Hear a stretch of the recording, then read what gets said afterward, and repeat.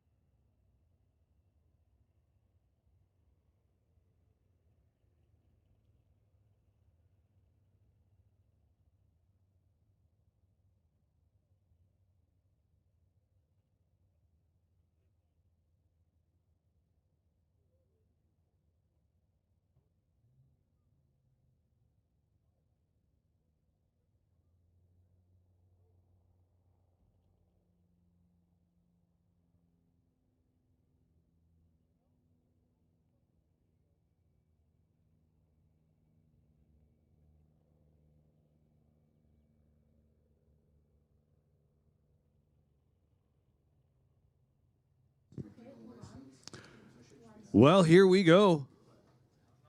It is just about time to kick off 2026. We're going to do so with a pair of junior street cars.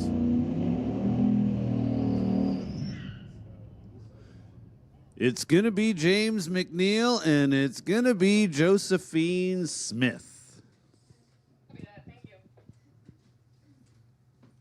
Zap Strap Racing over there in the right-hand lane.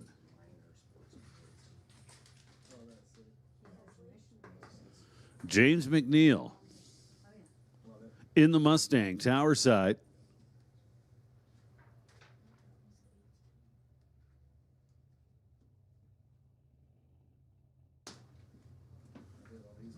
First pair of 2026. Now, we did have a test and tune yesterday. Possibly there's been a private rental. I don't know. But as far as the actual season is concerned, this is our first pair. James McNeil gets to the top first, puts a 9:30 up on the reader board. Josephine Smith follows with a 9:54.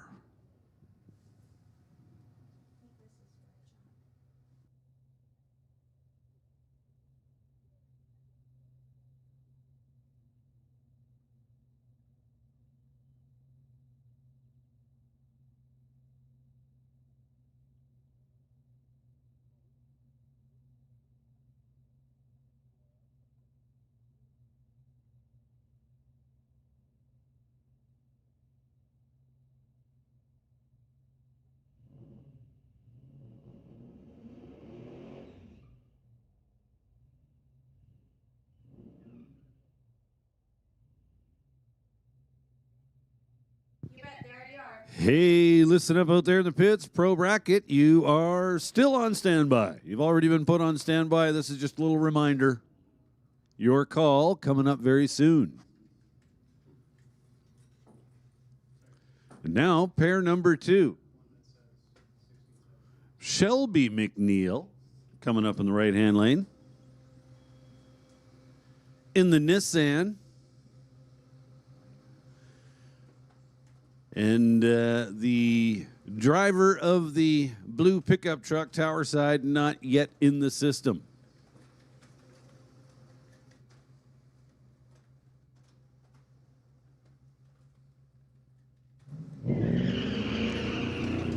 Whole bunch of wheel spin over here, tower side.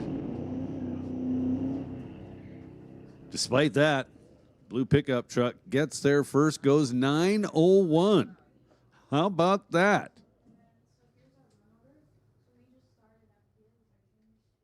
So Junior Street can't go any quicker than 9 flat.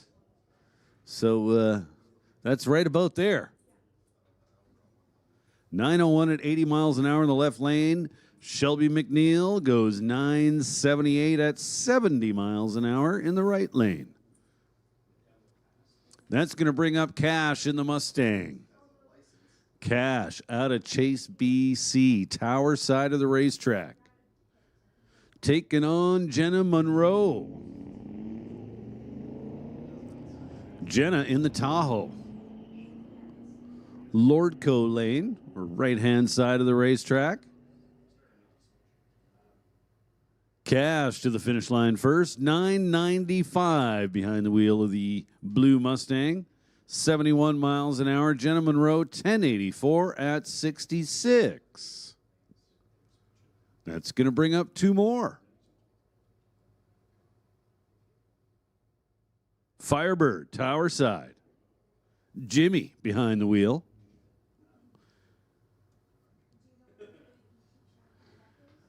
And in the 1992 F-150 right-hand lane, that's Riker Towson. For Ryan's Custom Concrete.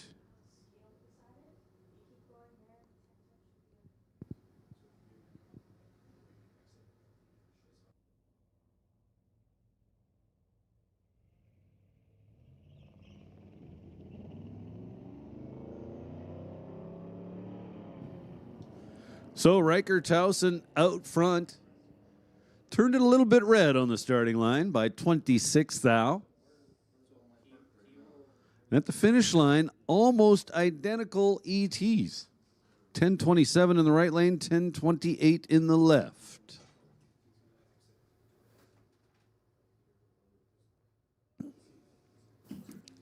McKenna Thompson coming up left side of the racetrack. Making the switch from junior dragster to junior street. McKenna left lane.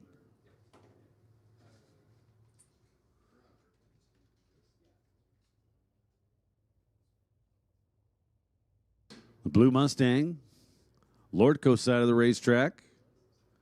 Not yet in the system, don't have a name for you.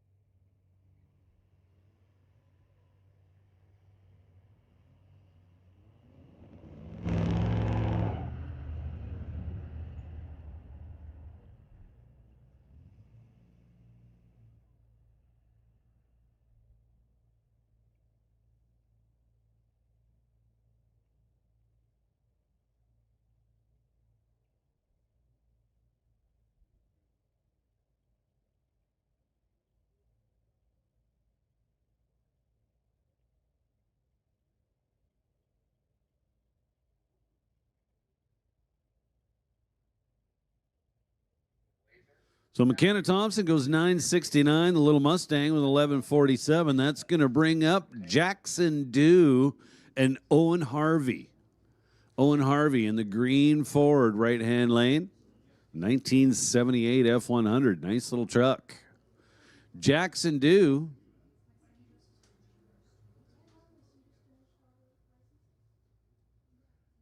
in the GMC wants to thank Grandpa and JBS.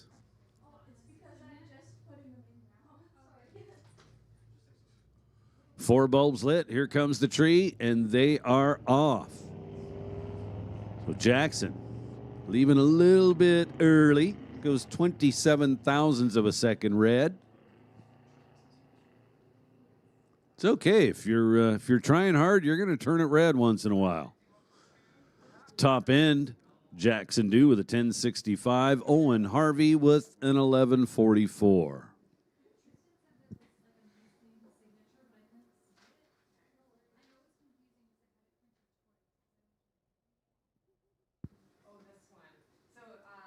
So it looks like that's going to be it for Junior Street. Opening round of qualifying.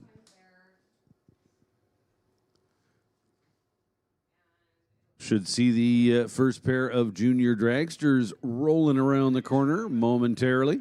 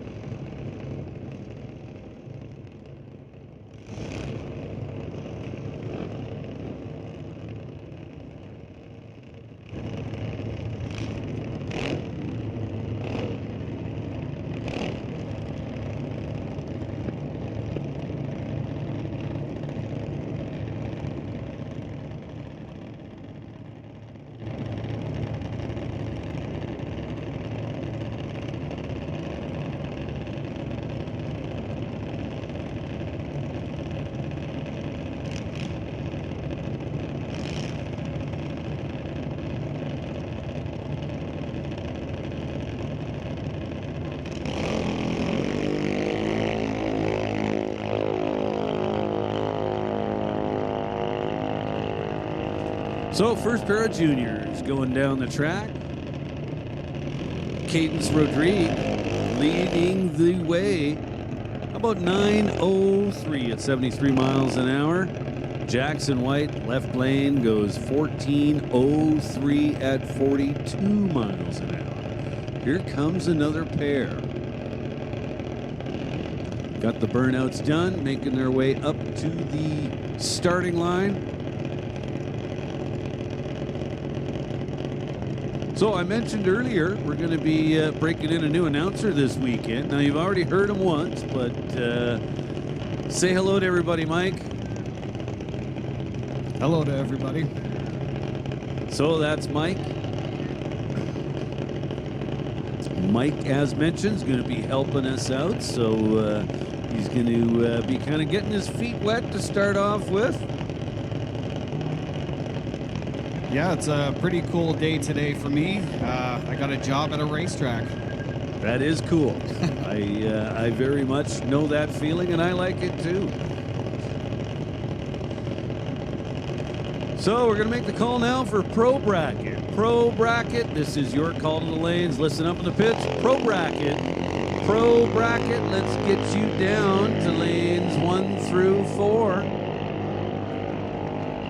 Didn't actually hear the lane assignments, but that's pretty much a given that we're going to put Pro Bracket in lanes 1 through 4. Pro Bracket, come on down.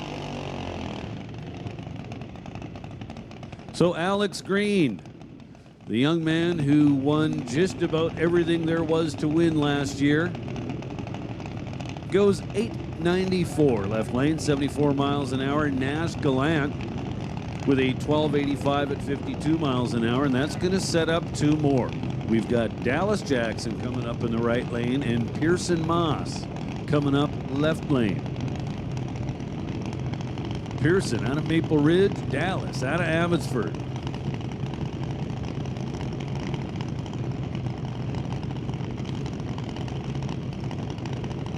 So again, opening round of time trials. I see we've got a few fans in the stands. Want to welcome you to Mission Raceway Park. Thanks for coming out today. We got Dallas Jackson racing in the Lordco lane for Extreme Hydrovac and Cascade Capital. Pearson Moss in the TCS lane racing for New Excavation Civil Construction.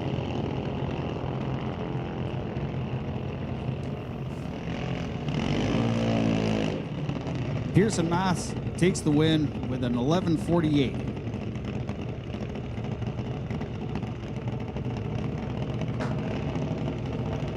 So two more with the burnouts done. It's going to be Ashton Katnick and it's going to be Owen Armstrong. Owen Armstrong coming up right-hand lane. And Ashton Katnick coming up left side.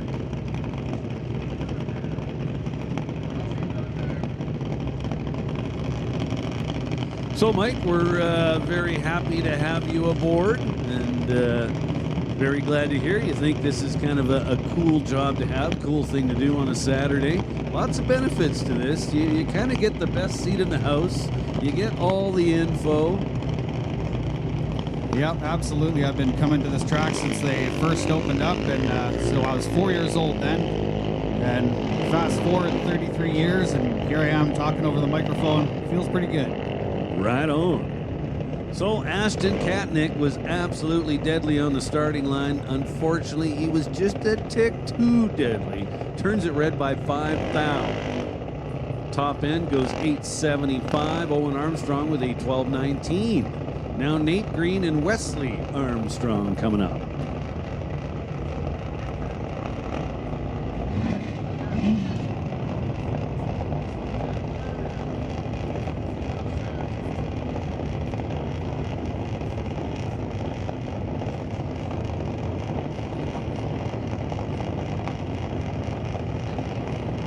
Attention in the pits, attention in the pits, specifically Junior Street. Junior Street, we've got an announcement for Junior Street.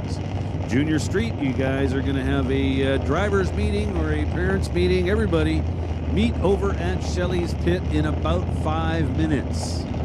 So, looks like it's currently just after 10:30, so shortly after 10:35, in about 5 minutes, Junior Street, you have a meeting over at Shelley's pit. So Nate Green, 903, Wesley Armstrong, 889.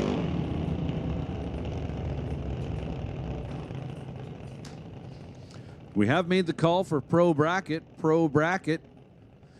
We're looking for Pro Bracket in lanes 1 through 4, and with that, we're going to put Sportsman on standby. Sportsman, you are on standby. You're going to follow Pro Bracket. 2 more juniors coming up for you. Jack Green, so this will be the third of the Green brothers. And Grayson Moss. Lots of racing families in Junior Dragster and Junior Street.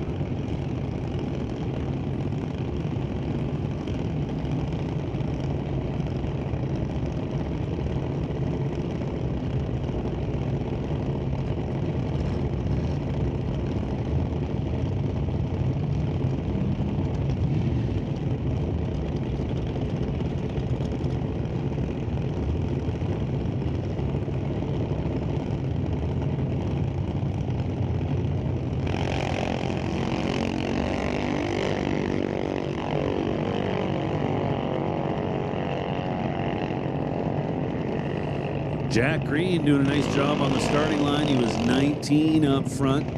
Grayson Mass solid with an 0.55 light. At the finish line, it was Grayson there first with a 9.10. Jack Green following up with a 12.01. Now Hunter Gallant coming up, right-hand side. Going to line up with Isabella Marshall.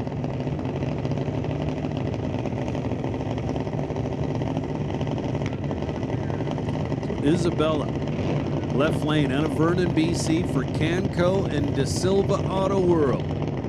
Hunter Gallant in the right lane for BDL Auto and Badass Garage.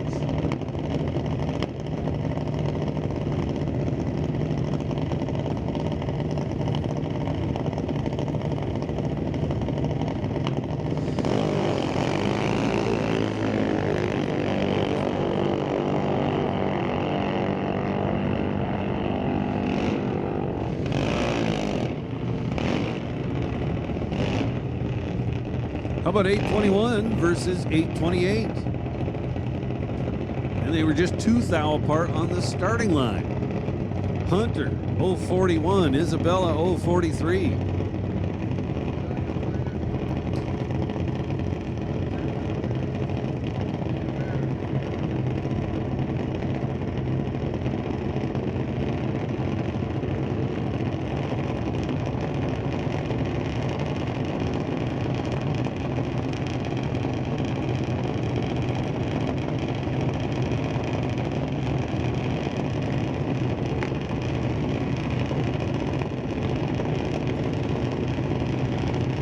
We have got Adam Katnick from Maple Ridge in the left lane up against Abigail White from Mission, BC.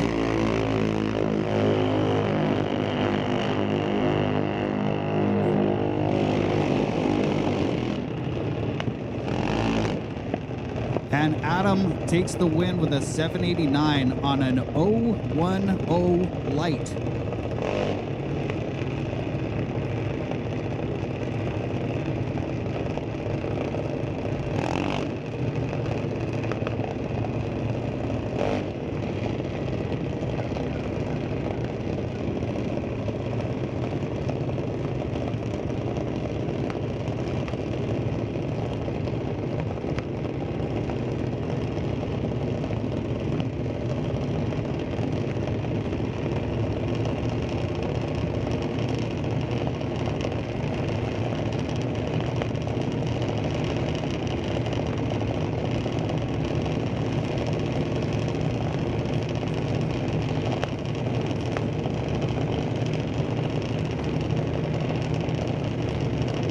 Hey, once again, attention in the pits, Junior Street, you have a meeting right about now over at Shelley's Pit. So Junior Street, everyone involved in Junior Street, you have a meeting right now over at Shelley Monroe's Pit. Junior Street, meeting right now at Shelley Monroe's Pit.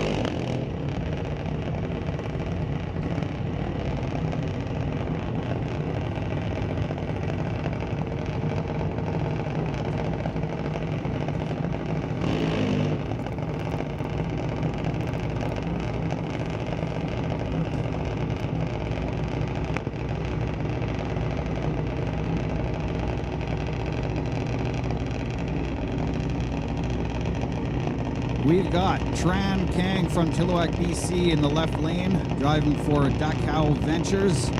Bentley Johnson in the right lane out of Mission, BC.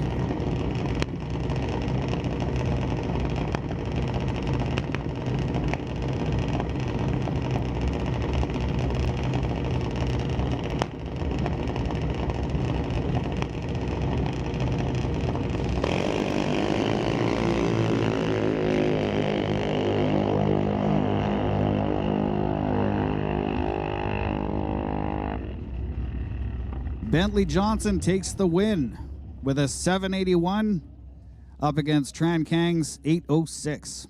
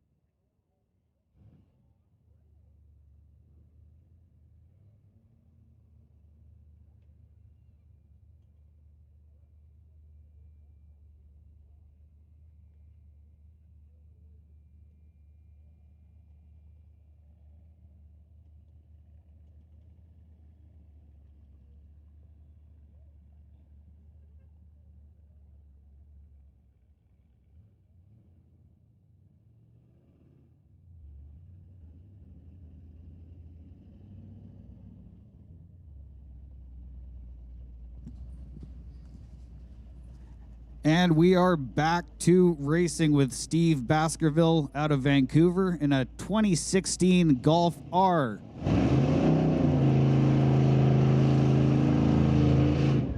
Lord Colleen, Deborah Dalton, Castlegar, BC in a 79 Chevy.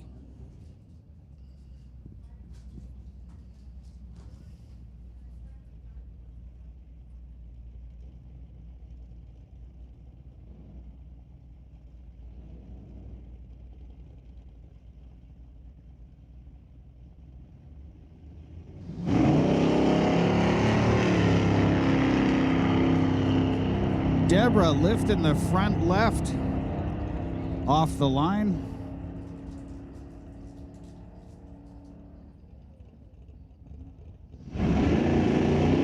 Finishing with an 11:52. That big car got down there pretty quick.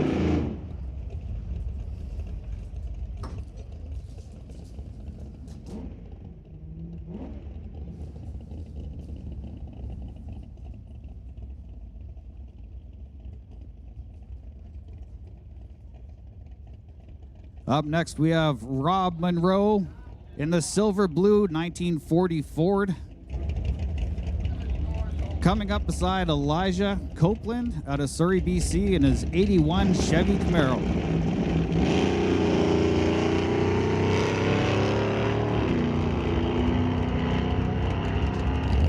We have a red light for Rob at a -005. Elijah, 085 reaction time and a 13. He got down there faster at 13:05.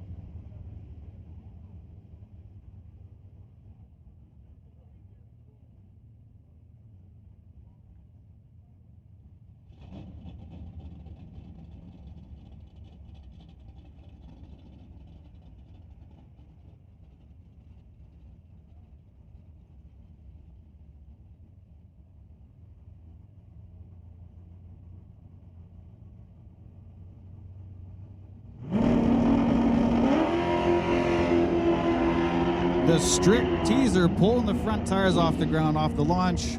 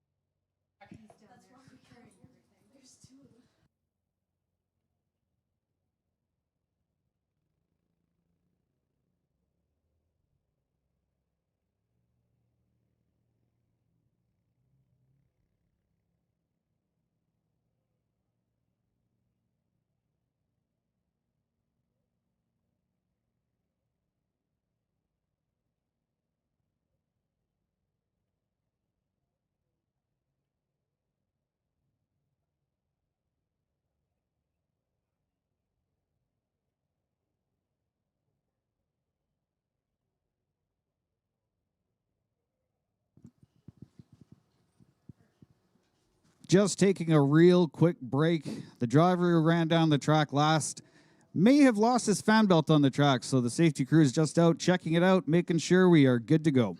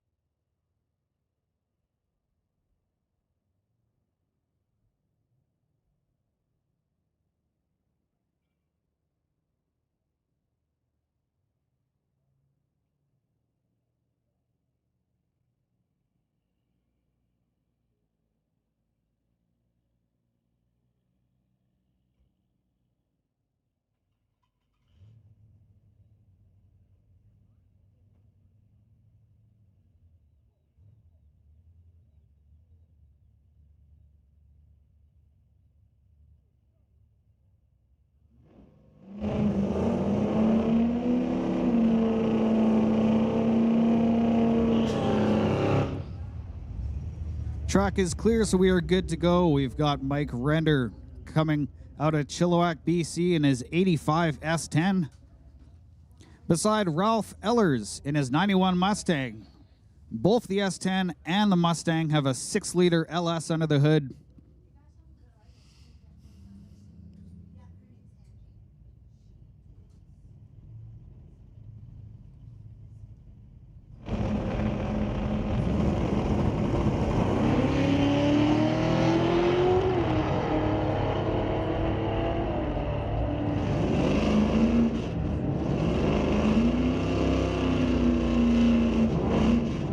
Mustang lights up the green light on a 1058. Mike Render with an 1106. We've got Corey McInnes in the left lane in a 67 Dart up against Jim Stahl in a 2000 Mustang.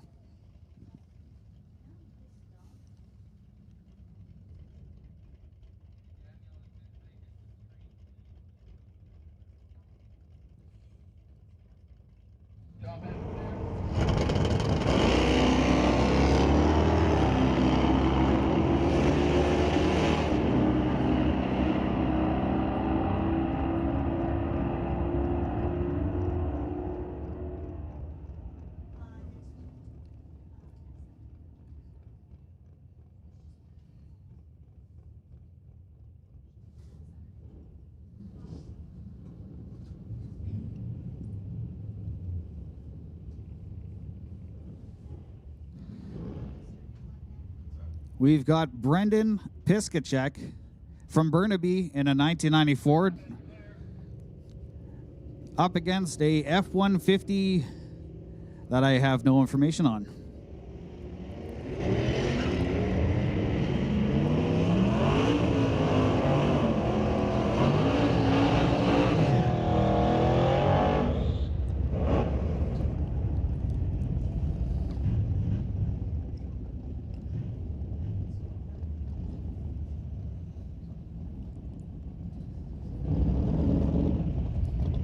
We have John Tabak in his 89 S10 in the right lane up against Del Northgraves out of Pitt Meadows in his 77 Nova.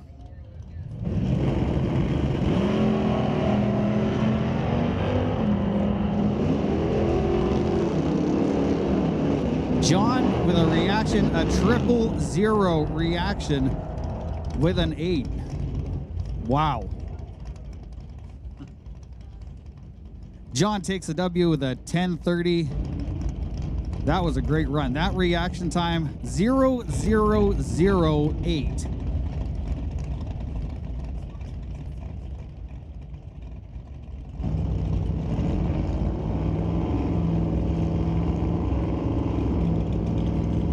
Attention in the pits, attention in the pits. Sportsman to the lanes. This is your call, sportsman to the lanes. And we're going to go ahead and put Super Pro on standby. Again, that's Sportsman to the lanes. Thank you. Ross Walker in the tower lane with a 66 Chevy 2, running a 427. Up against John McLean in a 69 Ford Falcon.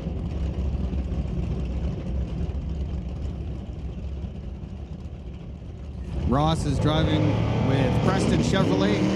John is Falk N off racing.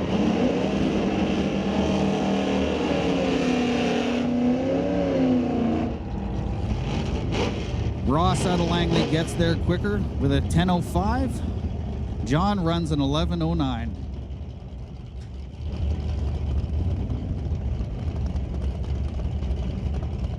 Chris Stone in the TCS lane, driving a 68 Dodge, driving for Stone Cold Racing and Willowbrook Motors. And we've got John Buckinski in a 70 Cougar. We got a red light on that 68 Dodge. Chris crossed the line with a 10:08. John crossed the line with a 10:69.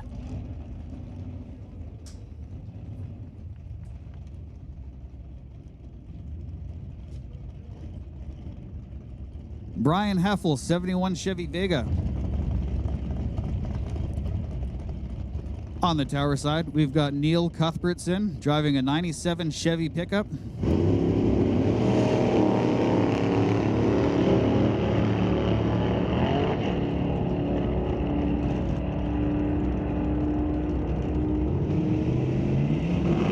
Brian Heffel gets there first with a 931 at 143 miles per hour.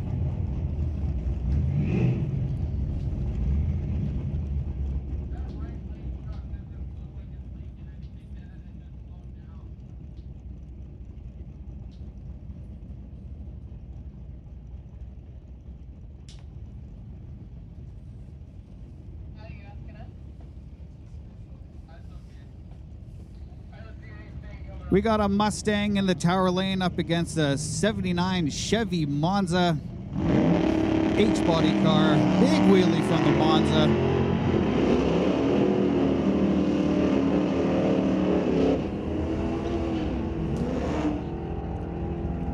Monza gets there first with a 950 at 142 miles per hour.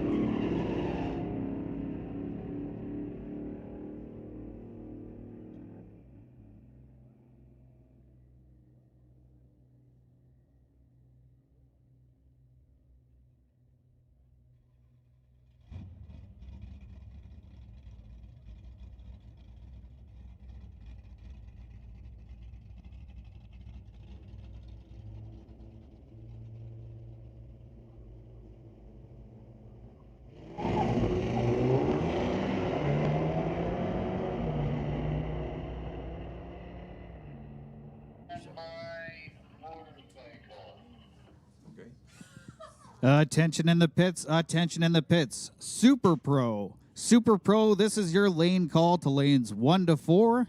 Super Pro, lanes 1 to 4. Motorcycles. Motorcycles, you are on standby. This is your standby call for motorcycles.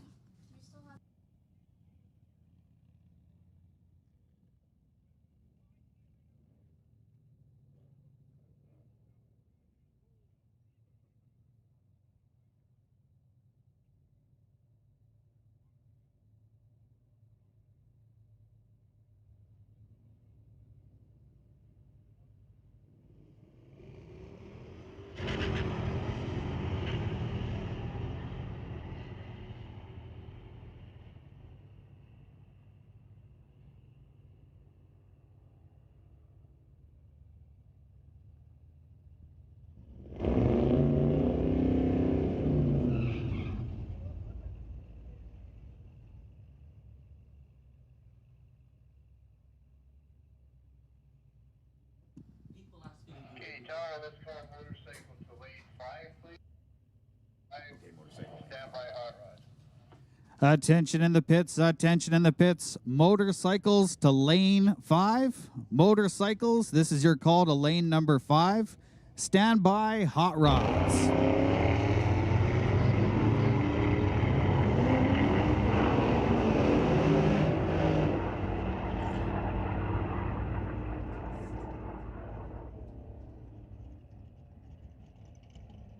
Left lane.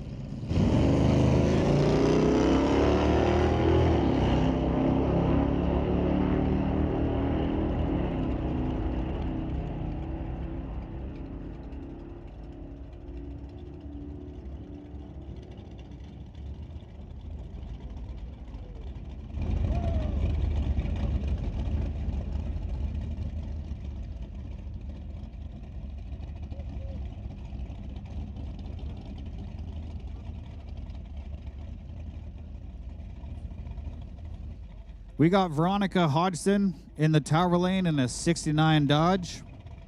Dan Piskacek driving out of Burnaby in a 2019 Mustang.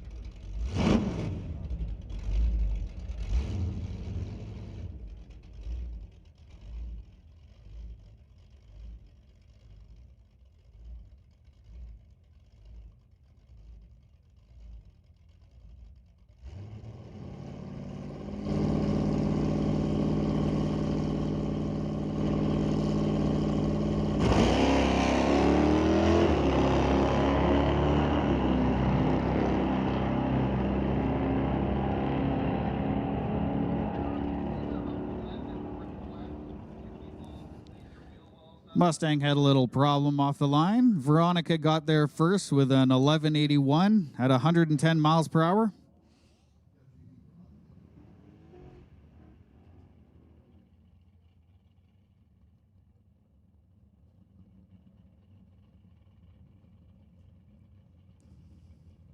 Lordco Lane, we have Graham McNeil in a 2000 Mustang.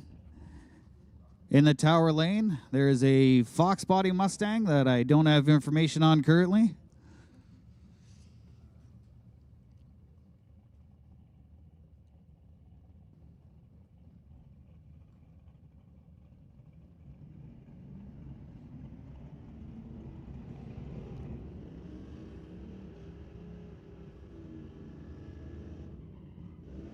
.2000 Mustang, red light. So the Fox body gets the W on that one.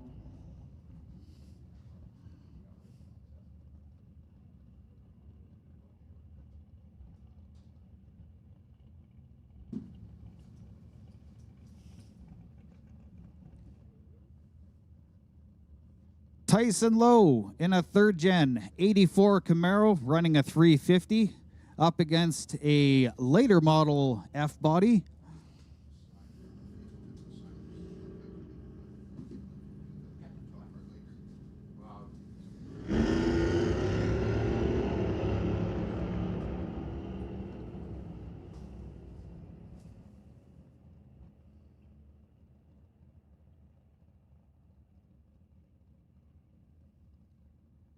Third gen Camaro gets there with a 1234 at 107 mile per hour.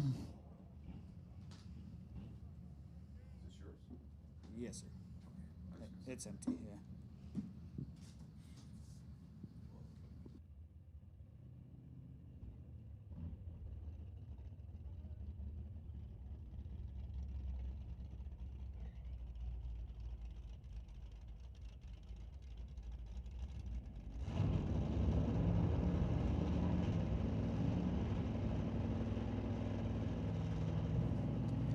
Attention to the pits, attention to the pits. Hey, this is just a reminder, racers, to clean out your wheel wells of any rocks or debris so it's not falling on the race surface. It only delays us. So clean out your wheel wells of any rocks and or debris. We'd really appreciate that. Thank you.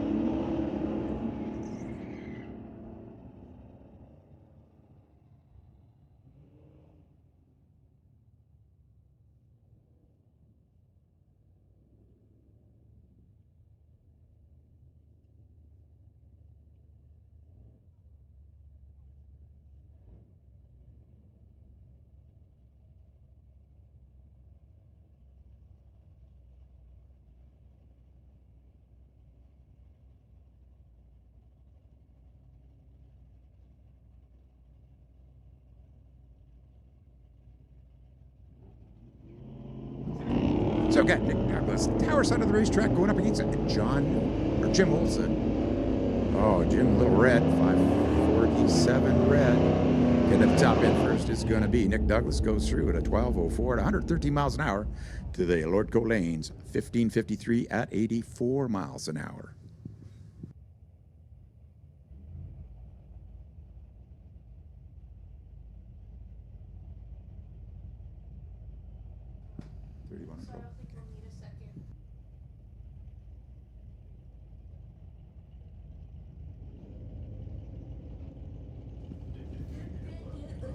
Jeff Homan out of Mission City, the 70 GMC pickup truck over here at Tower Side, going up against Justin Winton out of Langley with the 66 Chevrolet. Got a reaction time going to the Lordco lane with an 044-1 to a 152 TCS side. Getting there first was Justin with an 1186 at 88 miles an hour, or at 110 miles an hour, to the tower sides, 1263 at 106.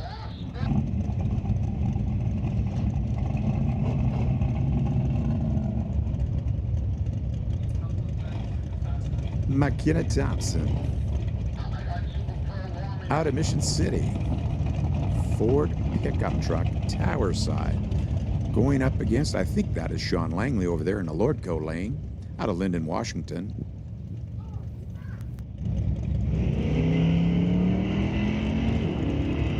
Better reaction time going to the Lordco lane with a 024 to a 077 for McKenna. Getting at the top end first, it's going to be the Lordco lane, goes through with an 1149, 116 miles an hour to a 1469, 94 miles an hour for McKenna. Mark Ferguson out of Harrison Mills, an 02 Firebird in the TCS lane.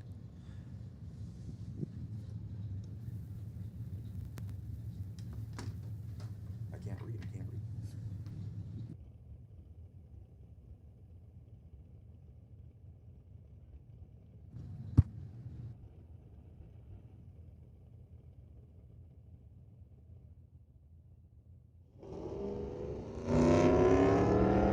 Oh, 67 reaction time for Mark. Goes on down through to the top end. We'll stop the timers with 1245 at 109 miles per hour. That brings a close to that time trial session for Pro Bracket. Up next will be Sportsman. He's doing a little quick track prep, getting ready for a Sportsman. Or was that Sportsman?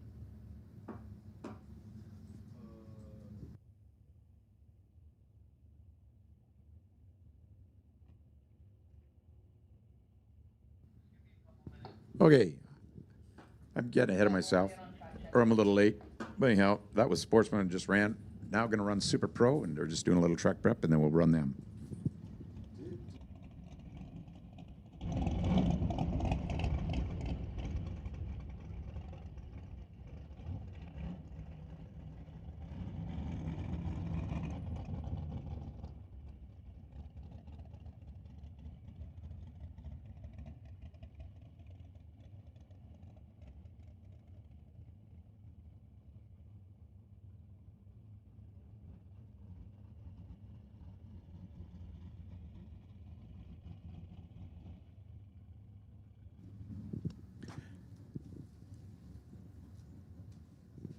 Putting a little gold dust down.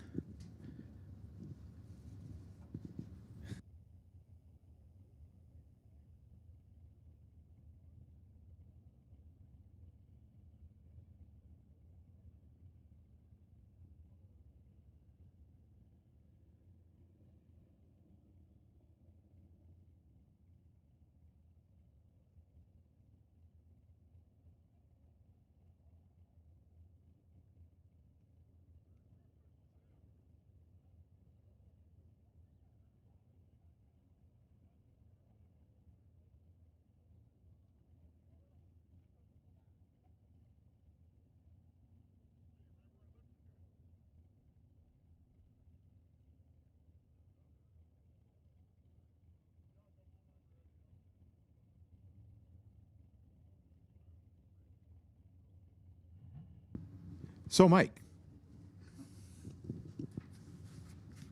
first day, First day. what do you think? I like it. Yeah, I just popped outside for 2 seconds because here in the tower, it's really quiet. It's too very quiet. quiet, and so I went outside and took a deep breath through my nose, and I was like, "There's the smell of Mission Raceway." Yeah.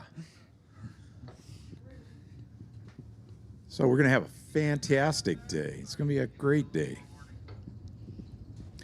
And a great weekend. You're here tomorrow too, right? I am here tomorrow. And It for is the going to rest be a of- great weekend. It's going to be a great season. And for the rest of your life. Yes, for the Okay. rest of my life. Okay, here we go. Super Pro into the water box. We have John Jenkins over in the Lordco lane, tower side of the racetrack, the TCS side. is Steve McKenzie. With the Cavalier. John with the pickup truck, the S10.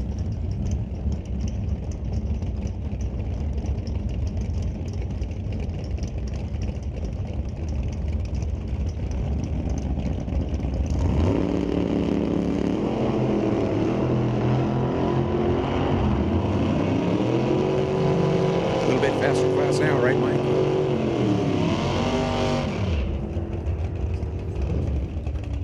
Getting to the top end first was going to be McKenzie. Goes through with an 885, 155 miles an hour to John's 1007 at 131.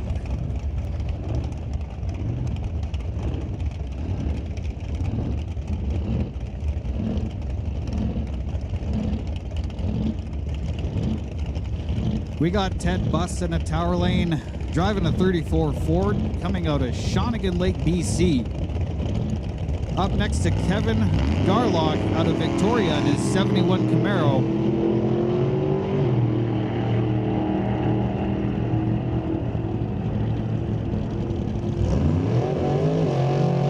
Ted Buss gets there first with an 877 at $146.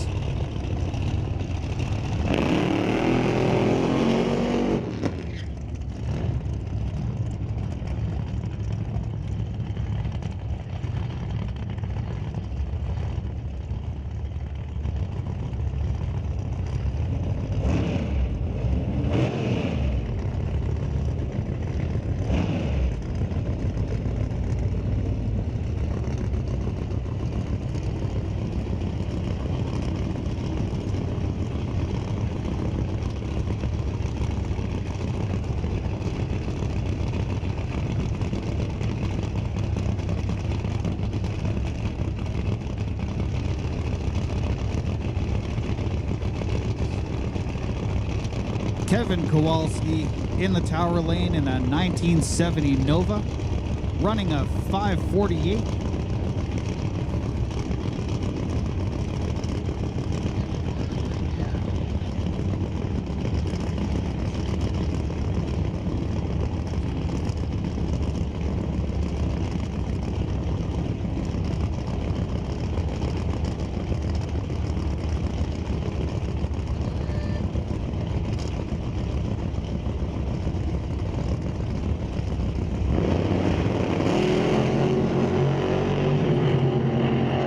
Morin with an 026 reaction time, and he got it down to the end of the track with a 771 at 173 miles per hour.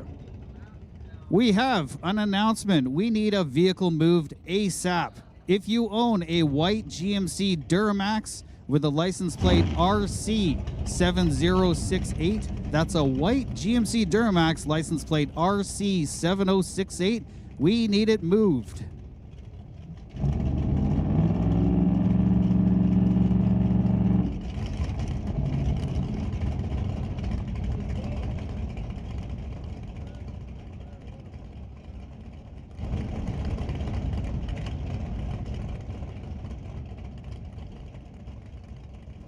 Attention to the pits, attention to the pits. Hey, Hot Rod, this is your call. Lanes 1 through 4. Hot Rod to lanes 1 through 4. Next pair of cars going down the racetrack. You got Jan Christensen out of Langley in the Camaro going up against Paul Soares out of Terrace.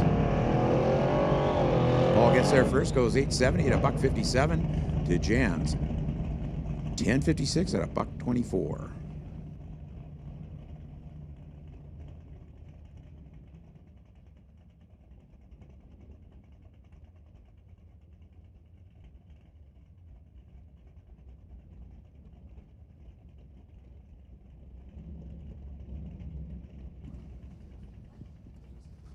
We got Brad Vingy in the tower lane, racing his 68 Chevy Camaro. Up against John Tabak, who just dropped a 000 reaction time in his last run in his 89 S10.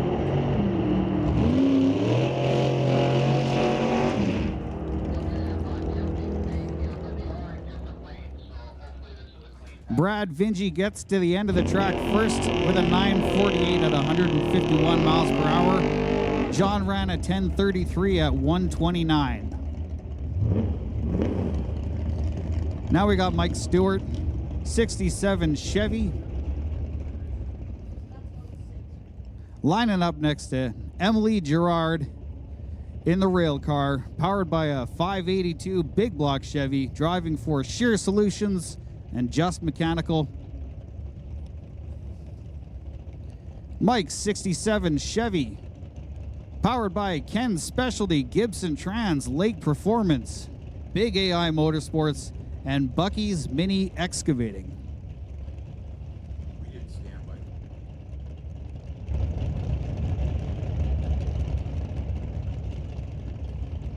Attention in the pits, attention in the pits. Super Shifters, this is your standby call. Super Shifters, this is your standby.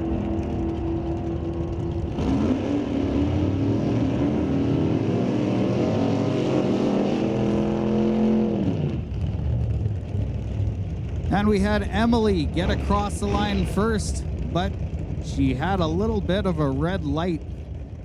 So Mike took the W with a 9:98 at 1:33.69.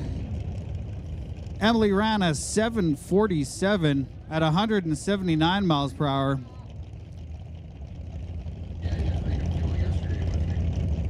We got John Brining out of Parksville, BC in his 1980 Camaro up against Mike Robinson in his 27 Roadster.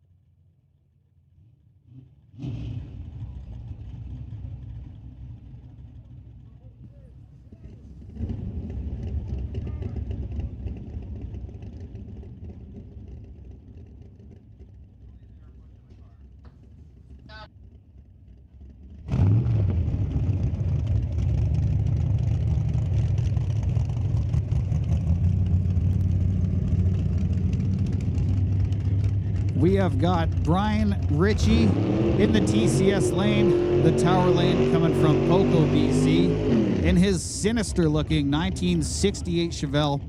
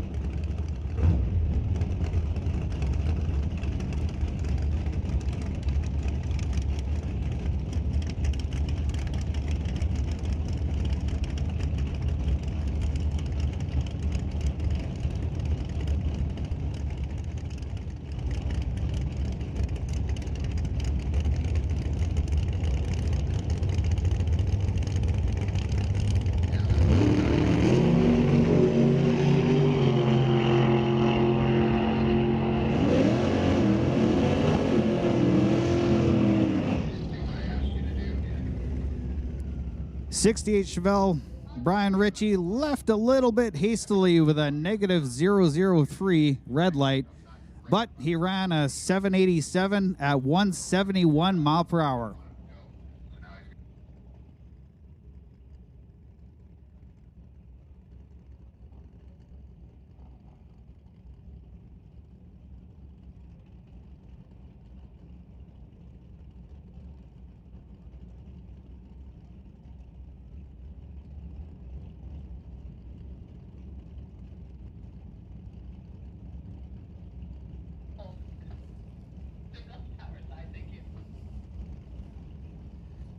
Second gen Camaro on the tower side, he is going for a single run. This is a licensing pass.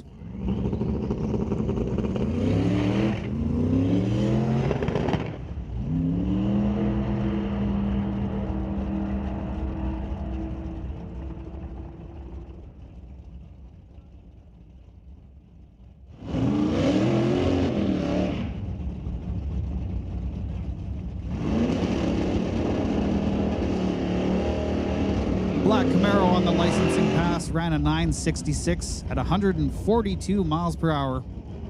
Coming up next, we have Steve Veach in the right lane.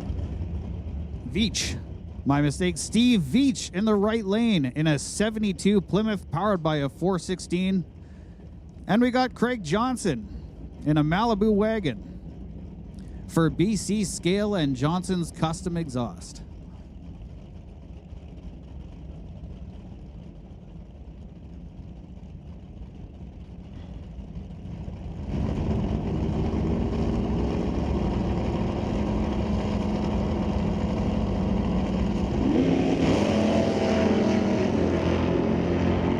Big wheelie on the tower lane for the Malibu wagon with a 008 reaction time. 1043 quarter mile ET at 123 miles per hour, and Steve Veach got 1060 at 128 miles per hour. Now,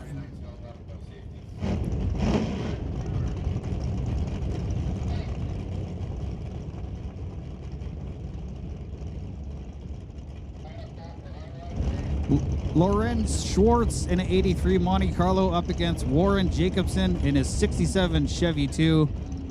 This is your final call. Attention in the pits. Final call, Hot Rods. Hot Rods, this is your final call.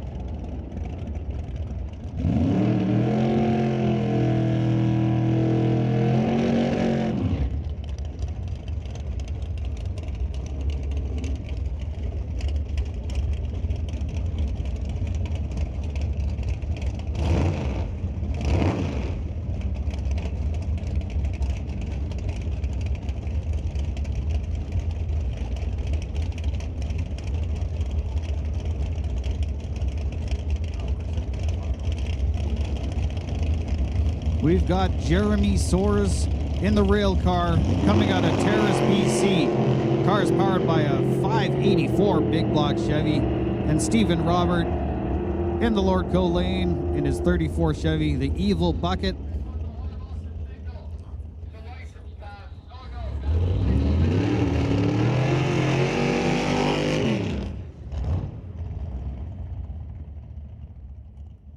Daniel Rodrigue from Chilliwack, BC, in a 08 TNT rail car powered by a 615 big block Chevy, out here for a solo run.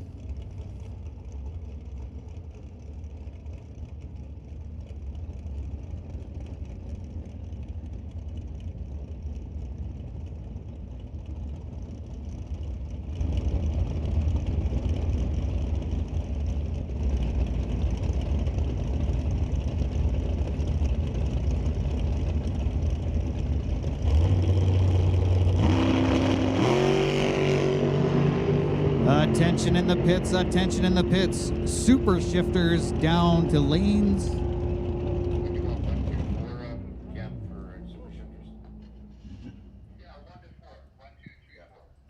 Lanes 1, 2, 3, 4. That's super shifters to the lanes 1 to 4. Thank you. Stand by for license and test. License and test, you are on standby.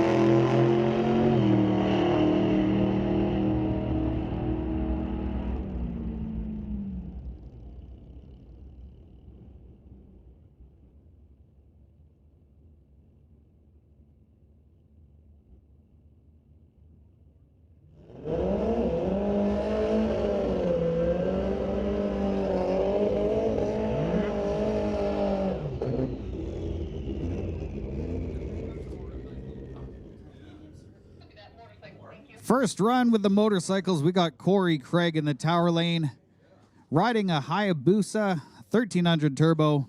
We got Dwayne Stevens in the right lane on an 08 Hayabusa 1300.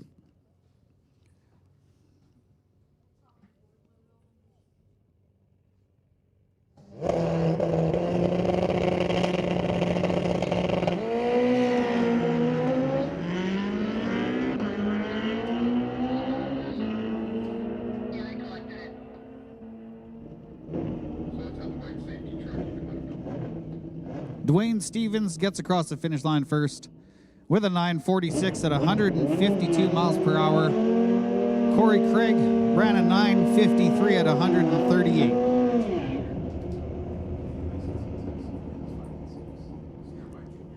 Attention in the pits, attention in the pits. Licensing test. Lanes 5 and 6. Standby juniors. Juniors, you are on standby.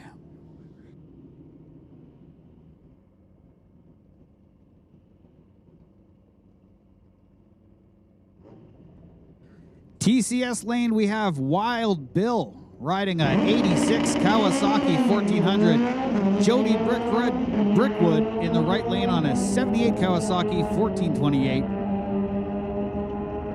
Attention in the pits, attention in the pits. Hey, we got a racer in need, racer in need. Need somebody with a welder. Somebody could let us know in the tower. We'll direct you where to go. But we have a racer that needs a welder. Somebody could help them out if you've got one here. Thank you.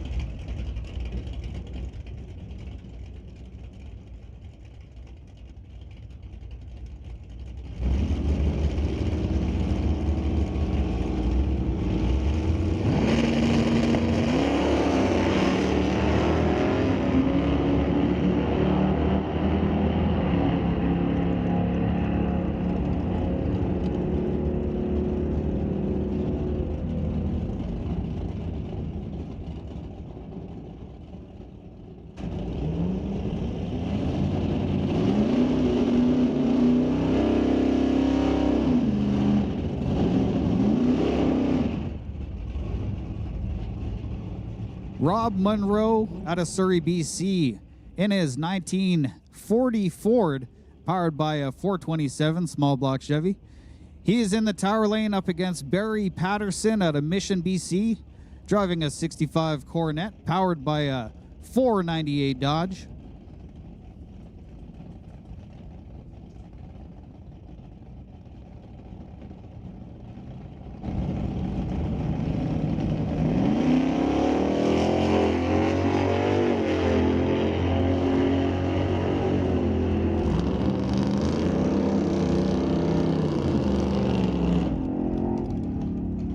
Barry Patterson gets across the finish line first with a 968 at 139 miles per hour. Rob Monroe ran an 1198 at 114.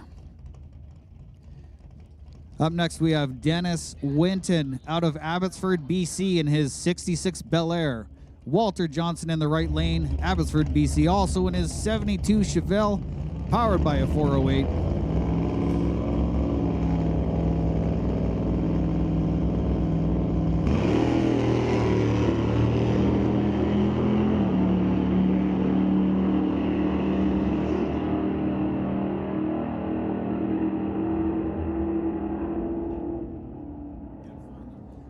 Lost in Time gets down there first with a 1022 at 132 miles per hour. Walter Johnson ran an 1108 at 120. We got a single run now. Dale Wood out of Mission, BC, driving his 72 Nova.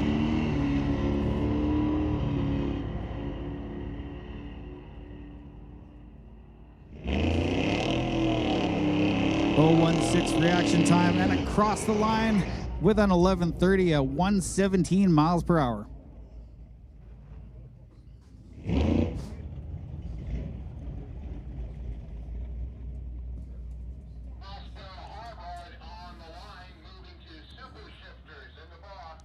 Blue Chevy versus blue Ford. We got Terry in his 66 Chevy 2 in the tower lane versus Sylvia in her 66 Ford.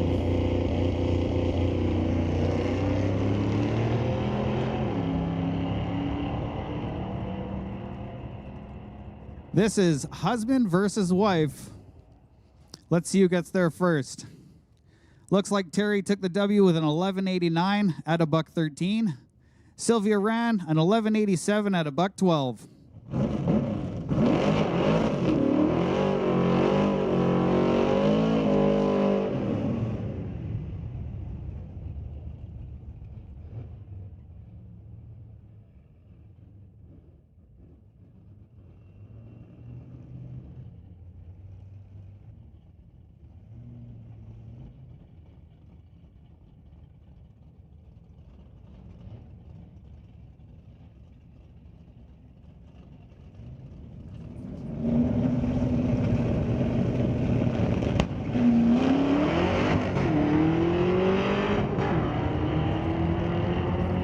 We had a big pop off the starting line from the Mustang there, and Joel Smith is down the track in his 71 Ventura, crossing the line at a 1049 at 128 miles per hour.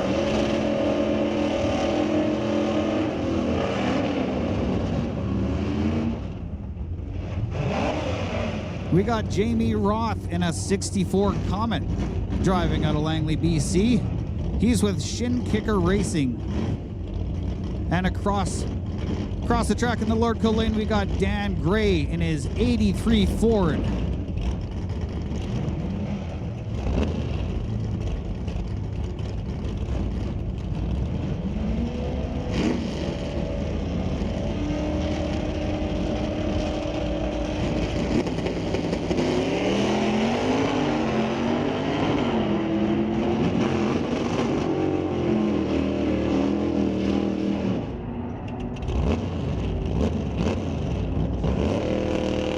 Attention in the pits, attention in the pits. Junior Street, this is your call to 4 and 5. Junior Street, 4 and 5.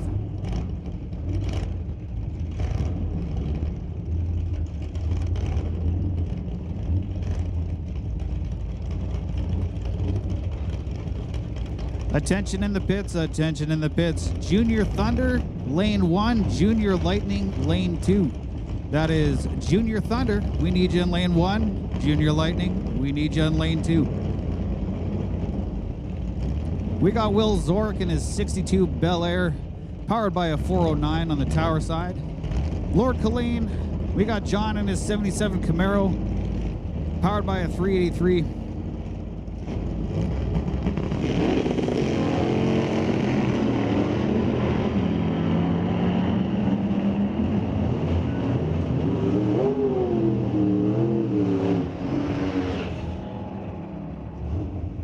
Third gen Camaro got a little excited off the line, so Will Zork takes the green with a 1106 at a $123.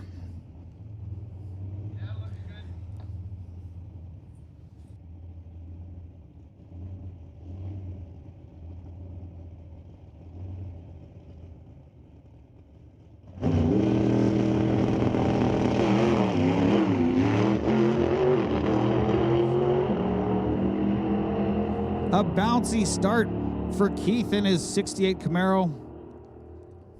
Makes it down the track, and we have Al Lougheed in his Falcon. He ran a 922 at 145 miles per hour.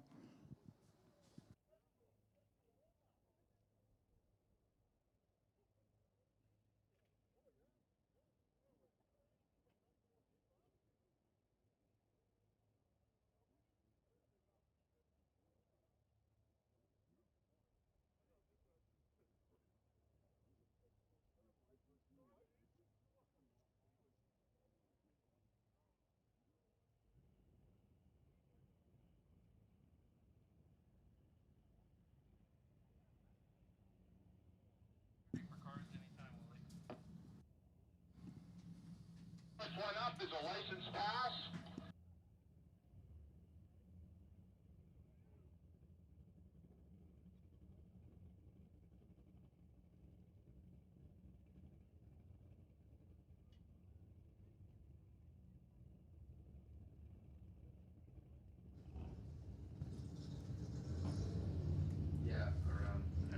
So I'll be back up here for a very short period of time. You're sounding pretty good out there, Mike.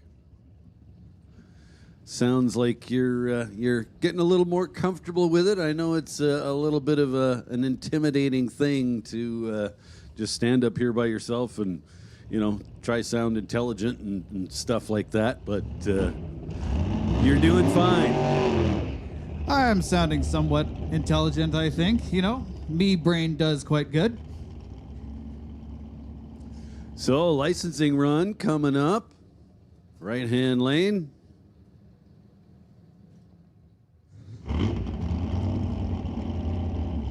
There we go. Burnout's done. Getting the dragster backed up.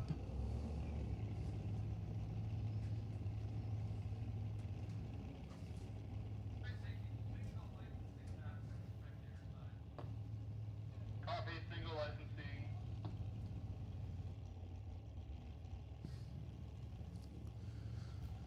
Well, looks like we've got a number of people licensing today. We've got our junior street cars in the lanes. We've also made the call for junior dragsters. You guys should be either in the lanes or very near.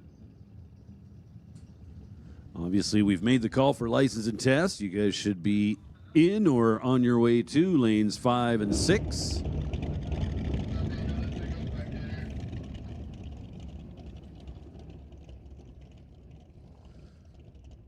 So just about completing the first rotation of day 1 here at the River Valley Drag Strip for 2026.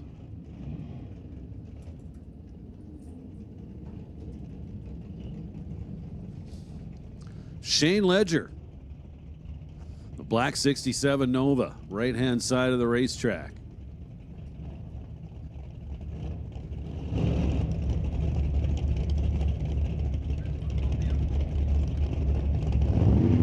Car has changed ownership hands a number of times over the last few years.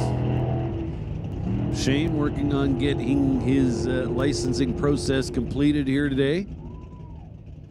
So on and off the gas a whole bunch, but the end result is an 897 at 152 miles per hour.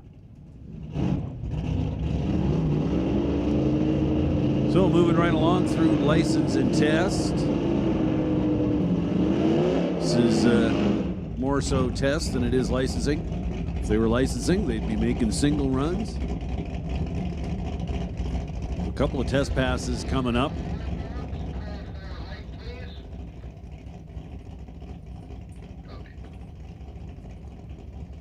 Beautiful SS Nova tower side. Clean. Del James behind the wheel of the Mustang. Wheels up lead for the Nova.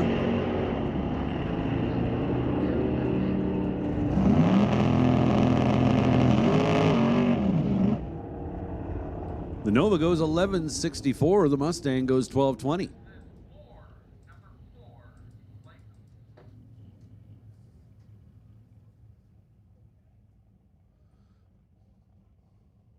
So what are the chances that we would have two second-gen Novas licensing here today? I don't know what the chances are, but it is the reality.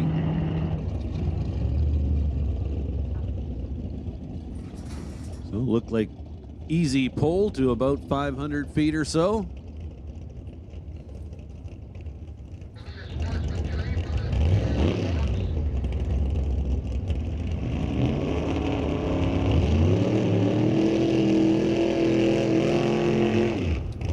Here comes the ground pounder.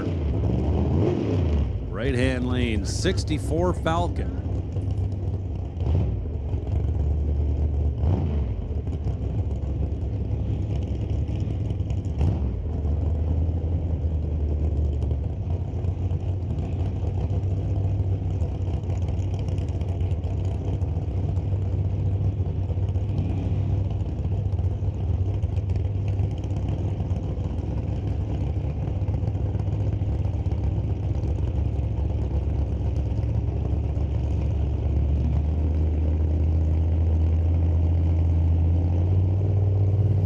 Brad Powell, tower side, 67 Chevelle. Obviously, he's going to lead the way. Starts things off good with an 019 light. At the finish line, 8:31, 164 miles an hour. Here comes the ground pounder. Puts a 15:36 up on the reader board, obviously off the gas. 88 miles an hour. And here comes Nick Duda. Well, no. It's Justin's car, and Justin's actually behind the wheel. Nick Duda was making the early shakedown passes on the car. Fresh combination. This has been in the works for a couple of years. Great to see this car finally out on the racetrack. Twin turbo small block Chevy.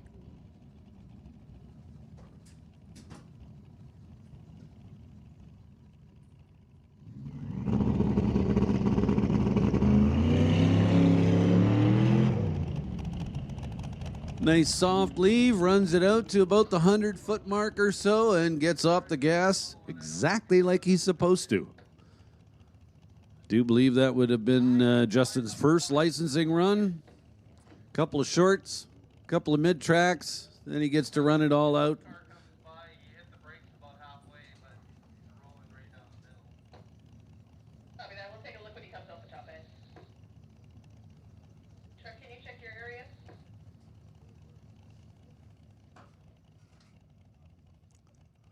Absolutely gorgeous day to start off the 2026 season here at the newly named River Valley Drag Strip at Mission Raceway Park.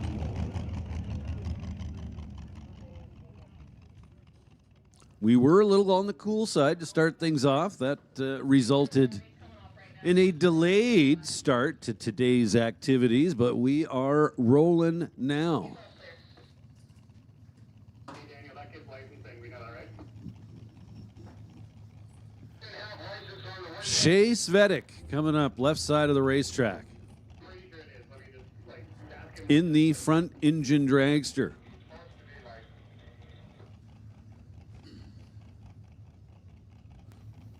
I don't know about you guys, but I'm not seeing a fair fight here.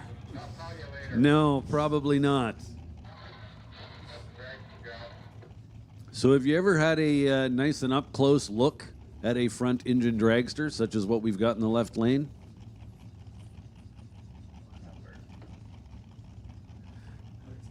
So you're pretty crammed into that cockpit. Let me tell you, if you've had a look inside of one of those, she'll have her legs draped over the axles with her feet planted on either side of the transmission. It's just all right there. So Shea on and off the gas a few times. Puts a 9:47 at 1:45 up on the reader board.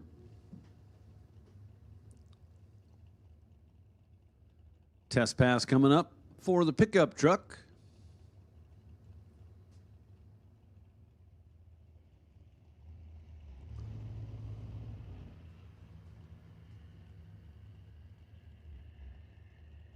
Guntas must be a mind reader. I didn't see any numbers on that thing at all, but we've got a number in the computer. We're okay to go right into Junior Street.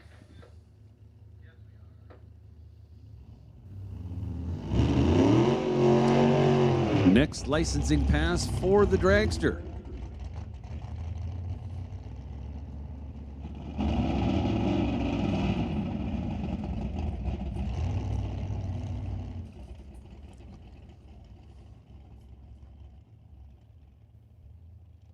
Just a little reminder to everybody, the Mission Raceway Park Half Track Snack Shack is open. They've got lunch on for you.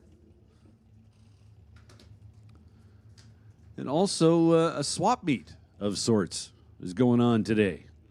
Number of vendors located behind the grandstands on the pit side of the racetrack. There's also a number of vendors kind of scattered throughout the pits. So make sure you go for a little walk and check all them out. Also, Barry and Shelley are here with us this weekend. Well, they're here today anyway. So mini donuts and all manner of fantastic coffee products, hot and cold, available underneath the pit side grandstands.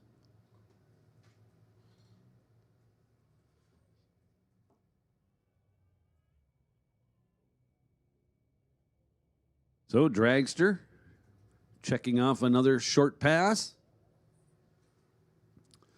And that will officially complete today's first rotation. Next up, first pair of time trial round number 2. Got a couple of junior street cars rolling into the beams. Tony Michael, or Tony Michelle, maybe, not sure, and Shelby McNeil. See, Mike, now that's another challenge to this job is trying to pronounce last names. Yes, I've noticed that. I've also been corrected a number of times, but it is my first track my first crack at it here. So, give me a little bit of grace, guys. Oh, 100%. And you're going to need that grace throughout because there's always going to be somebody new showing up with some kind of weird last name that is completely illogical in how it may or may not be pronounced. No guarantees we're going to get your name right. We're going to take a stab at it, and that'll be that.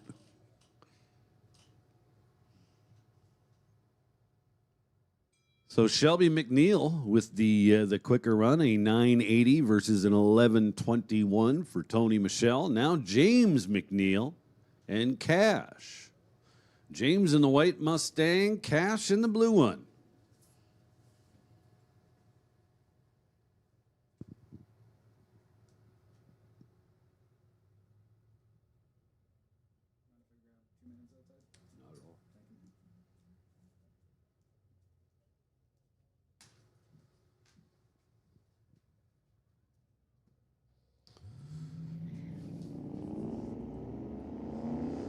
So James McNeil with the better reaction time of the two cars. And the better ET as well. Both cars running in the 9s. James McNeil goes 935, while Cash puts a 994 up there on the reader board. Now a couple of General Motors products. Pontiac Firebird and a Chevy SS pickup truck.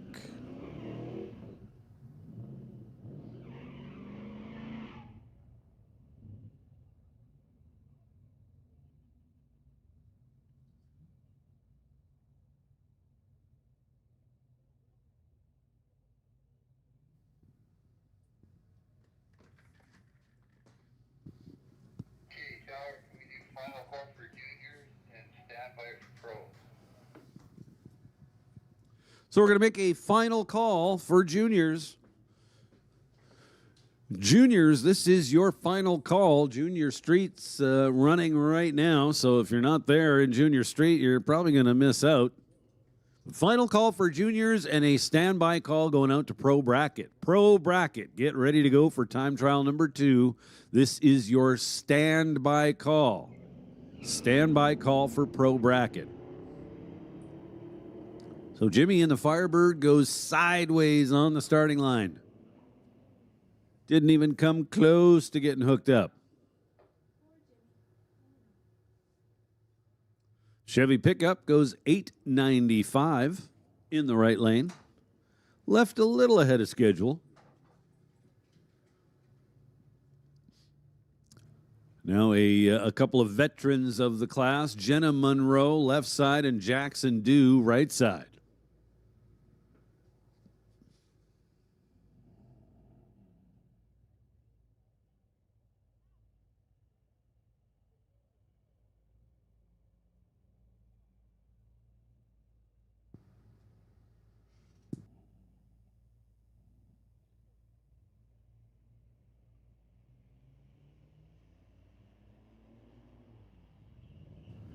One red light, one green one.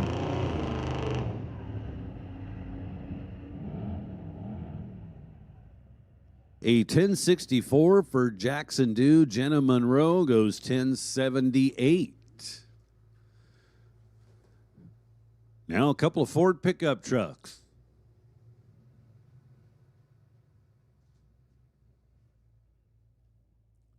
Riker Towson, the right-hand lane. All right, Tyler, this is my last pair of Junior Street coming into the box. I'm going to have to go.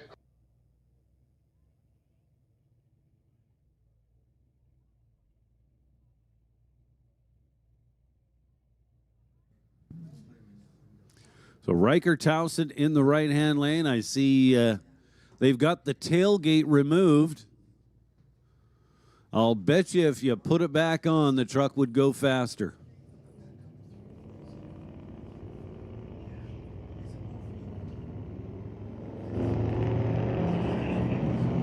So Riker turning it a little bit red on the starting line. Leads the way down track. Goes 1030. Owen Harvey with 1141.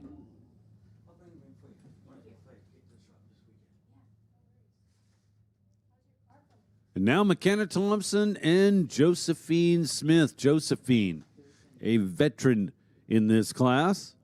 McKenna, I do believe, is a newcomer to the class. Again, a couple of pickup trucks. We go from Fords to Chevys. Oh, excuse me, Ford versus Chevy.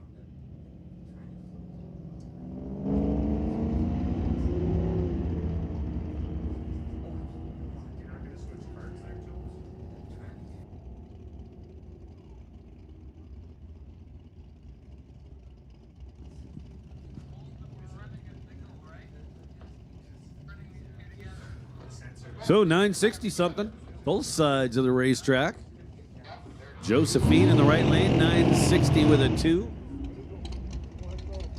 McKenna Thompson goes 969. Now, a couple of test runs. I guess these guys showed up late, but we'll let that go.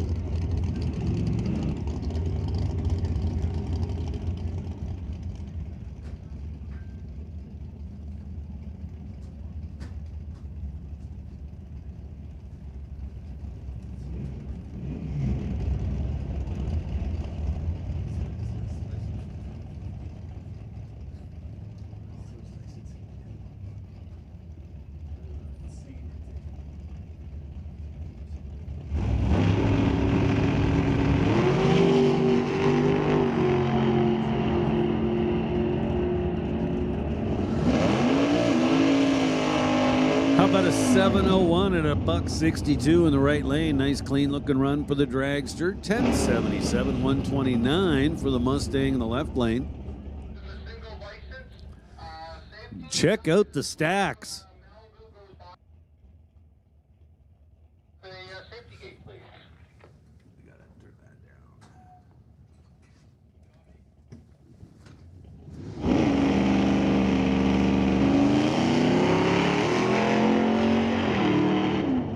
So, licensing run for the Malibu G-body in the right lane. Looked pretty good.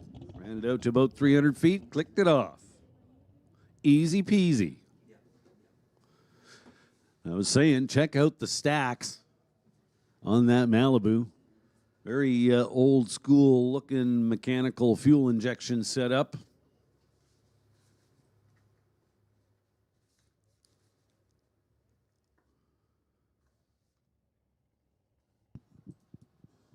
We want to welcome back Larry Pfister to Mission Raceway Park. Larry Pfister, of course, legendary in these parts and a fixture here at Mission Raceway Park. Had a very successful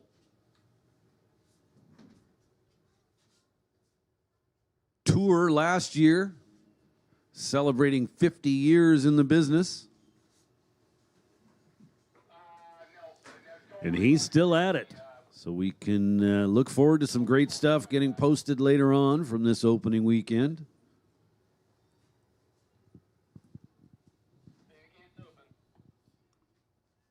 Just wanted to extend an invite to everybody out there. Mopac Auto Supply, Friday night street legal number 1 on April 21st or 24th.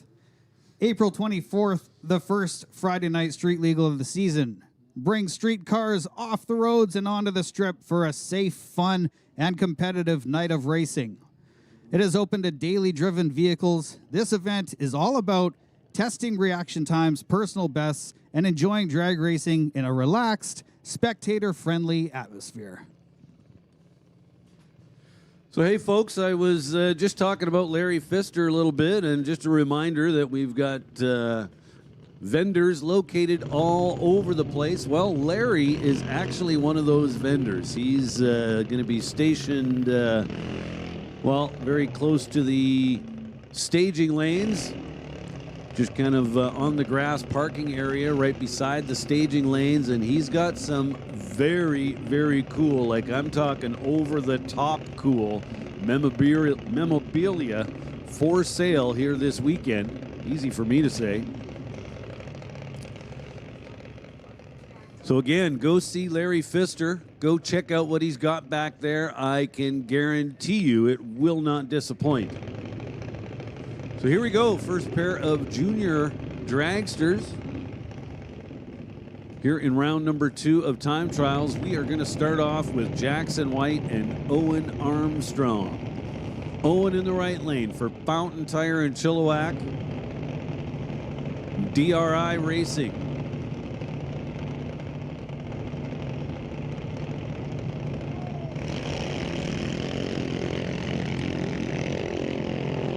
In the left lane for White Lightning Racing, Jackson White. So Owen with the starting line advantage, and he leads the way down the track, ultimately puts an 11.86 up on the rear board. Jackson follows with a 13.85. Now Cadence Rodriguez coming up. left lane. And Dallas Jackson. Hey, listen up in the pits. Attention in the pits. Pro Bracket, we need you now. Pro Bracket, we need you now. And, okay, here's a lesson.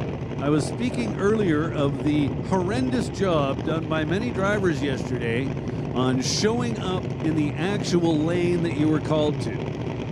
Now, I just happened to notice that in the opening round, I showed up very late at the back of the pack, and there was literally nobody in lane number 4. Now, I know that it's pretty common to do the monkey see, monkey do thing, and you're rolling up here thinking you were going to grab lane 4, but there's no cars in it, so no, I'll skip lane, I'll stay away from lane 4. Pro Bracket, you're being called to lanes 1 through 4. Never mind what you see, you can pick either one of those 4 lanes. They are designated for Pro Bracket, so there you go. Pro Bracket, come on down, lanes 1 through 4.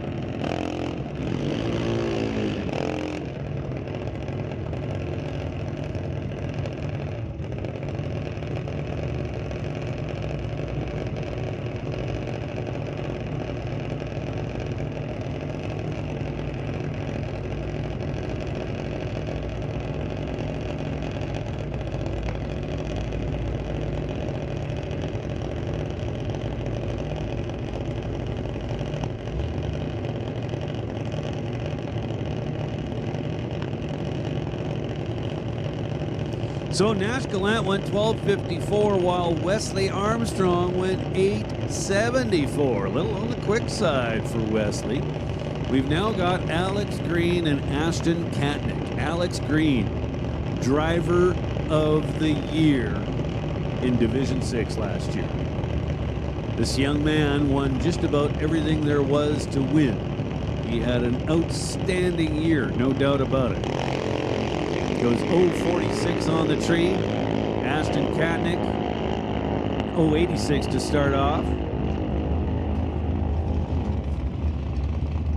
How about 8.91 for Alex Green? He's right there. He's going to run that thing as quick as they're allowed to. No doubt about that. Now Grayson Maas and Nate Green. And with that, Mike, I'm going to put the mic down and let you take over for a while, but I will be back.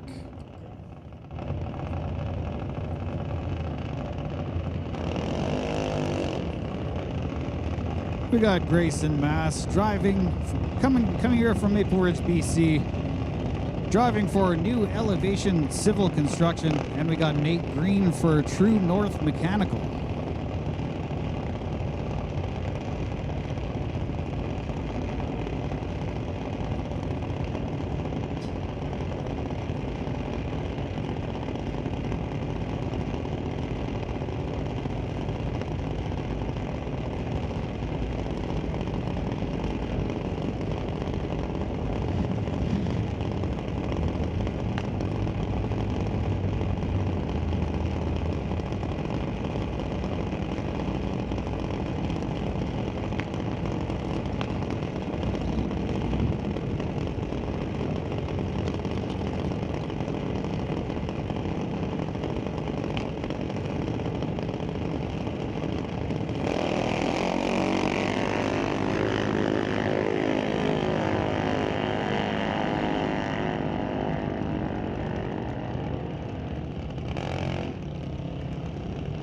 Nate Green crosses the line with an 890.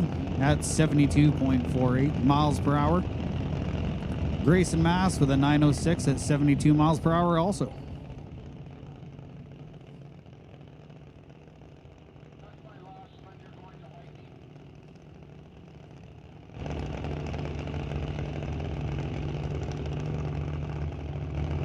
And now we have Jack Green in the Tower Lane, racing beside Pearson Mass from Maple Ridge.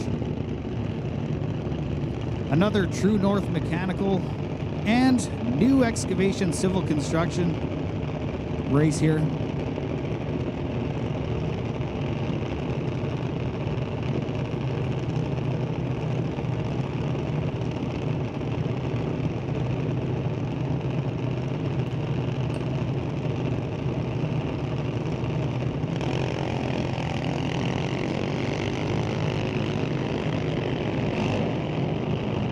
Jack Green a little excited off the line.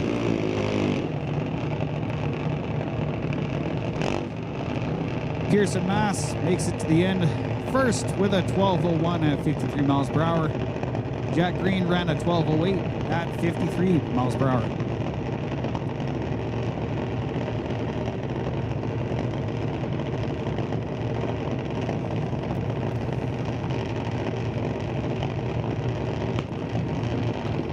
We got Abigail White in the left lane and Tran Kang in the right lane. We got White Lightning Racing versus Dachau Ventures.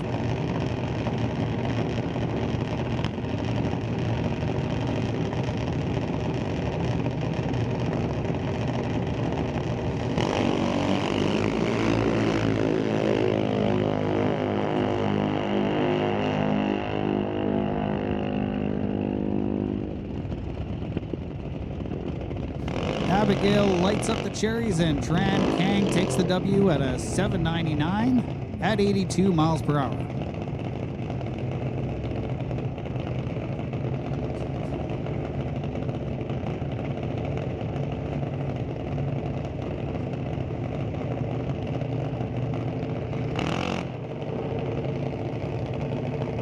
We got Hunter in the white car, driving for BDL Auto and Badass Garage. In the right lane, Isabella Marshall, driving out of Vernon, BC.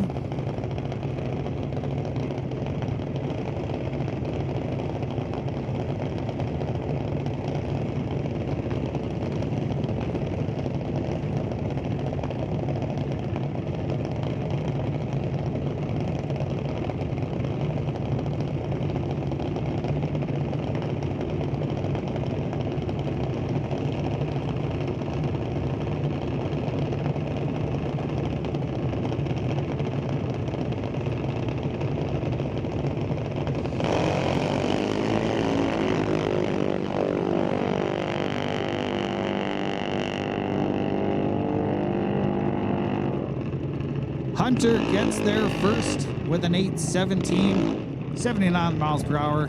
Isabella crosses the finish line with an 8:33 at 81 miles per hour. Up next, we got Bentley Johnson in the left lane, driving out of Mission, BC. Up against Connor Jackson in the Lordco lane from Abbotsford.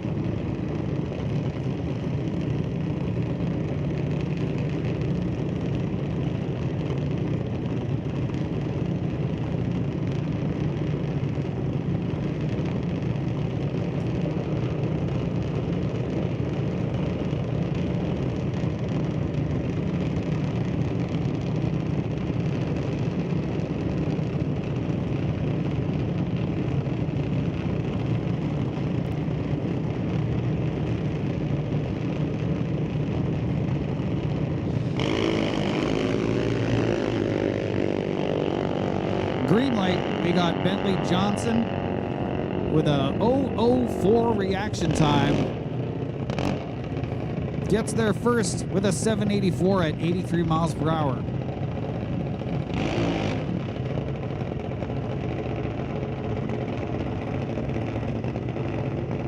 Adam Katnick in a red candy flaked out rail car up against Hunter Thompson, racing out of Mission, BC.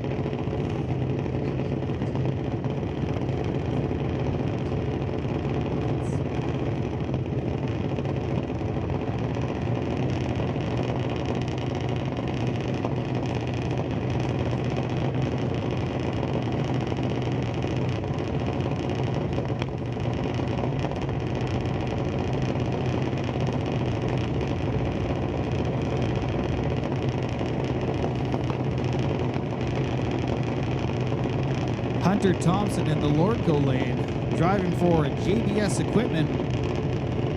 And today just happens to be the JBS Equipment ET Series season opener.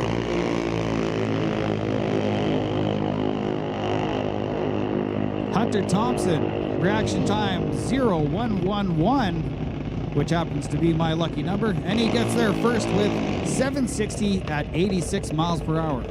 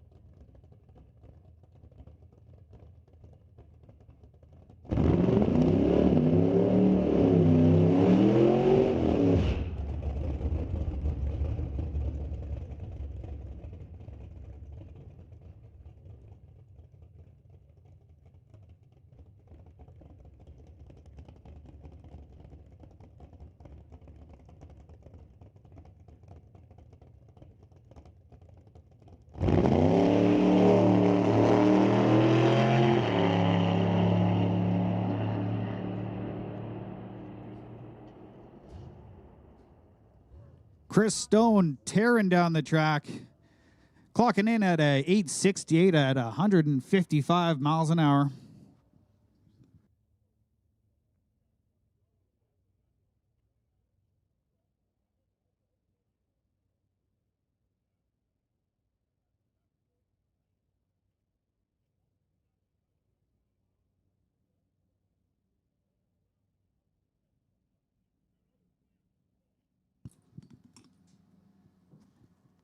Just a quick sponsor thank you to River Valley Ford, Mission's only Ford dealership serving the Fraser Valley from its Lougheed Highway location.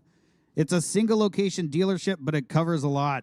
New Ford sales, certified pre-owned vehicles, fleet and commercial truck service, financing, parts, detailing, full maintenance work.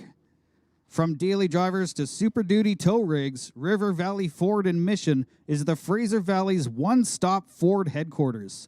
Sales, service, fleet trucks, and the parts to keep you moving all season long.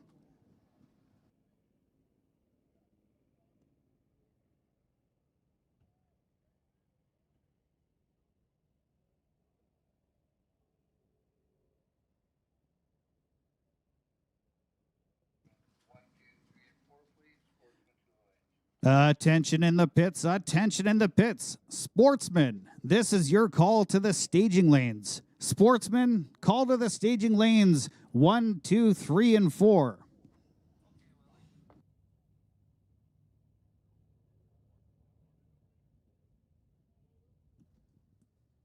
Attention in the pits. Super Pro, this is your standby. Standby Super Pro.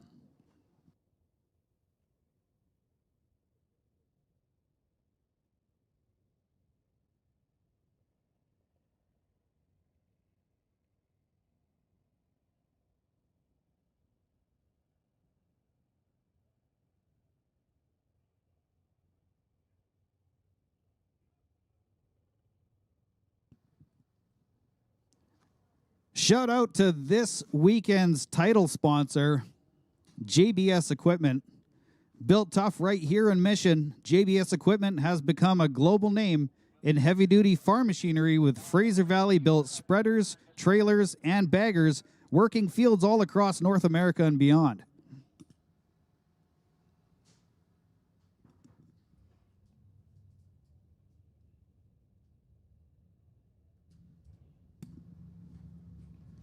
Anybody else getting hungry out there?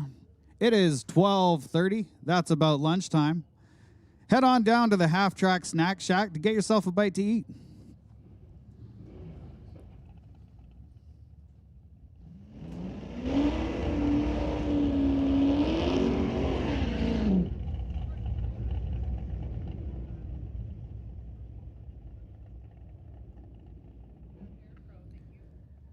Back on track now, we have a 1990 Ford, a Fox body hatch, up against a 1940 pickup driven by Rob Monroe.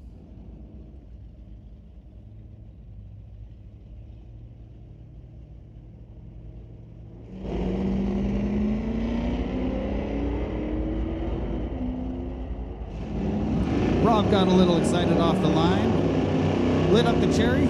Brandon with a 0.78 reaction time. Brandon crosses the finish line with a 13:10 at 102 miles per hour. Rob Monroe ran a 11:97 at 114. Now we got Justin Winton in his 66 Bel Air wagon up against Elijah Copeland, 81 Chevy.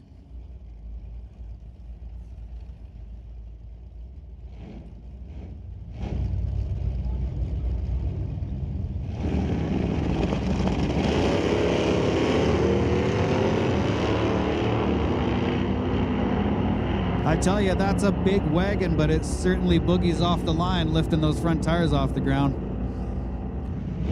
Crossing the finish line with an 11:71 at 112 miles per hour. Elijah ran a 12:88 at 104.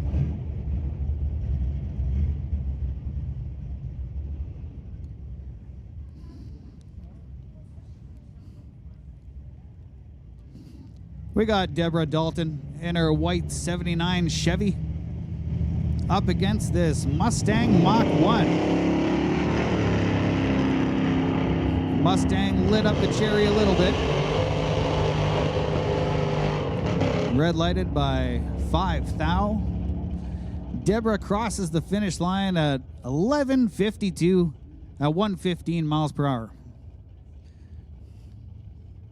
And now we got John McLean, 1969 Ford Falcon, powered by a 363 Ford, up against an F-150 pickup truck.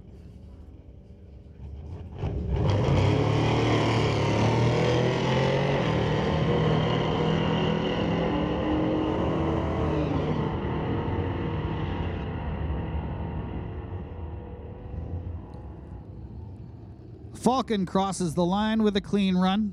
That's an 11:14 quarter mile ET at 120 miles per hour. The Ford pickup truck with an 11:35 at 124. Now we got Steve Watkins in the right lane, Jim Stahl in the left lane. We got Mustang versus Mustang, a 2000 versus a 2018. Little wheelie on the tower lane.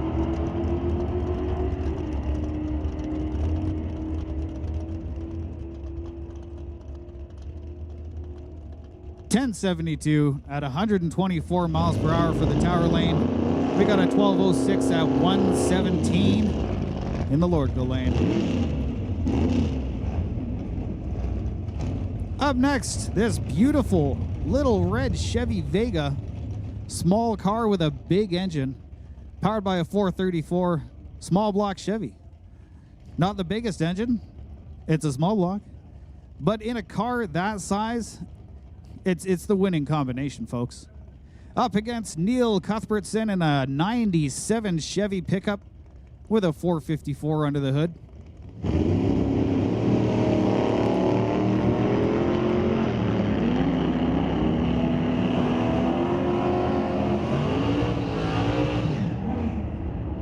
Clean launch and a W for the Vega with a 934 at 144 miles per hour.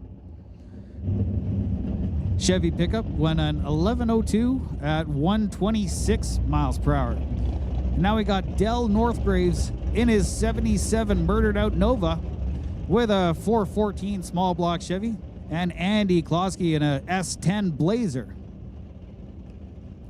Andy is driving for Lordco Design Flooring. Clean launch for both the drivers. And across the finish line.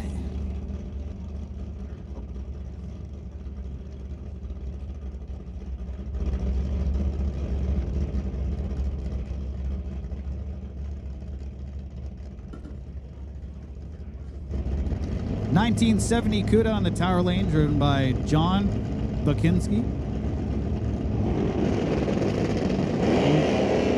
Mal Patterson with a big malfunction wheelie coming off the start line in his 68 Acadian, powered by a 427 big block Chevy.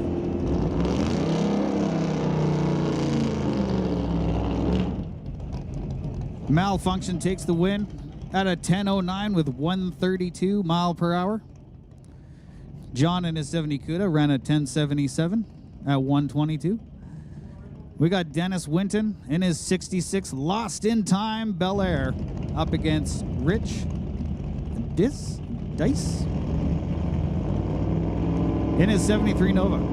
Transporters, logistics, and thanks to John for the LS swap. John, my co-announcer here.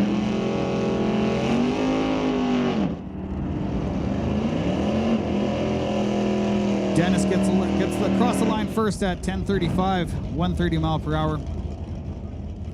Rich in his 73 Nova, an 1109 at 120 miles per hour. We've got Lorenz Schwartz, 1983 Monte Carlo, powered by a 468, up against Martin Lambert in his 79 Chevy Monza. Another H-body car like that little Vega we saw earlier.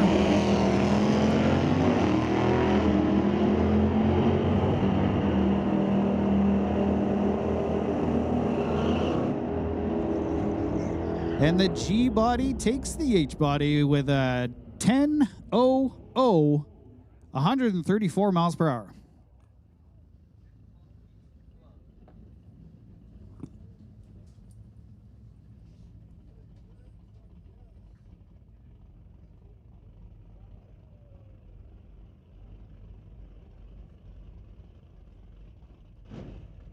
We got Nick Douglas, Lake Stevens, Washington, in his 2023 Super B, up against Mike Render from Chilliwack, BC, in his 85 S10.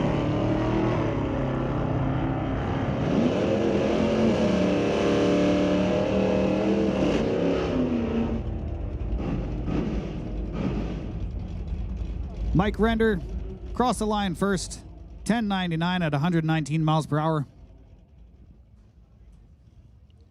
Now we've got Corey McInnes, 1967 Dodge Dart, up against Matt Warner, 66 Mercury, powered by a 399 Ford.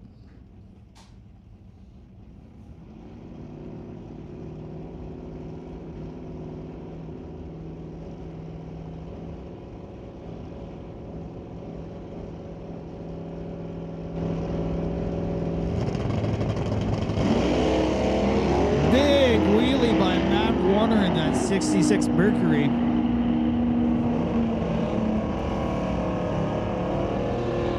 Corey McInnes, red lit by 2 thou.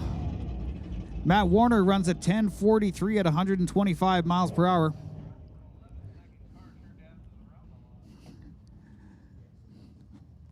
We got my co-announcer here, John, in his 89 S10. The gentleman who earlier, 2 runs ago, ran a 000 reaction time up against Ralph Ellers in his 91 Mustang.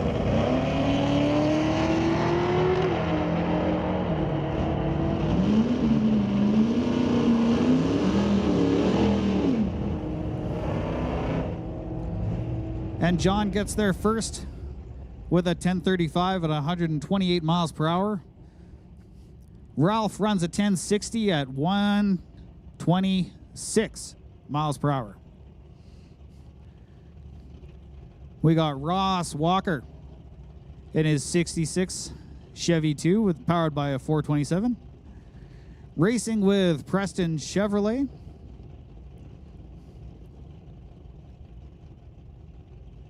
And I don't have any information on the black car in the tower lane, but that thing has a mean stance to it.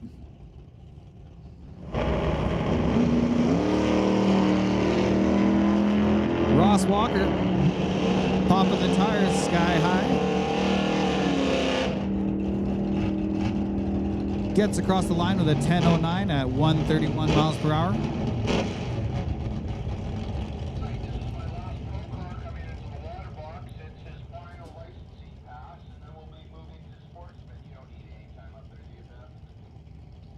Steve Baskerville in his 2016 Volkswagen Golf R up against Chris Stone here out of Mission in his 1968 Dodge. Chris Stone driving for Stone Cold Racing and Willowbrook Motors.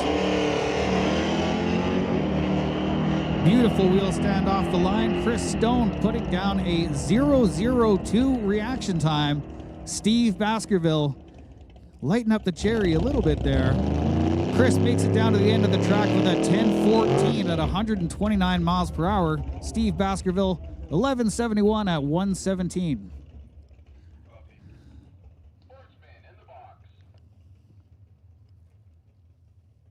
Shane Ledger here for a solo run in his 67 Nova.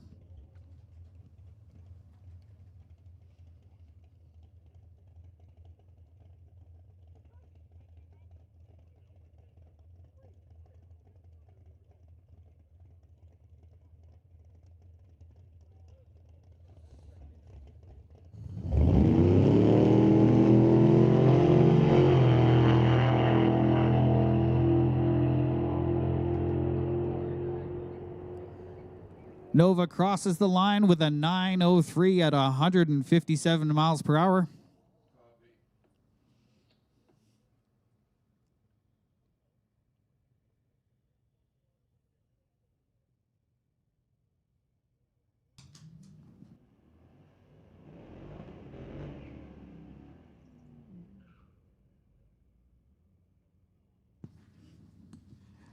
Attention in the pits, attention in the pits. Super Pro, this is your call to the staging lanes. Super Pro to the staging lanes. Motorcycles, we're going to have you guys on standby. Super Pro to the staging lanes, standby motorcycles.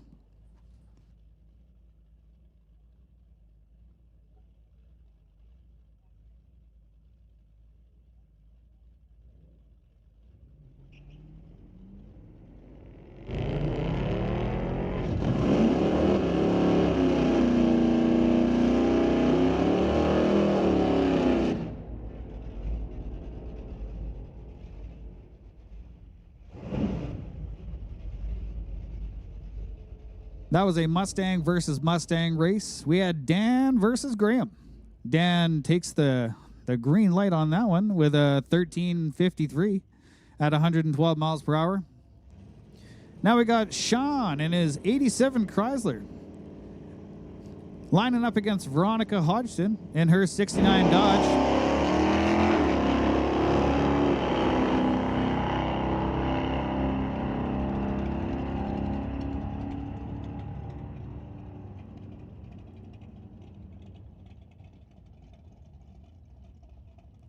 Veronica crosses the line with an 11.82 at 110 miles per hour.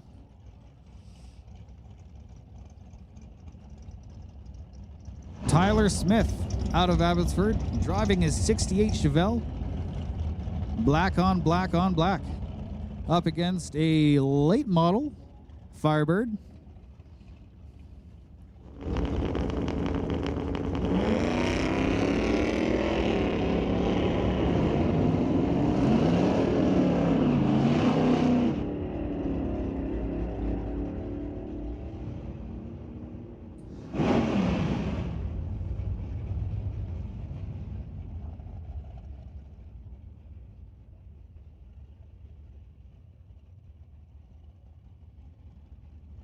Haley Christensen, Chaotic Customs, driving the 67 C10, lining up against Kevin McCauley in his 83 Cutlass.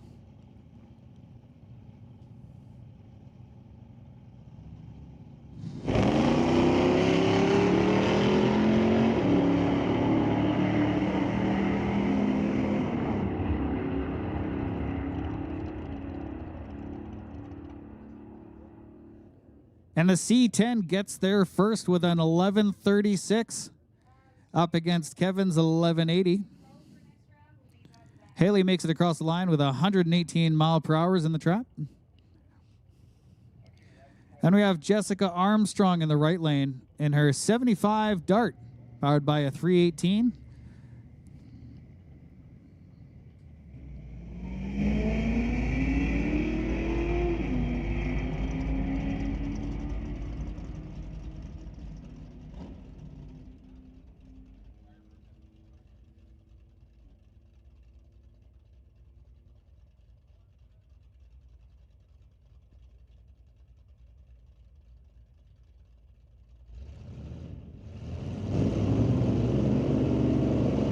Jordan Ormsby in the 94 Firebird up against Jeff Homan from Mission in his 1970 GMC long box.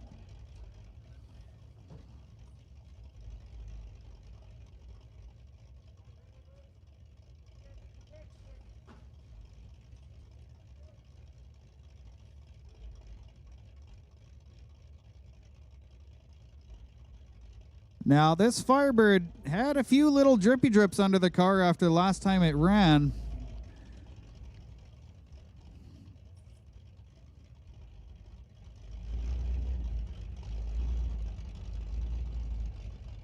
It looks like they're still dealing with some leakage issues with the car, so it's going to be a solo run for Jeff in his 1970 GMC.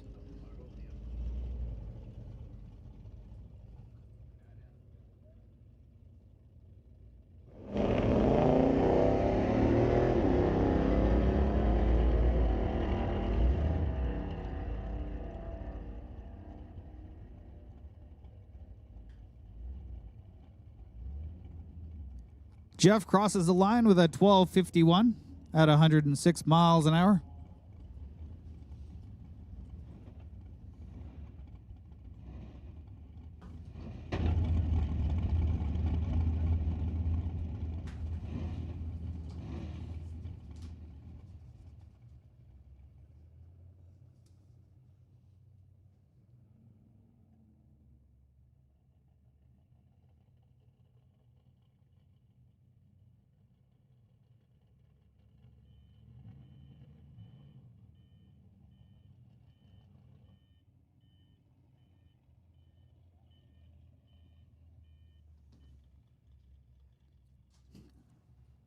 Well, the track crew is cleaning up the track And it looks like we're good to go. So we got Sylvia in her bright blue 66 Ford up against Eric Hansen in his 70 Dodge.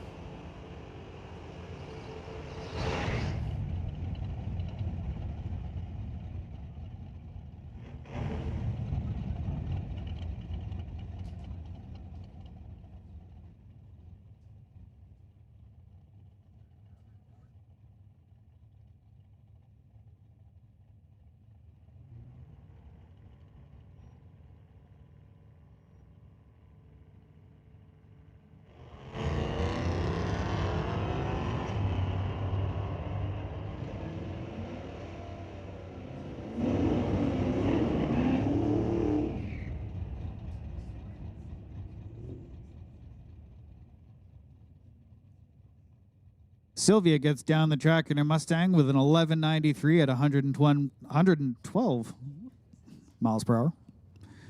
And we've got Jim Olson out of Chase in his 94 SN95 Mustang up against Brendan Piskacek from Burnaby in his Fox Body 1990 Ford Mustang.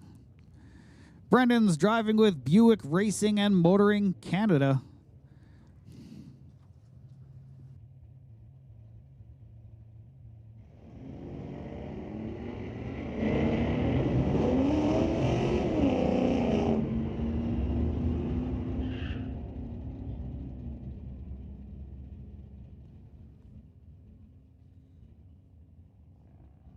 Brendan gets across the line with a 13-15, 102 miles per hour.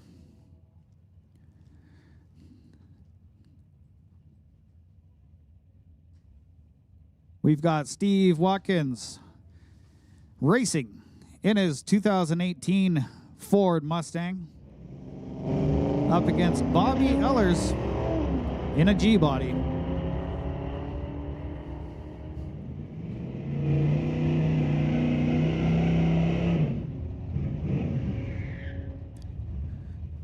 Mustang gets there first with a 1208 at 117 miles per hour. Bobby ran a 1238 at 111 miles per hour. We got Darren Martin in a 05 GMC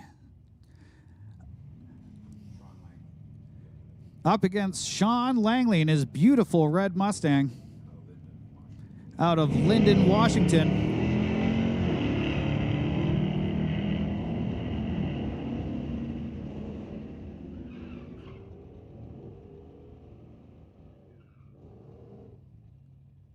Sean takes the W across the line with an 1156 at 115 miles per hour.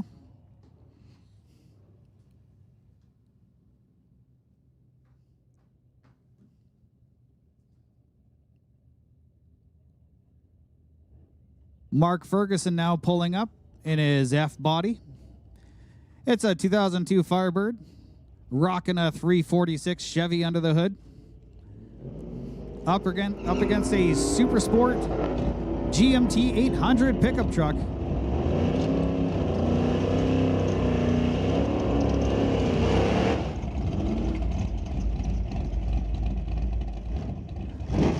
Mark crosses the line with a 1263 at 108 miles per hour.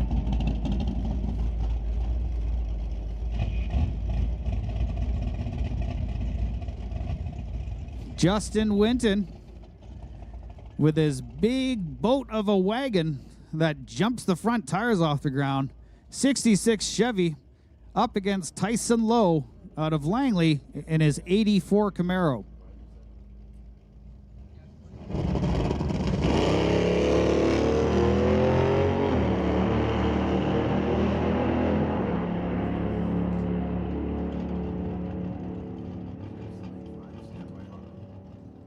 Attention in the pits, attention in the pits. Motorcycles to lane 5. Motorcycles, this is your call to lane 5. Hot rods, you are on standby. Stand by, hot rods.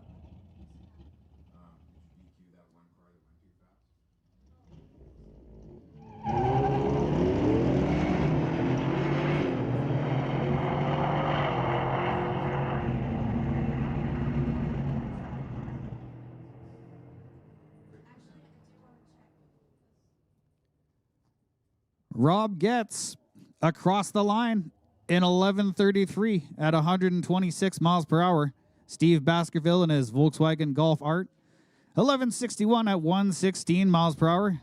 And now we got Nick Douglas in the right lane in his 2023 Super B. Lining up next to McKenna Thompson out of Mission in her white Ford pickup.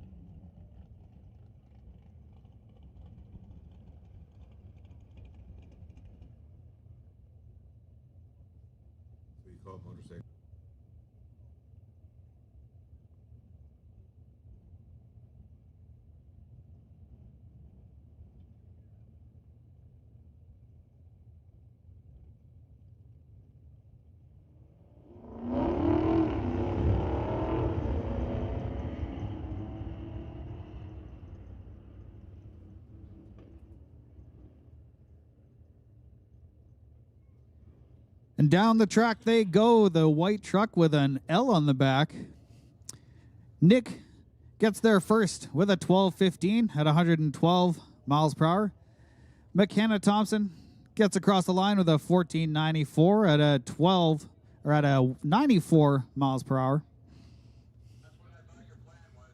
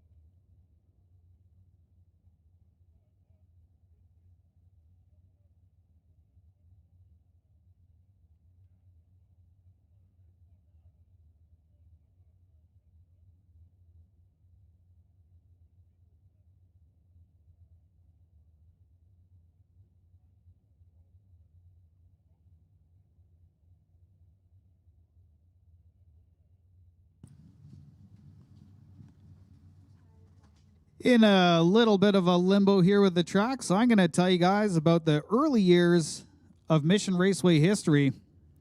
I'm talking 1952 to 1965. Before the current facility existed, the BC Custom Car Association, one of Canada's oldest hot rod clubs, hosted races on unused runways at the Abbotsford Airport from 1952 to 1957.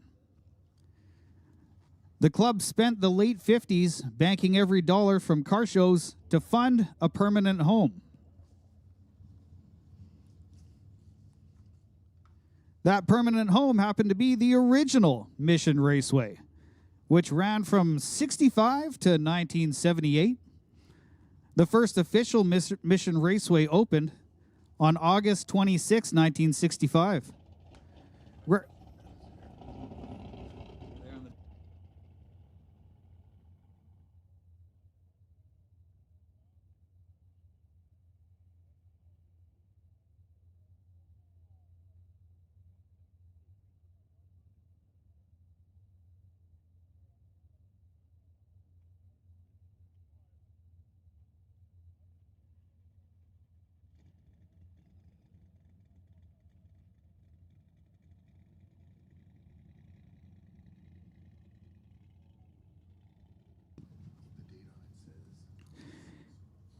Initially, the original track lacked bleachers and even guardrails, but it quickly became an NHRA-sanctioned powerhouse.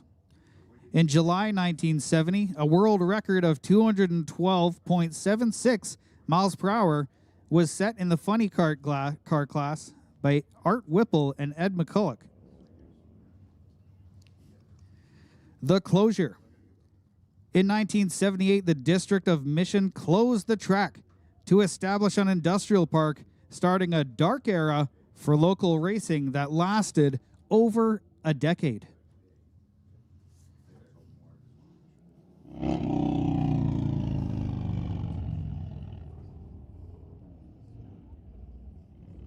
The new Mission Raceway Park, 1992 to present. I was 4 years old. After 14 years of legal battles, land swaps, and BC Supreme Court victory, the facility reopened its current location March 14th, 1992. Now let's get back to racing. We got Steve McKenzie in his 87 Black Cavalier, powered by a 548 big block Chevy, up against Ted Buss in his 34 Ford.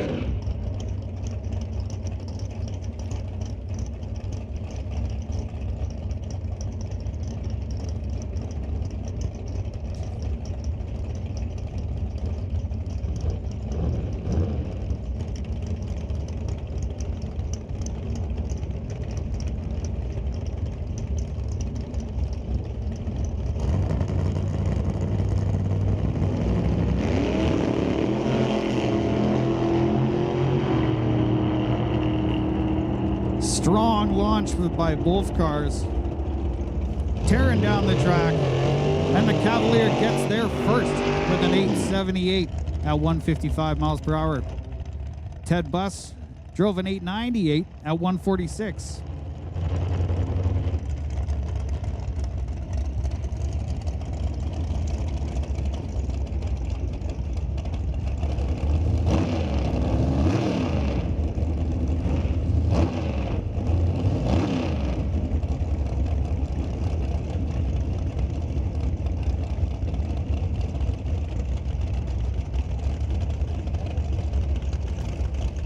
Attention in the pits, attention in the pits.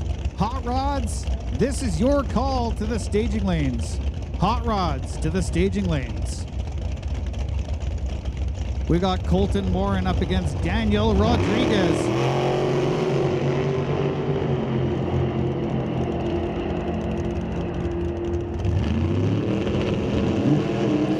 Crossing the end of the track with a 715 at 185 miles per hour.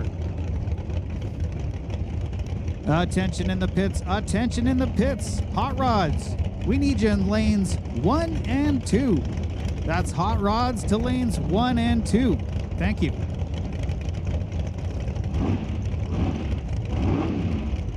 Attention in the pits. Super shifters, we need you guys on standby. Standby, super shifters.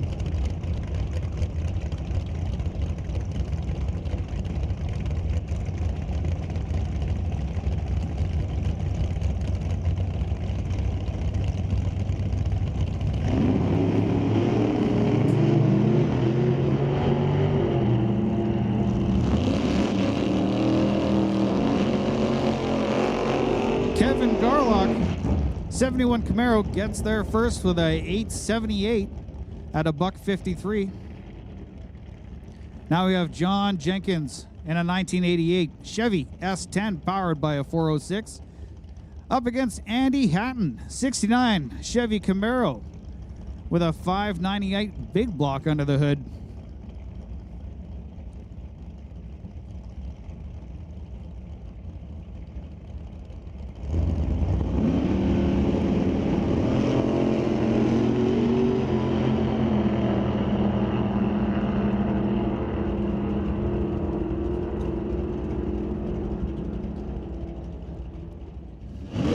Andy Hatton across the line with an 824 at 162 miles per hour. John Jenkins ran a 1009, got the win on that one with a 131 mile per hour run. Now we got Craig Johnson in the right lane, BC Scale and Johnson's Custom Exhaust in his wheel-standing Malibu wagon.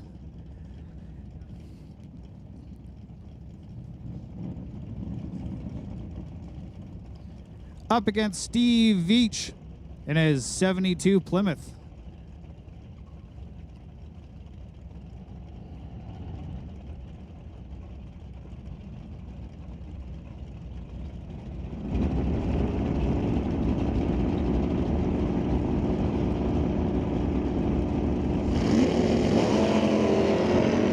Craig stands it up well past the 60-foot mark. A massive wheel stand.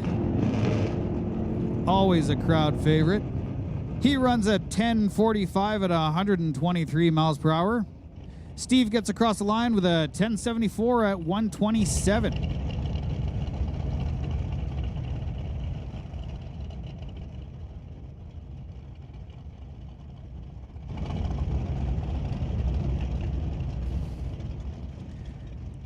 We got Brad with B&C Racing in his 68 Chevy Camaro in the Lordco lane.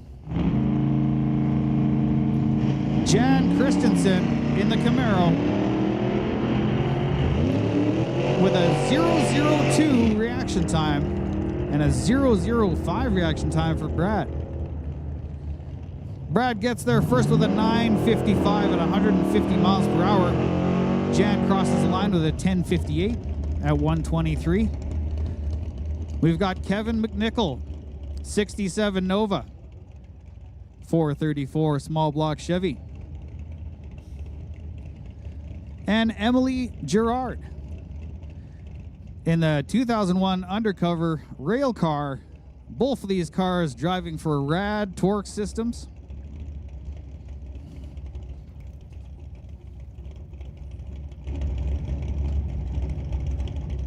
Rad Torque Systems, built right here in the Fraser Valley.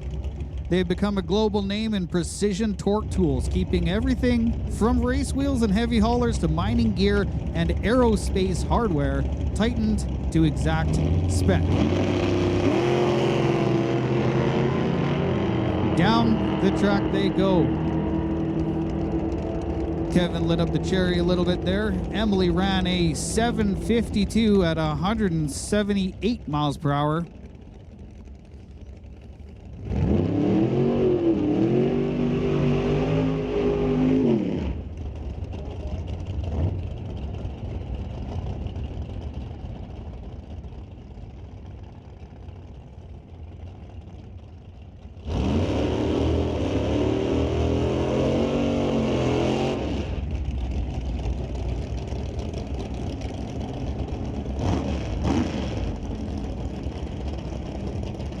Brian Ritchie, 68 Chevelle in the Lordco lane.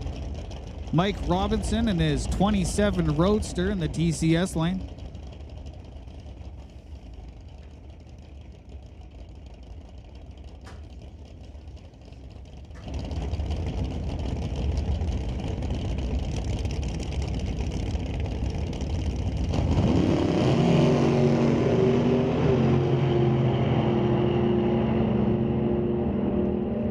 Brian was a little hasty to get out of there. Mike Robinson had a clean run with a 9:16 at 142 miles per hour. Brian Ritchie ran a 7:89 at 171 miles per hour.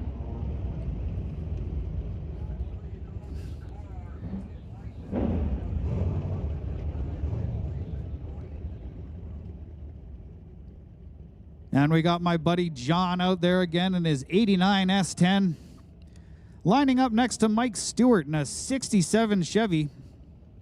John, of course, driving with Rad Torque Systems.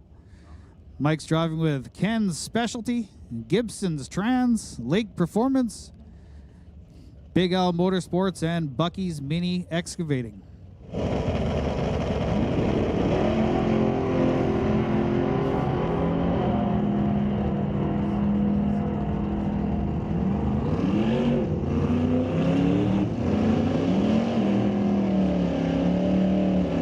Mike Stewart crosses the line with a 9:98 at 133 miles per hour.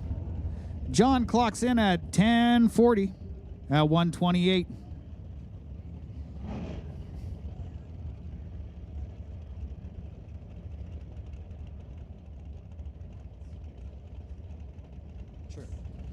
Attention in the pits, attention in the pits. This is a final call for hot rods and super shifters. We need you guys in lanes 3 and 4. Hot rods, super shifters, lanes 3 and 4. Thank you.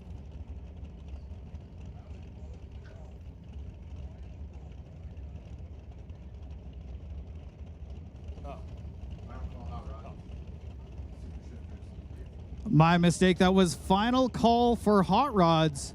Final call for hot rods. We need super shifters in lanes 3 and 4.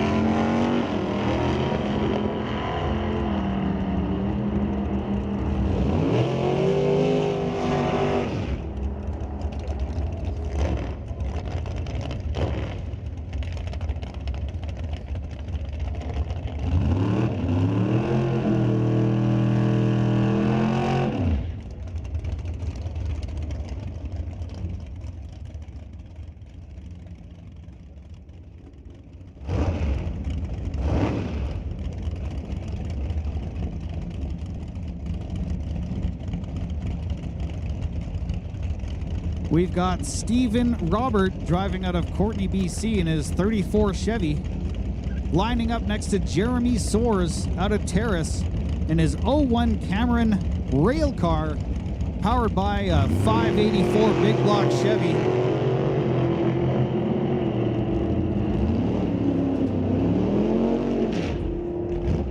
Jeremy powering down the track, crossing the finish line with a 733 at 180 miles per hour. We got Stephen Robert. He came in with a 909 at 144 miles per hour. And we have Warren Jacobson. Warren Jacobson in his 67 Chevy 2, powered by a 454. Another local guy out of Mission, BC.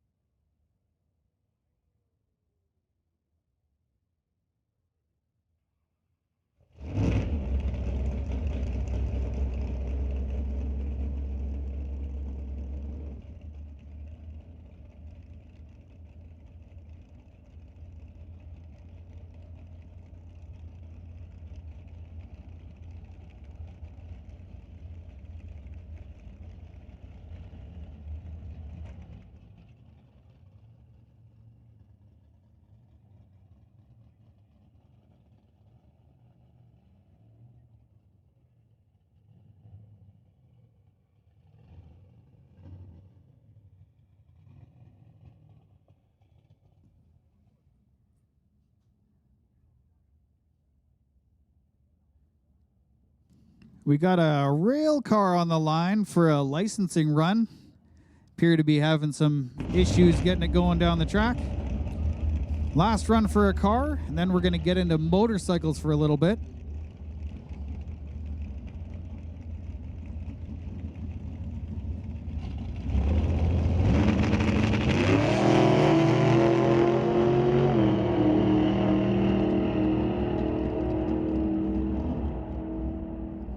Well, once they got it going, he had a clean run with a 787 at 169 miles per hour.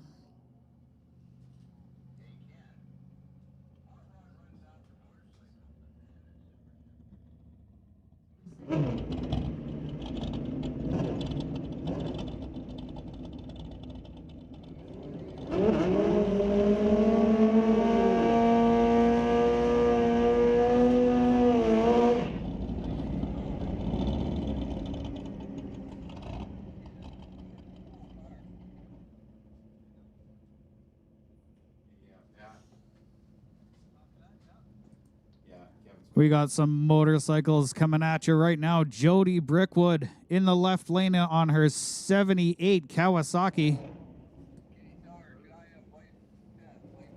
Daryl Storzak in the right lane, 86 Suzuki.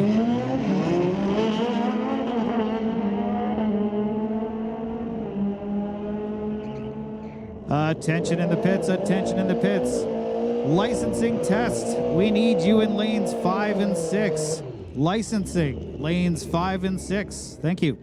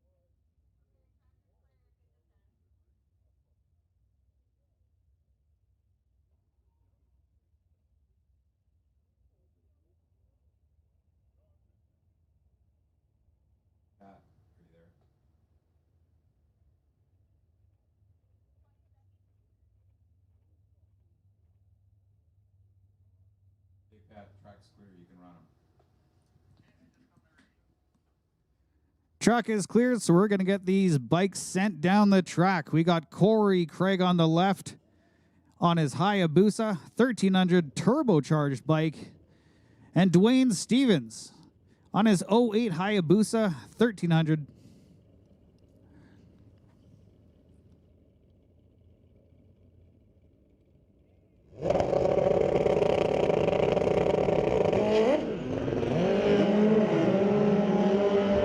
Corey, little spin of the back tire, loses traction.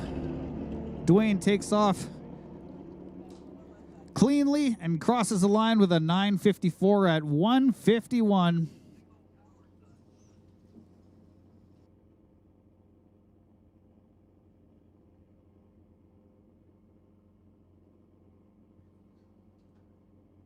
And we got Wild Bill DeRoche, BC on his 86 Kawasaki 1400.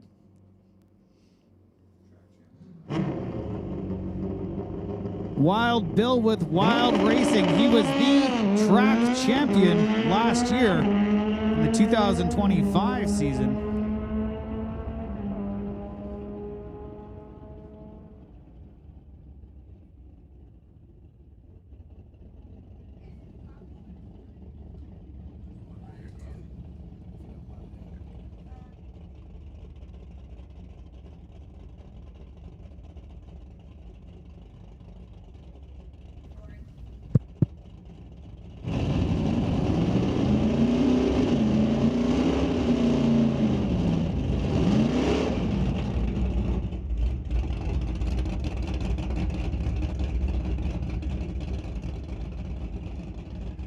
So moving into the hot rod category,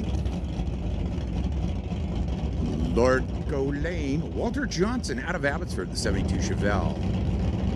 Tower side, Barry Patterson, out of Mission City, 65 Comet.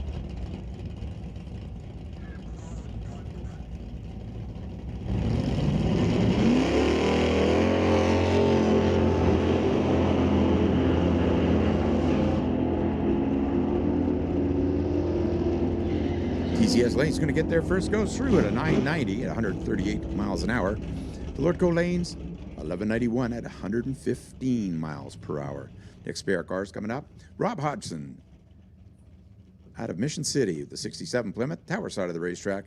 Lordco Lane out of Surrey, Rob Monroe with the 1940 Ford pickup truck.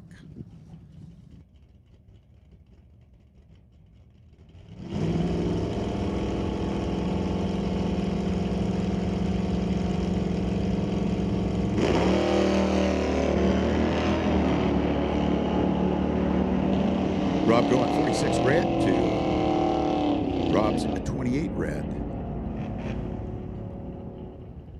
Stopping the timers first will be the TCS Lane goes through at a 10:58 at 125 miles an hour to a 12 flat at 114 for Rob Monroe. Sylvia Hookstons out of Maple Ridge, 66 Ford Mustang. Uh-oh, going up against her husband, Terry. 66 Chevy 2. Better reaction time going to Terry. He hit a 57 light to her 181. Lordco Lane gets there first with 1193, 113 miles an hour to a 1207 at 111 miles an hour.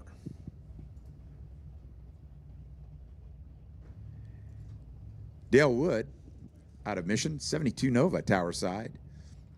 Spectator side of the racetrack is Dennis Winton out of Abbotsford, 66 Chevrolet Bel Air, 427 Big Block Chevrolet.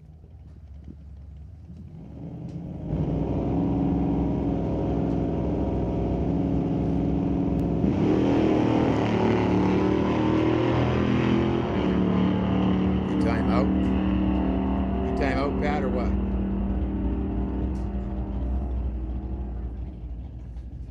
Copy that. So Dale Wood went through the beam, so we didn't get a time for him. Dennis Winton went through at a 10:32 at 130 miles per hour over there in the Lordco Lane.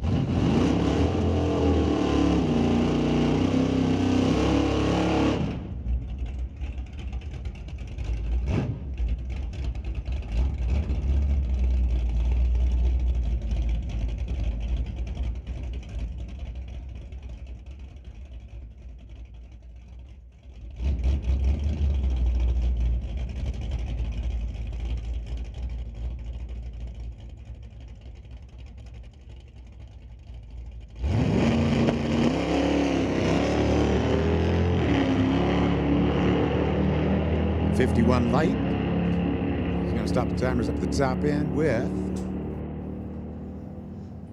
an 11:57 at 117 miles per hour.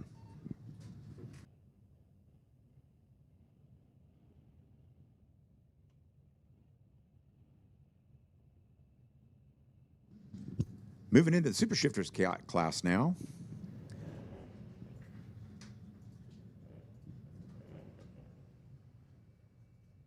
Dan Bistiak, 2019 Mustang, tower side of the racetrack, and Al Loheed out of North Van with a 70 Falcon, about a 64 Falcon or 63. Why does it say 70?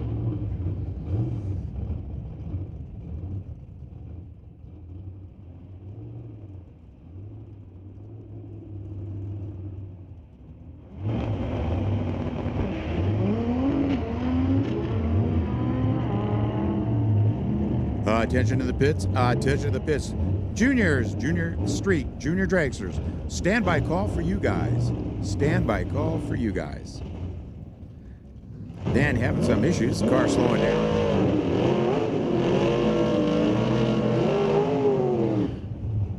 Al went through with a 942 at 146 miles per hour. Dan finally gets through with a 1674 or 2023 at 63 miles an hour. Joel Smith out of Abbotsford, 71 Ventura. Tower side of the racetrack. Spectator side out of Maple Ridge, Keith Winterbottom, 68 Chevrolet Camaro.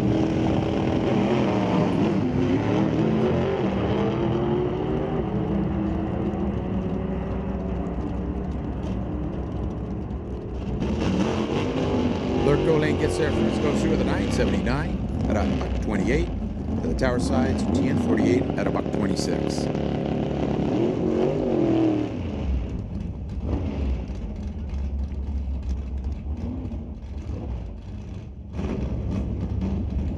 Next pair coming up is Scott Winterbottom over there in the Lordco Lane out of Langley, 63 Chevy 2. Going up against John Duprang out of Langley, 77 Chevrolet Camaro.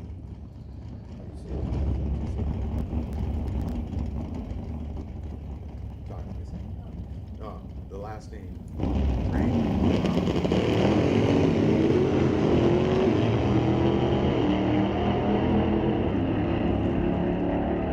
Red light over here, Tower Lane to Scott's 1-1. Stop time as first was Lorco Lane at 937 out of 40.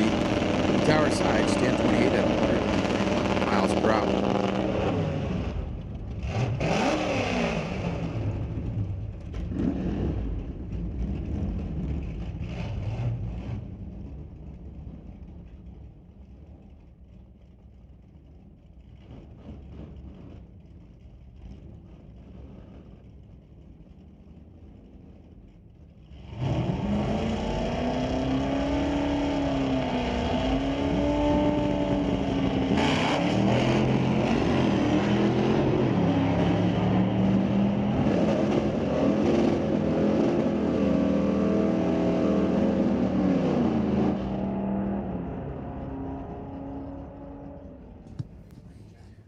Will Zorick gets there first with an 11:01 at a buck 23 to Dan Gray's 12:07 at 114 miles per hour.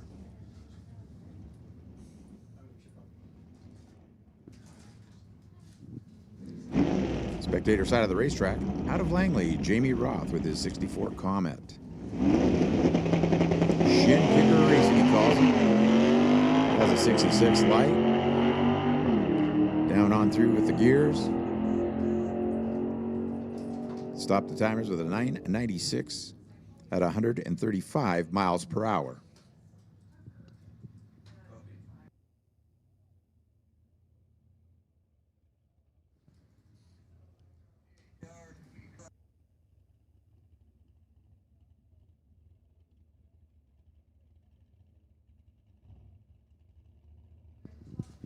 Attention in the pits, attention in the pits. Junior Street, this is your call to lanes 4 and 5. Junior Street to lanes 4 and 5 for your first round of eliminations. Junior Thunder, lane number 1. Junior Lightning to lane number 2. Again, Junior Street, 4 and 5. Junior Thunder, lane number 1. And Lightning number 2, lane 2 for your first round of eliminations.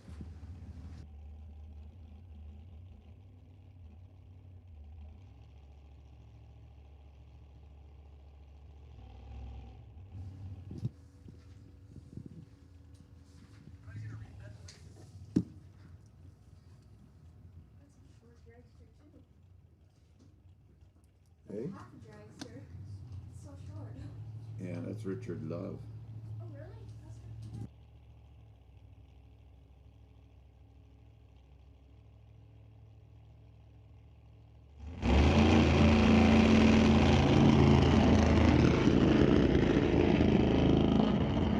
Yeah, it sounds like it might have a bit of a miss there.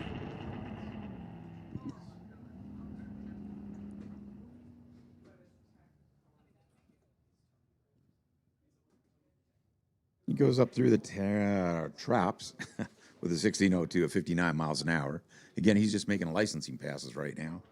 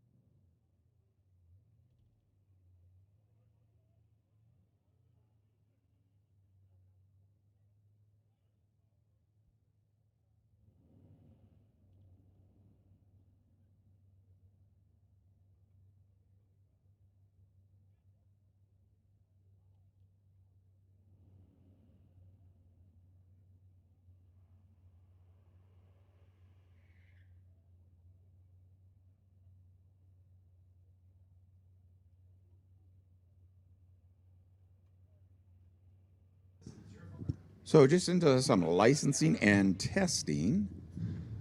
And then we'll get into eliminations, starting with Junior Street and Junior Dragster.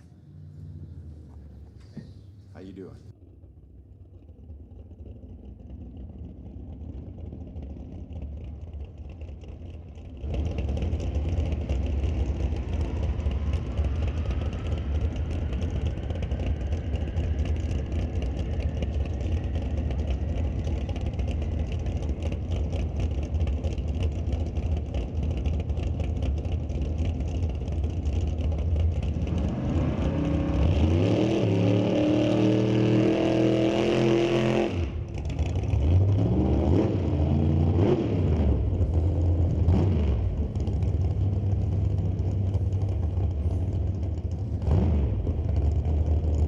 Brad Powell out testing his Chevelle this weekend.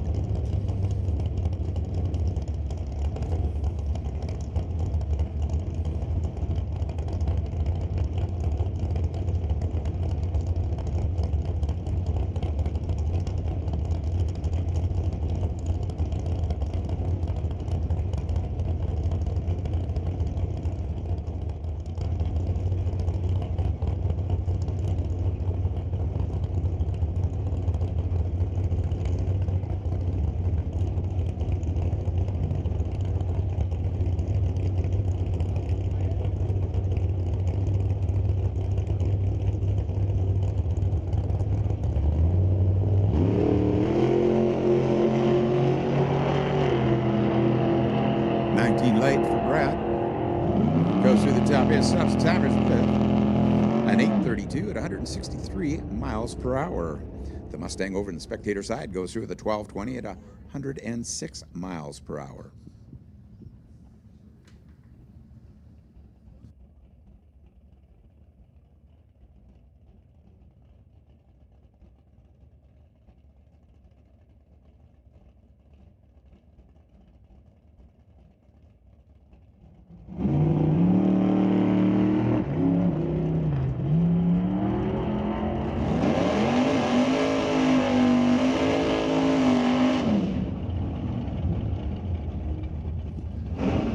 He goes on down through the top end, stops the timers with a 1087 at 126 miles per hour.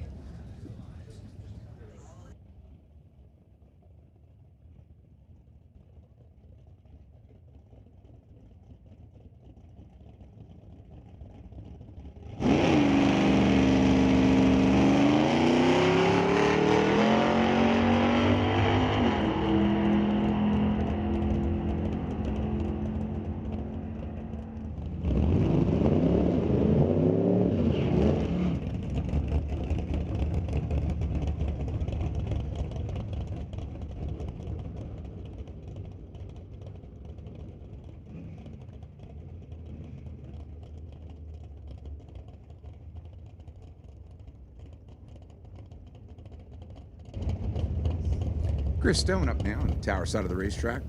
That's an ex-Jim Oddie Pro Mod car, Jerry Mickle chassis, record-breaking mod back in the day.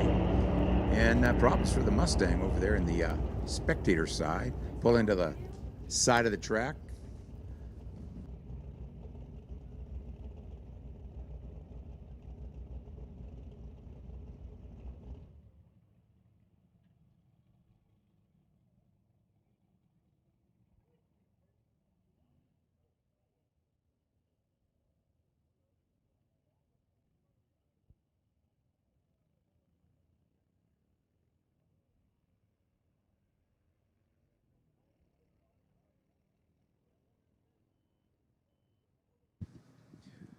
So problems with the Mustang over there in the spectator side.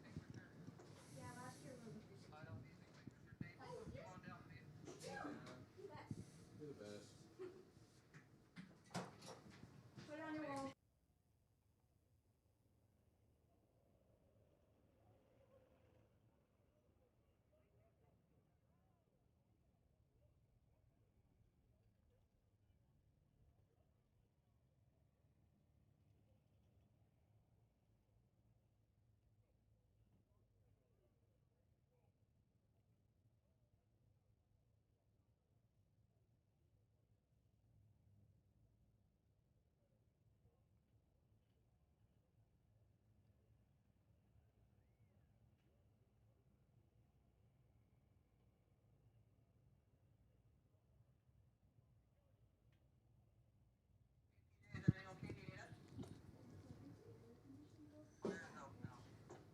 having some issues with the Mustang there. They're just going to tow him off the racetrack and we'll get back underway.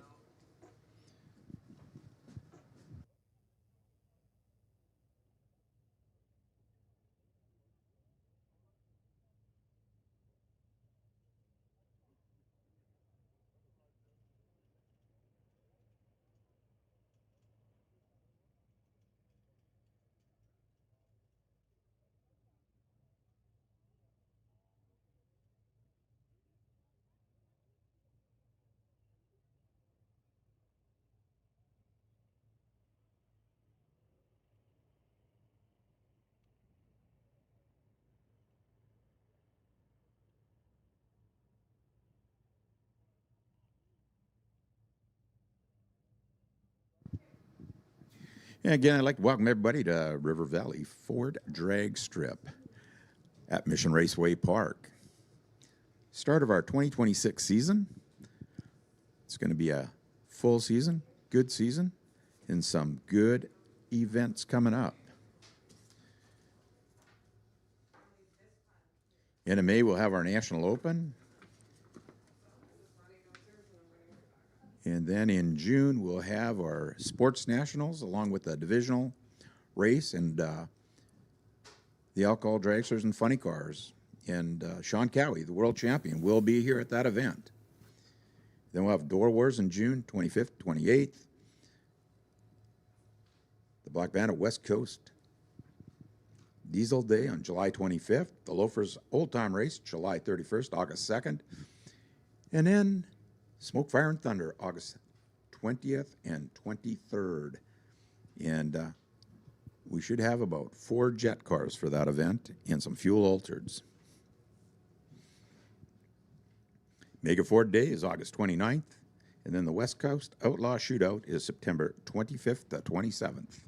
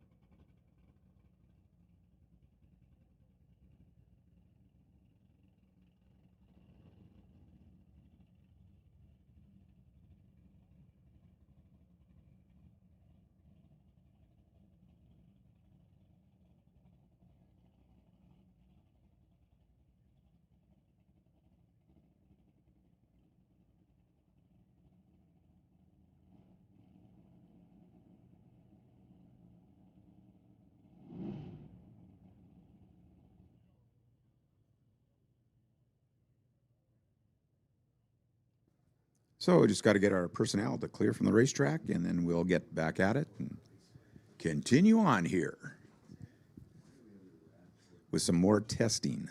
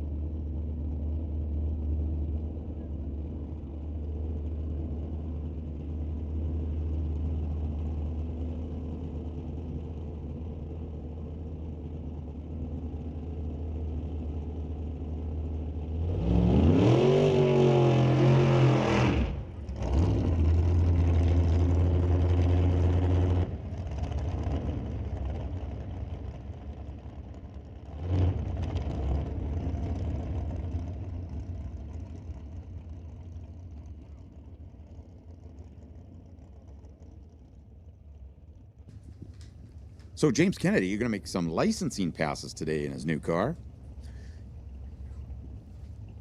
Daniel Rodriguez was driving it earlier, just getting it dialed in for him.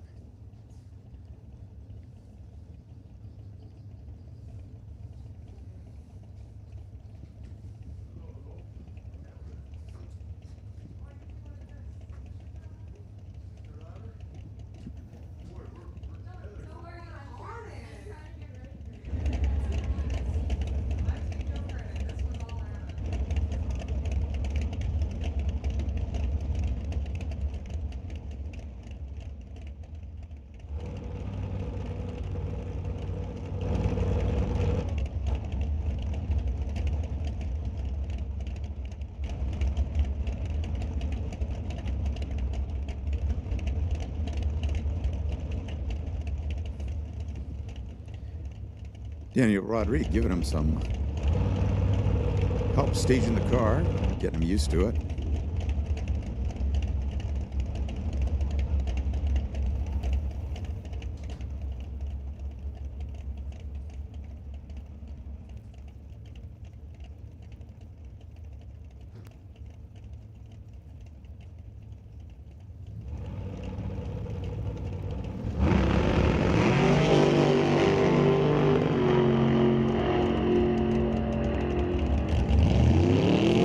Reaction time goes through with a 7:19 with a 9 at a $1.84.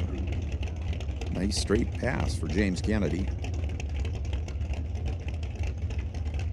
Shane Ledger up next out of Maple Ridge, 67 Chevy 2.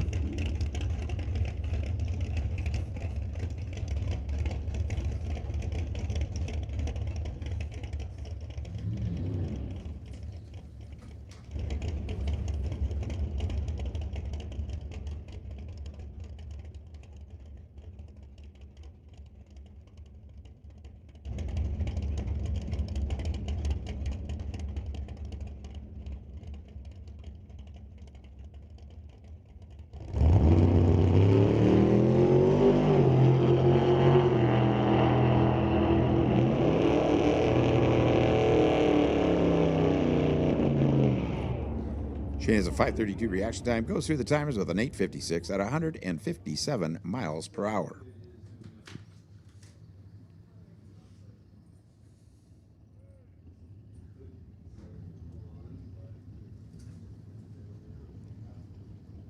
Gunnar Camp out of Abbotsford, 64 Ford Falcon.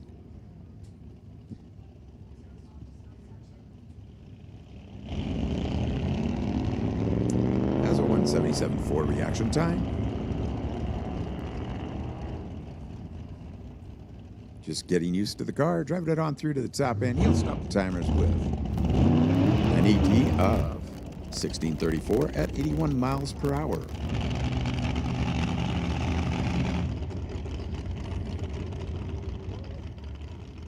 Next pair just completing their burnouts.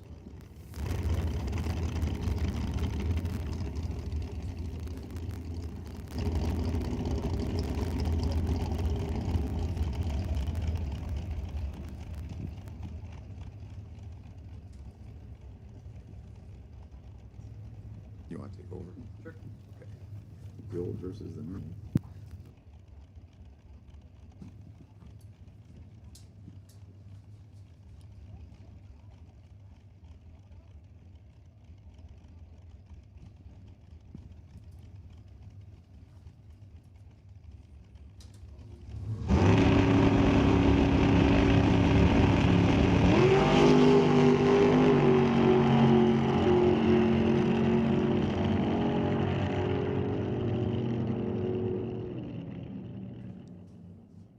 Some issues there with the front engine dragster in the tower lane. Rear engine dragster clocks 687, 194 miles per hour.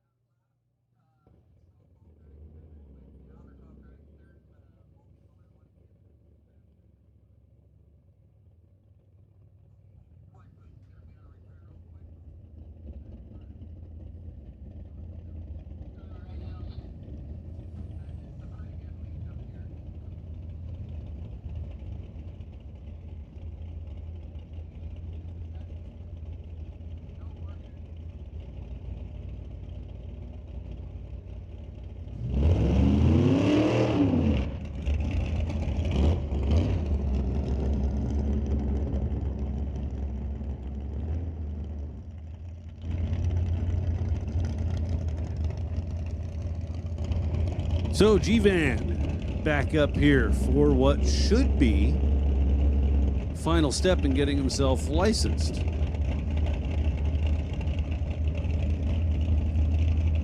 Nice rear engine dragster, supplied by his potentially future father-in-law, Jan Christensen. May or may not notice the nitrous bottle, because sometimes you just need a little help towards the finish line.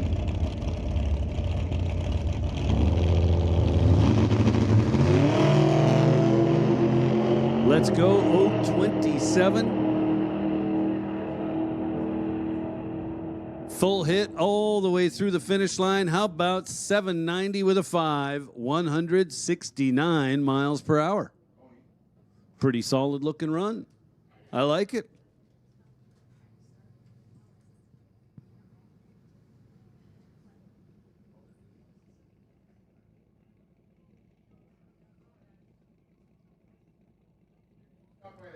And now here comes Justin once again in the Camaro. Fresh build. Thank his good buddy and co-worker at Mopac Auto Supply, Nick Duda, for helping him shake this thing down and guiding him through the licensing process.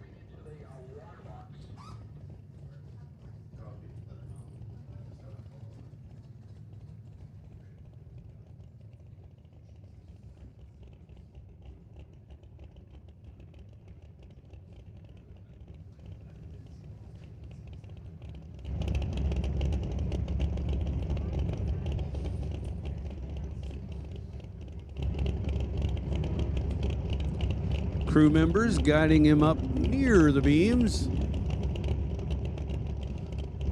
Light the pre-stage bulb. Oh, lights both bulbs before building boost. That's all right.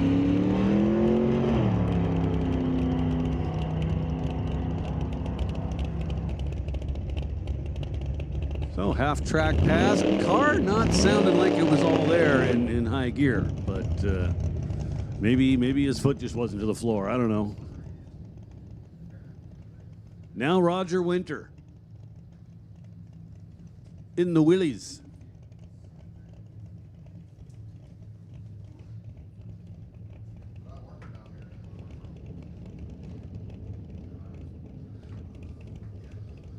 Very, very subtle wing on the back of this Willys. You barely even notice it's there.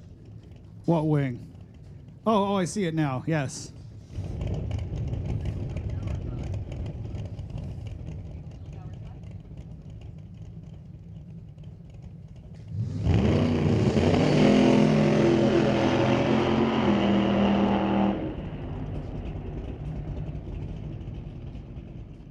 So gets off the gas around 400 feet or so. Not sure what's going on there. If that was Roger, I would have assumed he was licensed, but looked like a licensing pass, but who knows?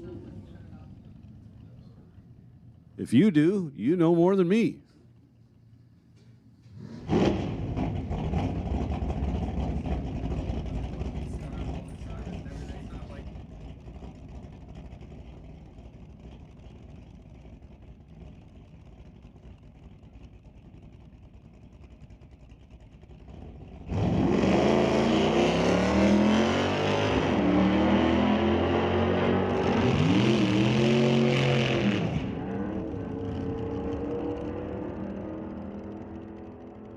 On and off the gas a little bit up at the top end. 1131, 112 miles an hour for the Nova.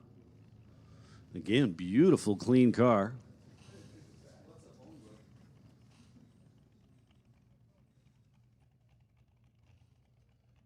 And I do believe this will be our final test car. Shea Svedik.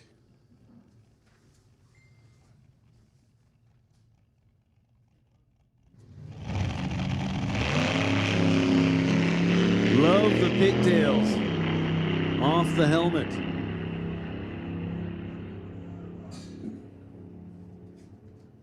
(916), 143 miles an hour.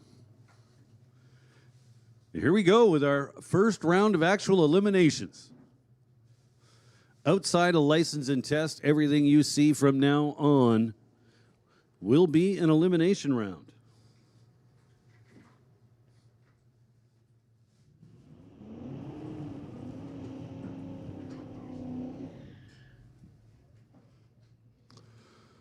First pair got the burnouts done.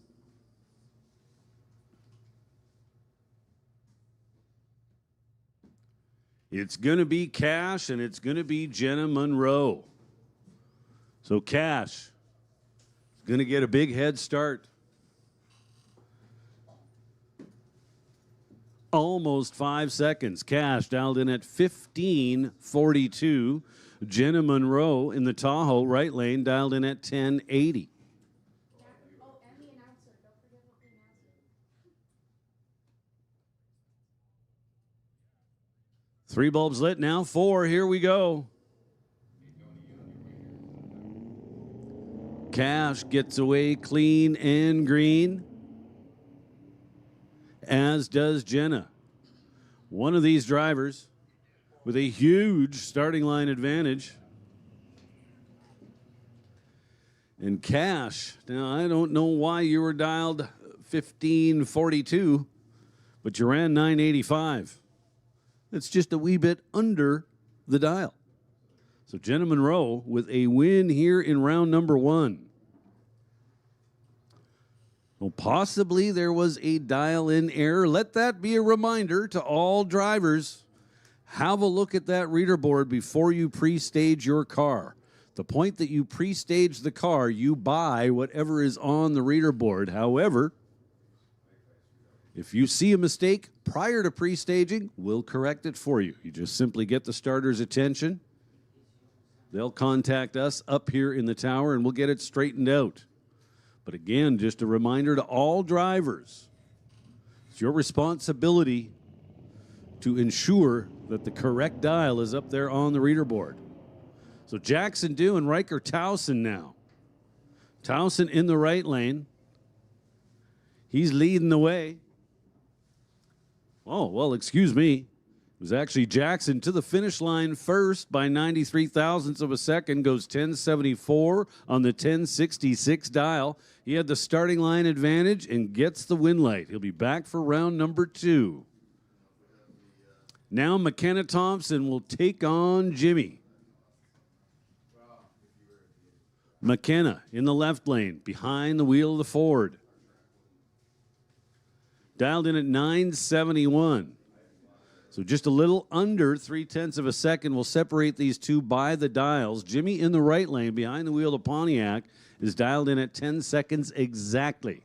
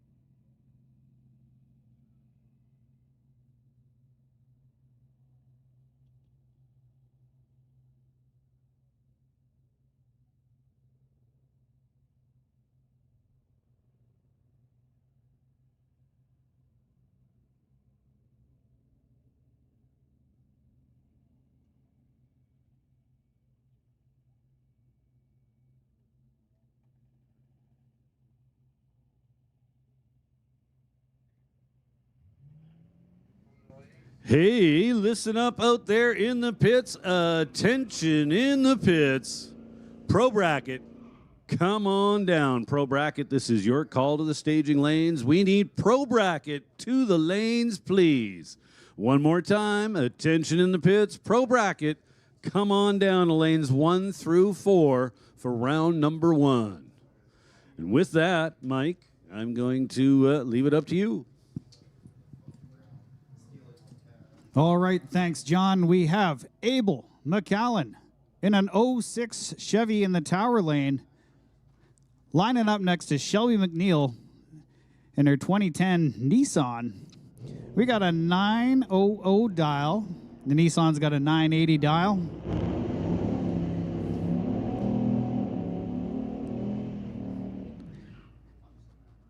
Shelby McNeil takes it with a 988. Coming up next, we got Owen Harvey, Abbotsford, BC, in his 78 Ford F100. Lined up next to Josephine Smith of Abbotsford in her 07 Silverado, driving with Zapstrap Racing.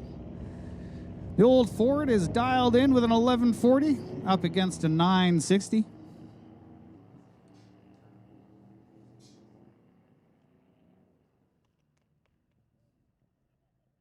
Josephine takes the W with a 976, 65 miles an hour. Owen crossed the line with an 1173 at 60 miles an hour.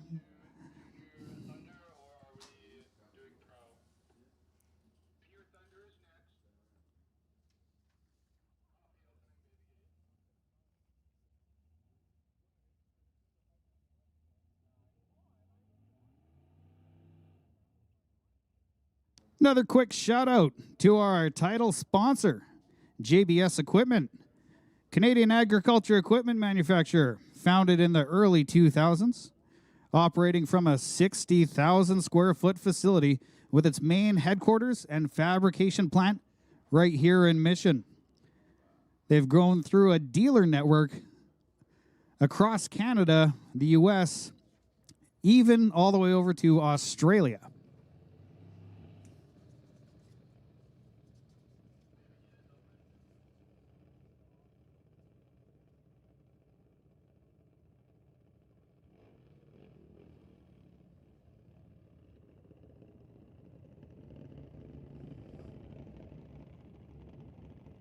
We got some juniors pulling into the burnout box right now.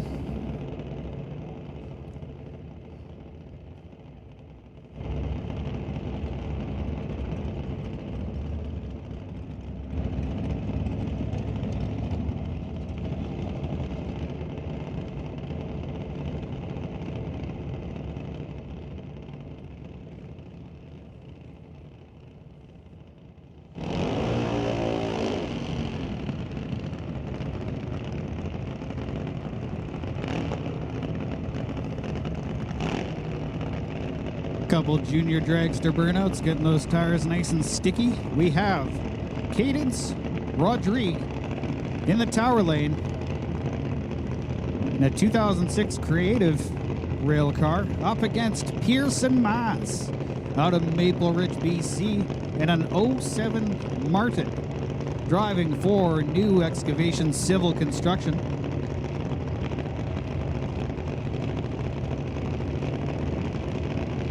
We got Cadence driving for Amsoil, 10 Specialty Automotive, Elite Belts, NC Engines, Ernie Speed and Customs, and Dave and Trudy. Cadence with an 891 dial-in. Pearson Mass has a 1204.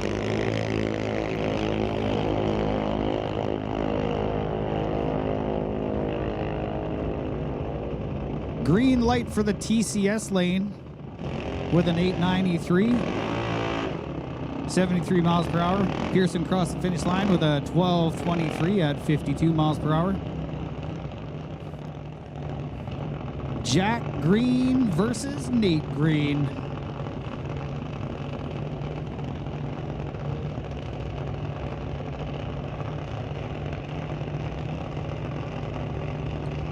Jack is in the tower lane on a 1200 dial. Nate is in the Lordco lane with an 890 dial.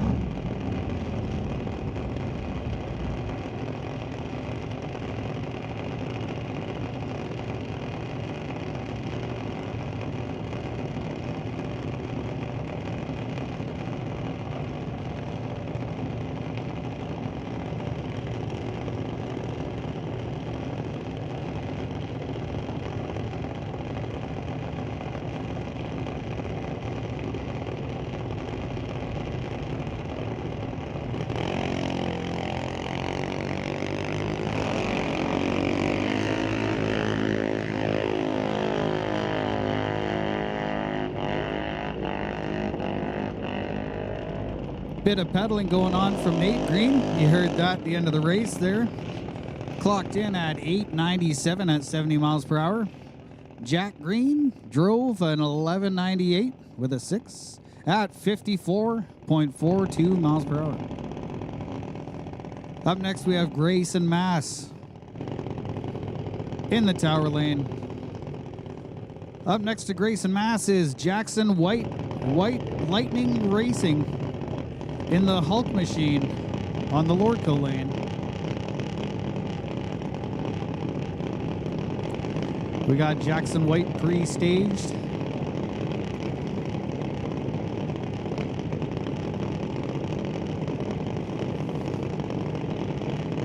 Jackson staged, Grayson staged.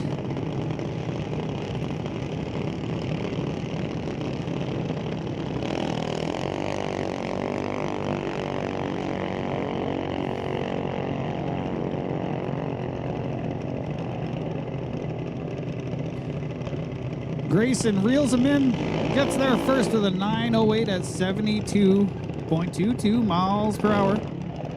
Jackson White ran a 14:25 at 42 miles per hour.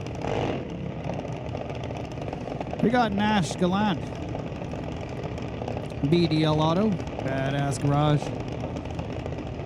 We got Wesley Armstrong in the Lordco lane, Fountain Tire Chilliwack.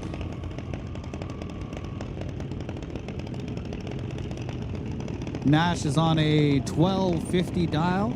Wesley Armstrong with an 890 dial.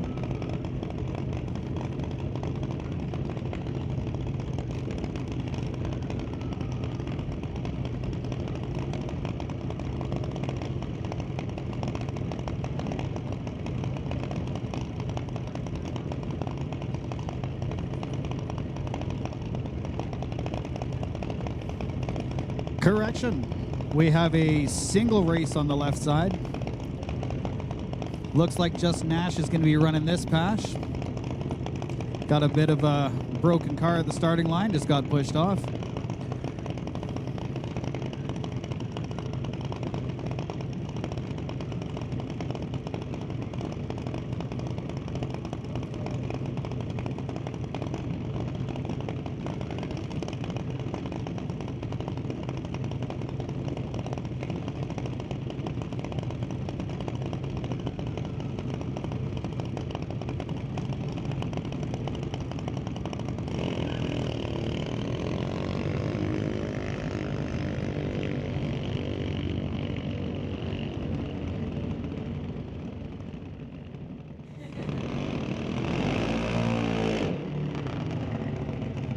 Nash breaks the beams at 1259 on a 1250 dial, 50 miles per hour. Up next, we have Dallas Jackson in the right lane, the Lordco lane. Dallas driving for Extreme Hydrovac and Cascade Capital. Tower lane, we have Ashton Katnick, Lordco, TK Performance. Driving here out of Maple Ridge, BC. Ashton is he's got an 891 dial. Dallas has an 1190 dial.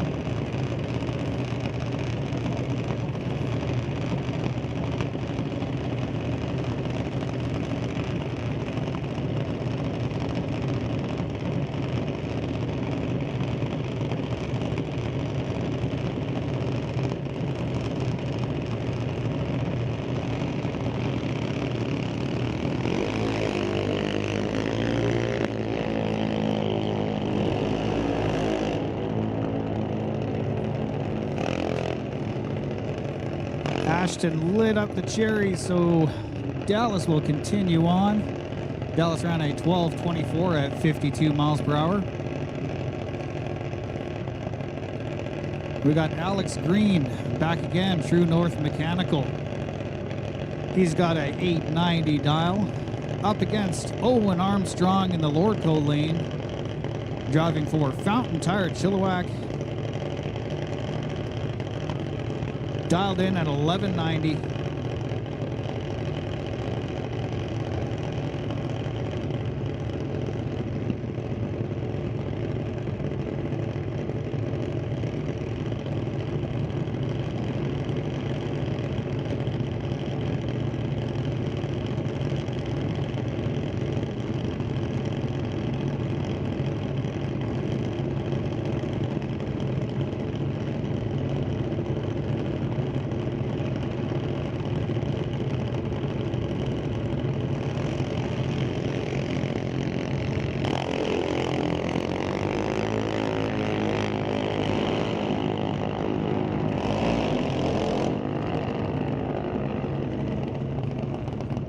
Owen Armstrong gets there first with an 11.92, 53 miles an hour. Alex Green crosses the finish line with a 8.93, 73.76 miles per hour.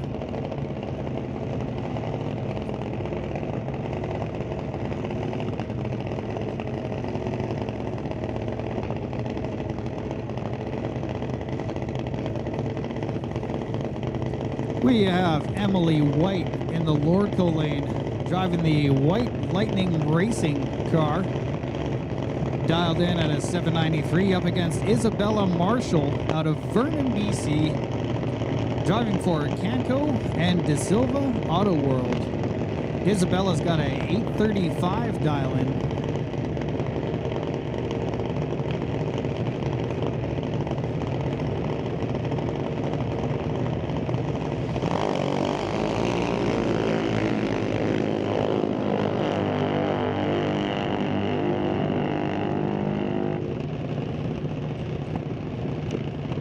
Emily White gets there first with a 796, 77 miles per hour. Isabella Marshall ran an 825 with a 4, 71.82 miles per hour.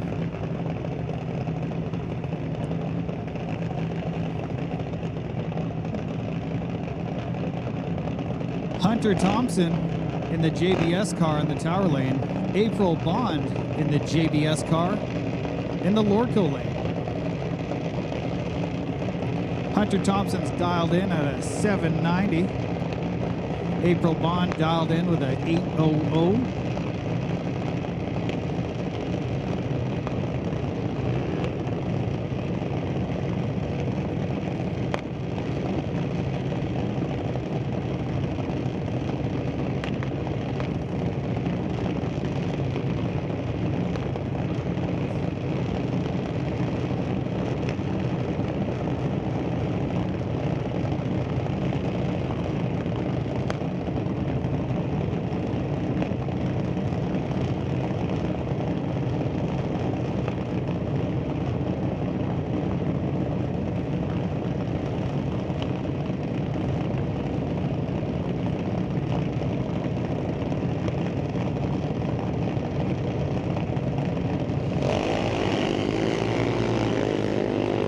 Green light, April Bond with a 012 reaction time.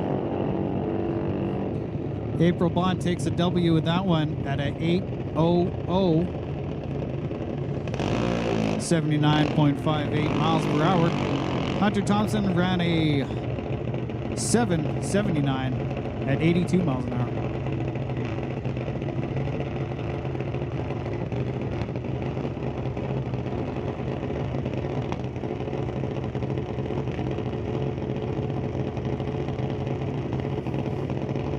Adam Katnick driving that flaked out candy red rail car out of Maple Ridge, BC. He's dialed in at a 790.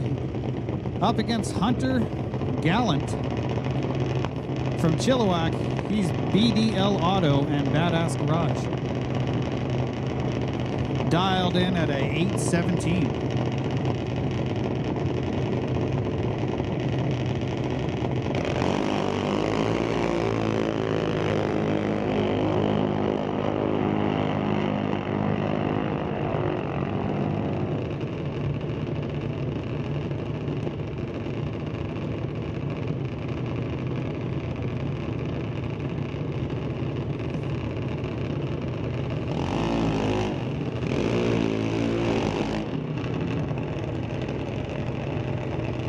Hunter Gallant takes the W on that one with an 822 at 77 miles per hour. We've got Connor Jackson in the Tower lane going up against Tran Kang of DeKalb Ventures. Tran is dialed in at a 798. Connor has a 790 dial. He's driving for TKO Hot Rods, Amsoil and Rodrigue Family Racing, Fitness Lab, Lordco.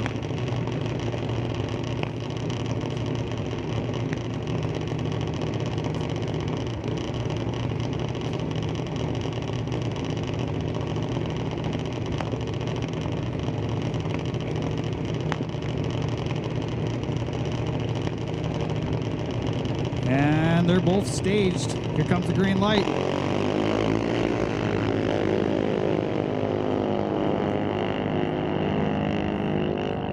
Tran-Kang red-lit by 9 thousandths. Connor Jackson's taking the W at 791 ET, 81.57 miles per hour.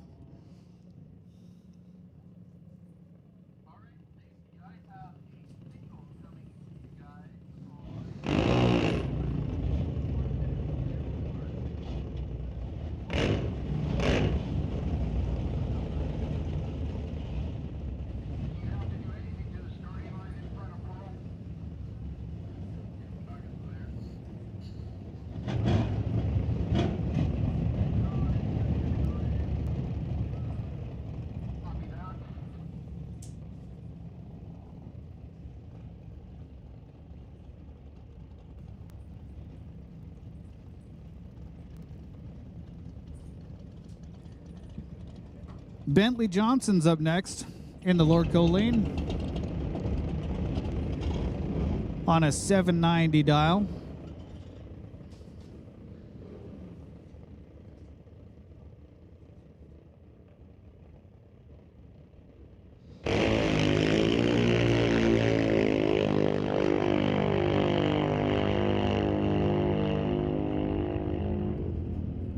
Cross the line at a 791.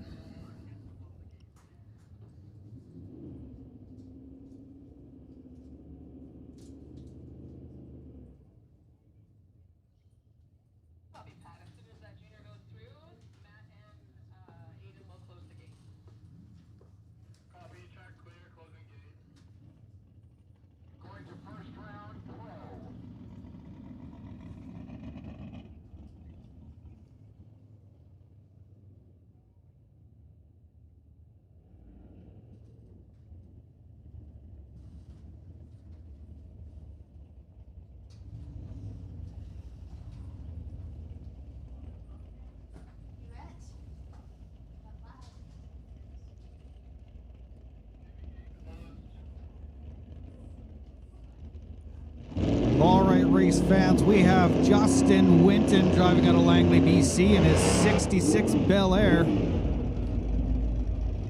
up against Brian Heffel in his 71 Chevy Vega.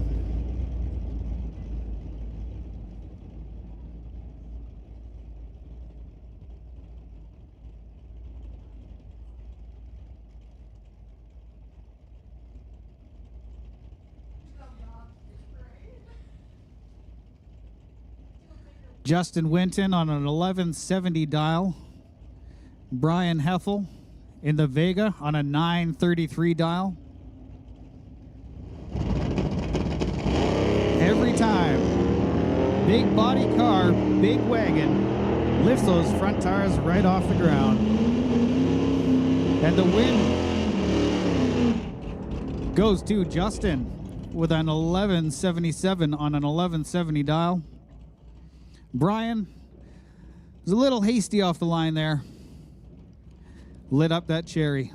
Now we got Ross Walker out of Langley, BC, 66 Chevy 2, driving for Preston Chevrolet, up against Brendan Piskacek in his 1990 Ford Fox Body GT.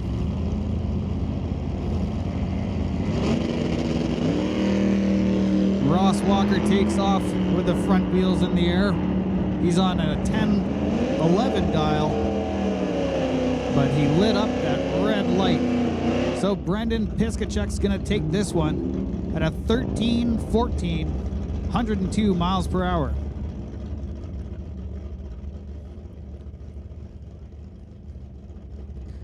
John Bakinski, 1970 Cuda, lining up next to Steve Lowe in his 77 Buick. John is at a 1079 dial-in. Steve Lowe's got a 1154.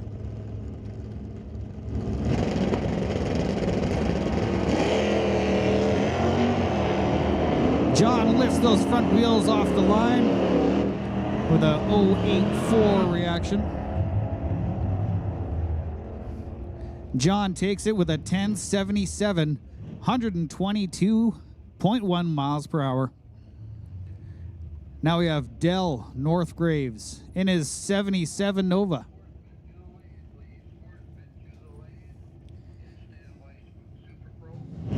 Attention in the pits, attention in the pits. Sportsman, this is your call to the lanes. Sportsman, lanes 1 to 4.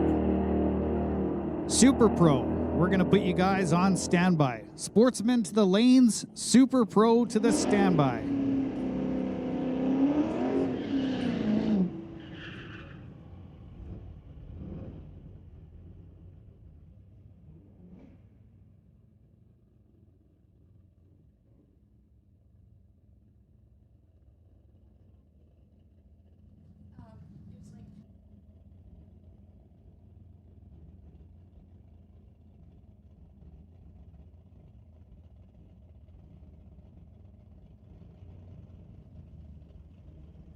Steve Watkins in his 2018 Ford up against Rob Monroe, 1940 Ford pickup.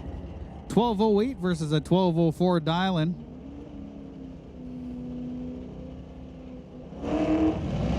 Steve takes it with a 1201 up against a 1200.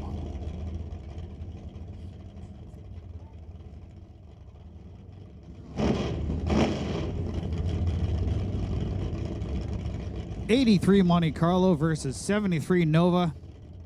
We got Lorenz Schwartz up against Rich here. Monte Carlo's got a 1007 dial, 1111 dial for Rich.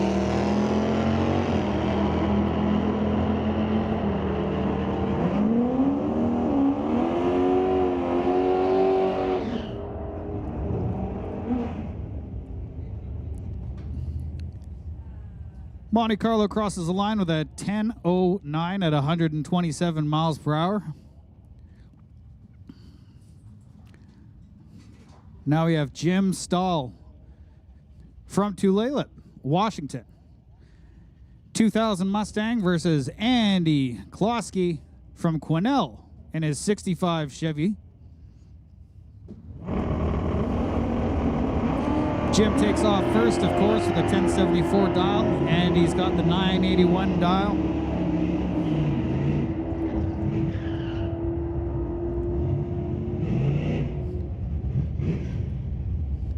And we got a 981 with a 1 on a 981 dial.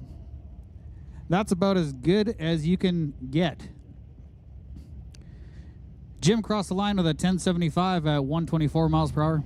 Now we have Nick Douglas in the right lane from Lake Stevens, Washington, in his 23 Super B.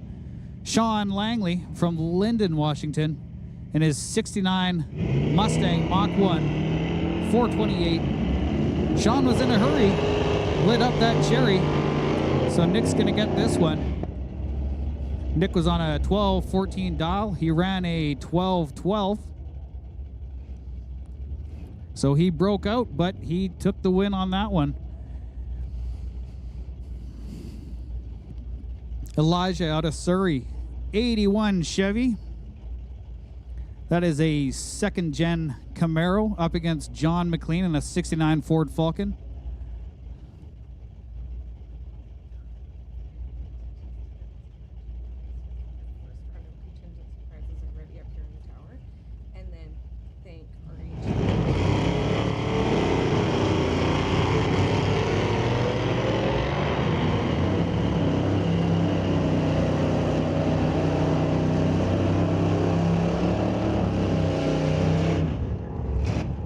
Attention in the pits, attention in the pits. Junior Racers, your first round out contingency prizes are now ready in the tower.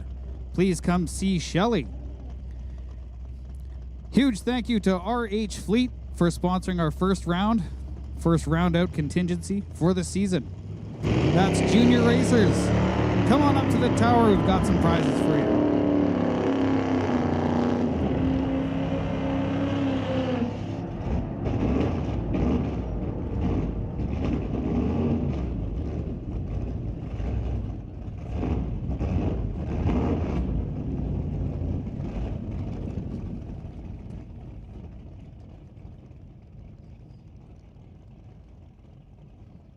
91 Mustang in the TCS lane, driven by Ralph Ellers. We've got Neil Cuthbertson in his 97 Chevy pickup, powered by a 454 in the Lordco lane. Ralph is dialed in. He's got a 1058 dial. Neil has a 1035 dial.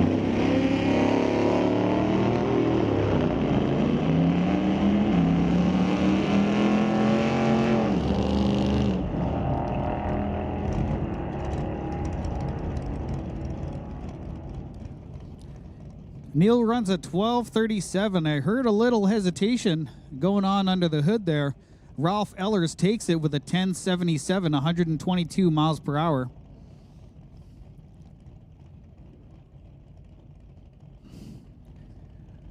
We have Martin Lambert in his 79 Chevy Monza in the Lordco lane up against Dennis Winton in the Lost in Time 66 Bel Air.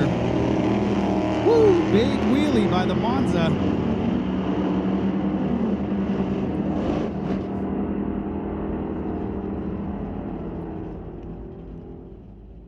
Dennis Winton takes the W with a 1030 at 130 miles per hour.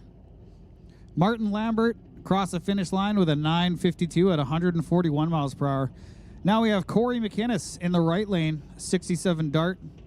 Steve Baskerville in the left lane, 2016 Volkswagen Golf R.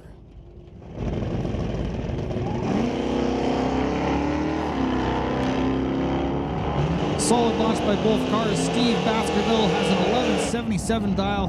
Corey McInnes 1150. They cross the line with Corey McInnes taking the win on that one at 1149, 115 miles per hour. Now we have Chris Stone in his 68 Dodge. Craig Johnson in the 79 Malibu wheelie machine. Chris Stone is driving for Stone Cold Racing, Willowbrook Motors. Craig Johnson, BC scale, and Johnson is custom exhaust. 1014 dial on the left lane. We got a 1047 dial on the right lane.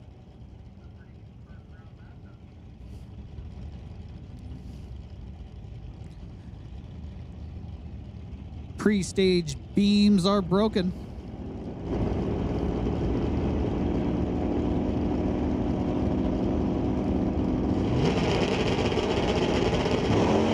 Big wheelie every time. That car is so entertaining to watch.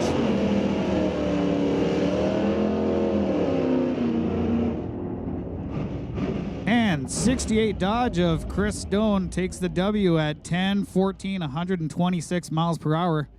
Craig Johnson, 1049 at 117 miles per hour. We've got Rob Getz from Kamloops. Oh.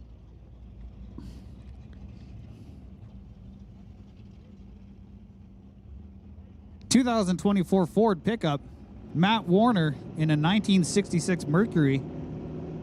We got 1135 dial on the left lane, 1049 on the right lane. Big 399 Ford powered wheelie on the right lane.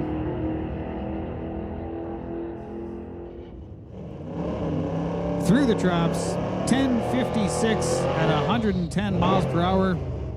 Goes to Matt Warner.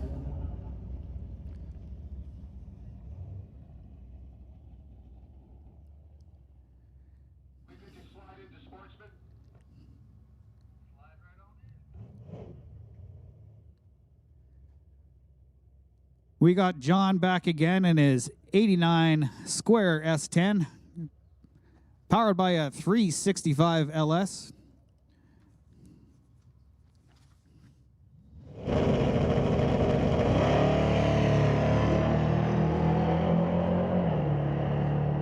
.1042 dial-in. He has an 050 reaction. Breaks the beam with a 1042 at 123.4 miles per hour.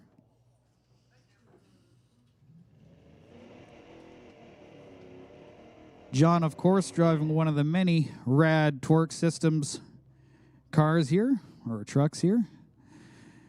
Now we have Brendan Piskacek 1990 Ford Mustang GT, Fox body car with a 306 under the hood. Up against a very new looking GMC pickup truck. GMC pickup truck's on a 15-15 dial. Mustang's on a 13-16 dial. Reset. We got a track reset. They're rolling back.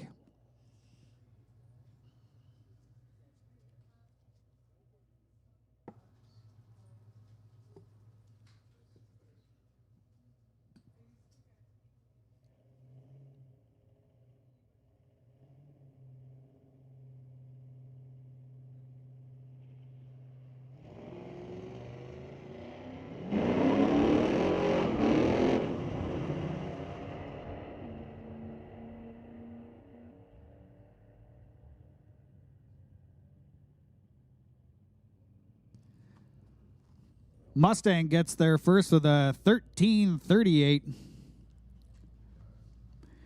85 miles per hour. Now we have a 2019 Mustang driven by Dan Piskacek up against Tyler Smith from Abbotsford in his 68 Chevelle.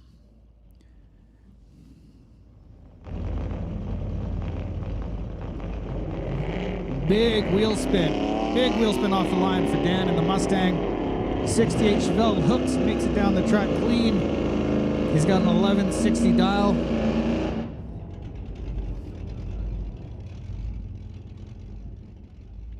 Crosses the finish line with a 1396 at 63 miles per hour.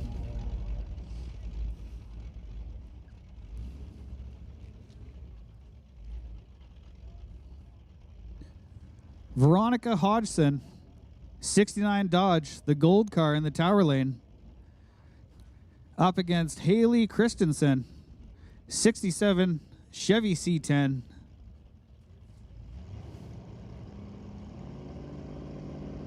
Dodge is powered by a Mopar 360, 67 C10 LS powered.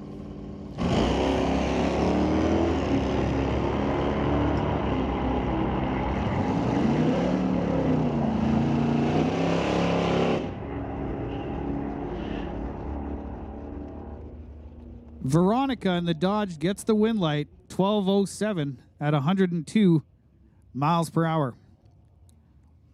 Steve Watkins, 2018 Ford Mustang.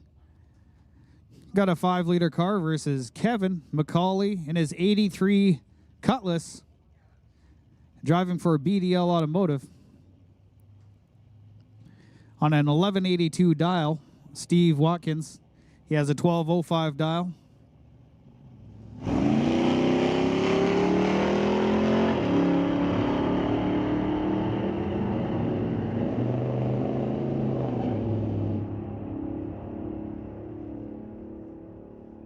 Brake lights from the Mustang at the end of the track, and he takes the W at a 1216, 106 miles per hour. Kevin McCauley ran a 1178 at 112 miles per hour.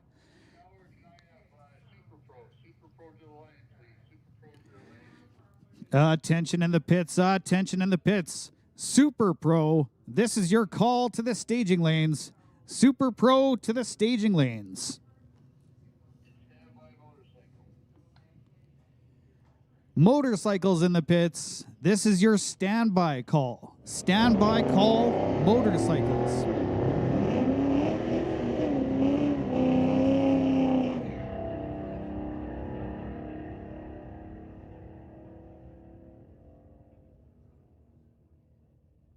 Jeff out of Mission, BC in his 70 GMC, powered by a 383, takes the W on that with a 1250 at 102 miles per hour.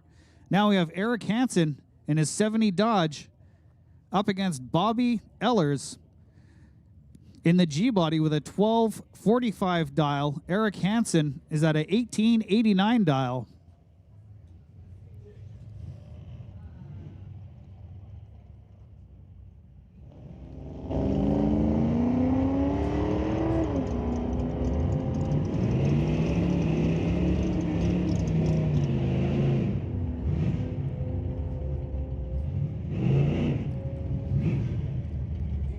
Bobby Ehlers takes it with a 1242. We got Darren Martin 05 GMC pulling up next to that red Mustang.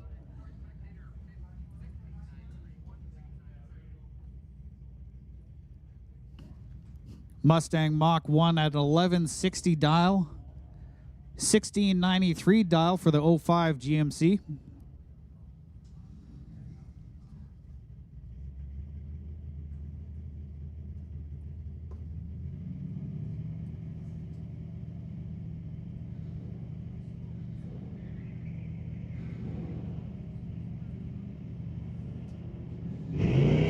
Green light for the Mustang. He's going to reel him in.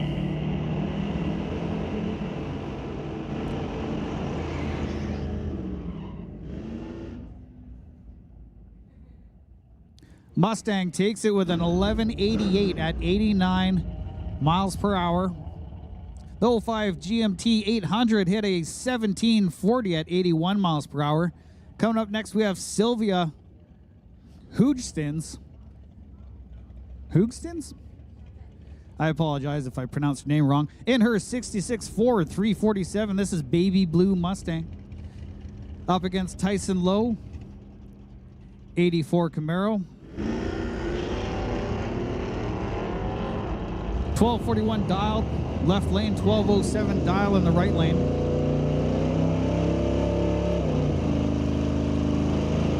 Brake lights in the left lane, and he takes it with a 1251, 97 miles per hour. Sylvia runs an 1199 at 104 miles per hour. Next, we have Jordan Ormsby, 94 Firebird. And I think I'm seeing double here. We got Pontiac versus Pontiac.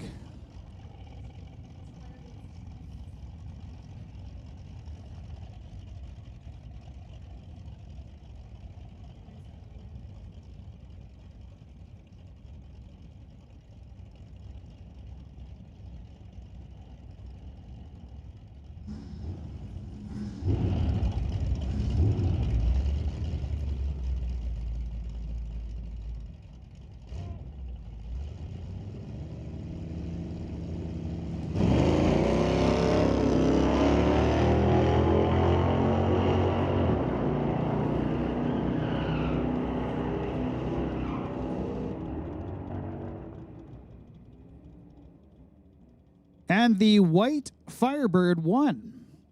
The white Firebird. Guess which one?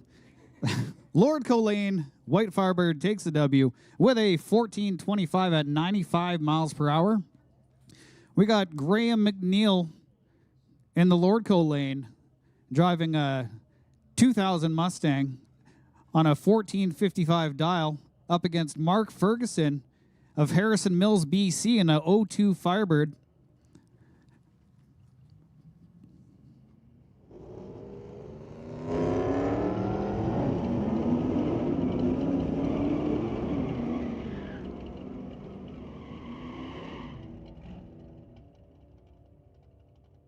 Left lane takes it.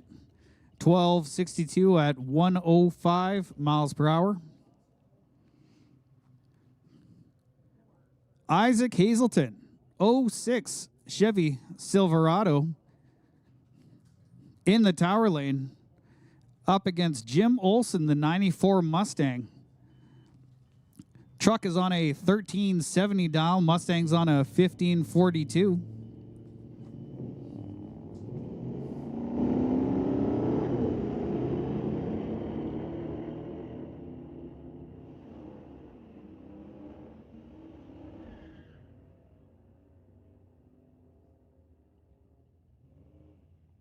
Brake lights again in the left lane. Isaac Hazelton takes it with a 1382, 93 miles per hour.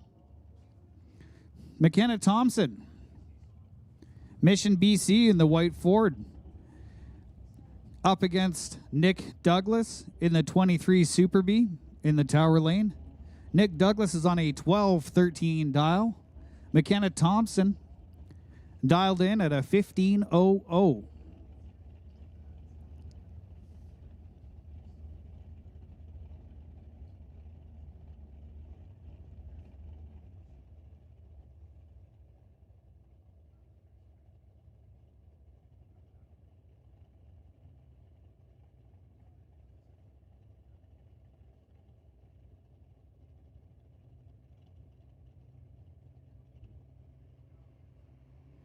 Green light for the Super B.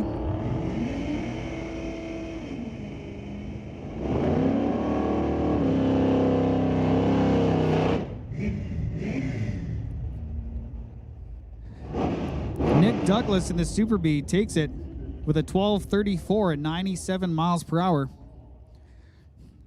Up next, we have Jessica Armstrong's 75 Dart. Justin Winton back again with a 66 Chevy wagon. Jessica Armstrong with the Armstrong Family Racing. Dialed in with a 1330. 1175 for the big Chevy.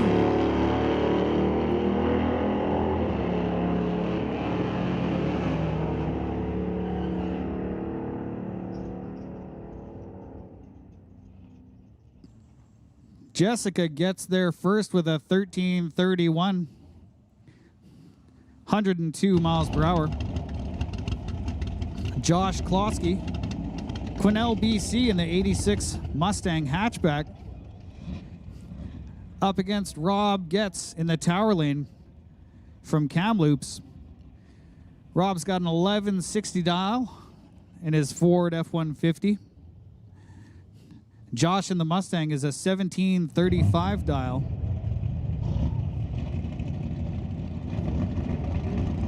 Green light for Rob.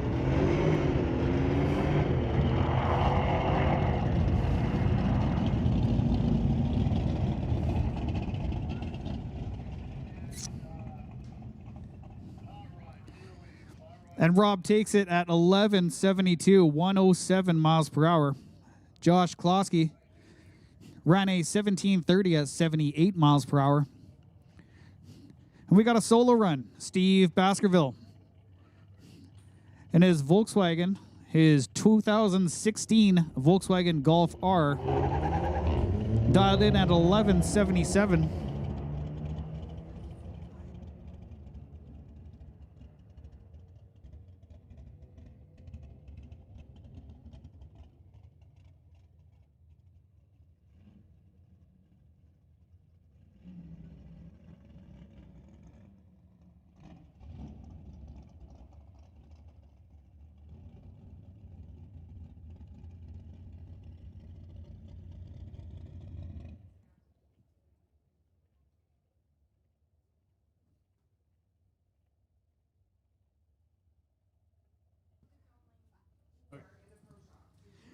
Attention in the pits, attention in the pits. Hot rods, this is your call to the staging lanes. Hot rods, lanes 1, 2, 4. 15 cars coming back for Sportsman.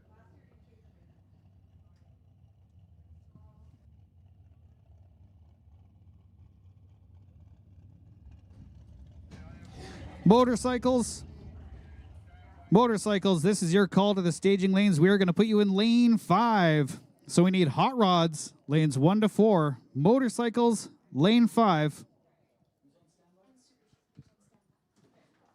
Super shifters, you guys are on standby. Standby, super shifters.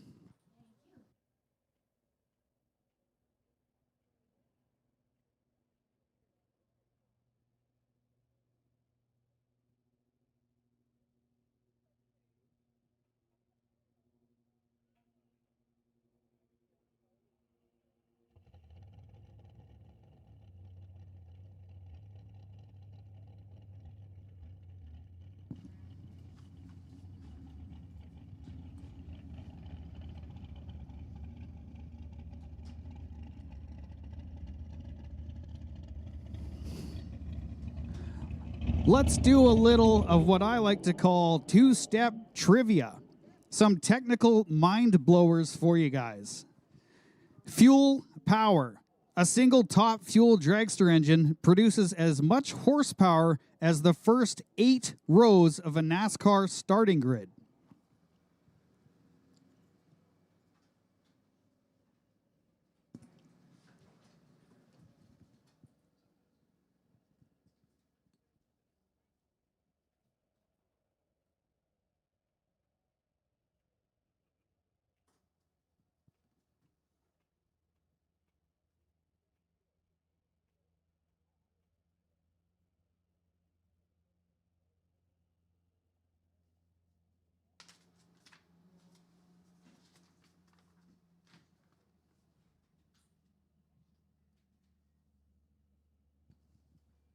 While we're taking a little breather here, I'm just going to go ahead and jump back into the Mission Raceway history, talking about the new Mission Raceway Park right here where we all know and love.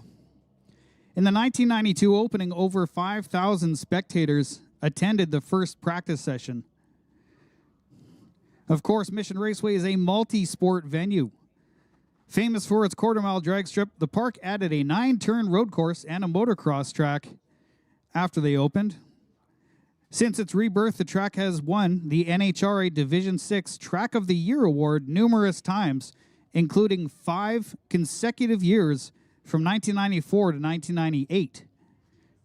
This track has good air because if you look behind you or in front of you, if you're on the spectator side, we are at sea level. That's the river right there. Because we're at sea level, the air is denser, which provides more oxygen for engines that allows for faster times than almost anywhere else in the Pacific Northwest.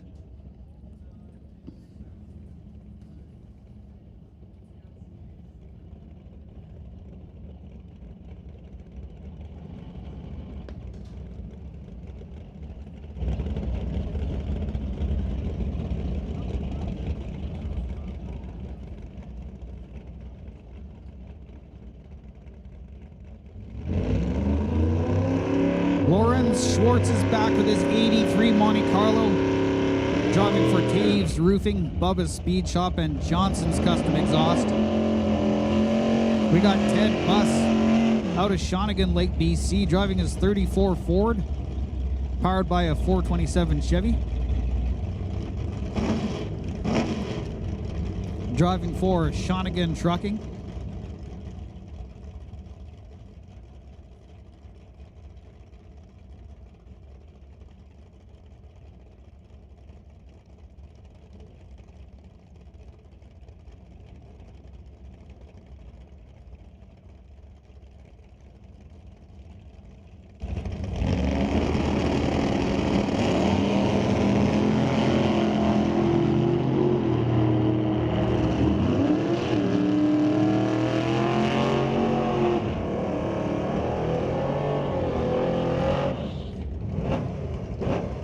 '83 Monte Carlo with a 1015 at 119 miles per hour.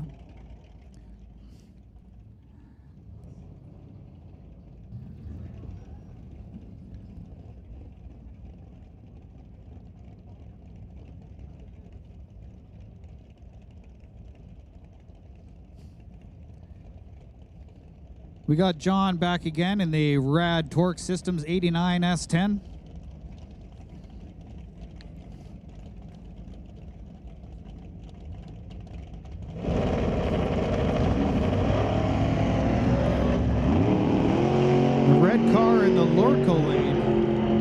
Fast car. I don't have any information about it on my screen here. John runs a 1080 at 121 miles per hour. Red car ran a 809 at 160 miles per hour.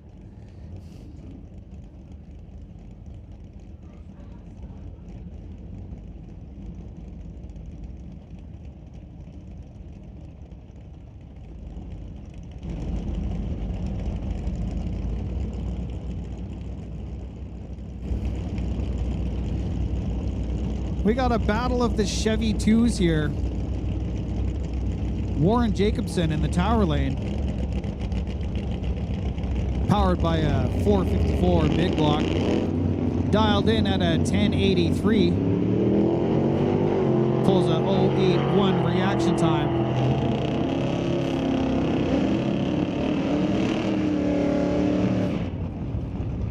.1094 at 125 miles per hour. Lordco lane 859 at 157 miles per hour.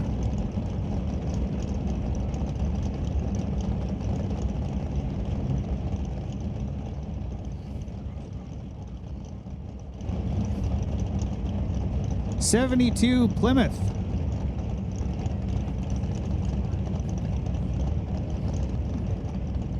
With a deceitful 340 sticker on the rear quarter there. actually running a 4:16 Mopar up against Jan Christensen. 67. Oh, I got 67 Nova in front of me, but that is most definitely a second-gen Camaro. Camaro red lights. And Steve crosses the finish line with a 1075 at 127 miles per hour. John Jenkins, yellow Chevy S10 long box truck. That's an 88 S10 powered by a 406 up against Steve McKenzie out of Richmond, BC in the black 87 Cavalier, which has a giant 548 big block crammed into the front end of that little car. He's on an 880 dial, crosses the traps with a 907. John Jenkins takes the W with a 1009 at 131 miles per hour. Up next, we have Kevin Garlock's 71 Camaro, powered by a monstrous 632 big block Chevy. John Brining in the Lordco lane in an 80 Camaro, also powered by a 632. Kevin Garlock's on an 873 dial. John is on a 905.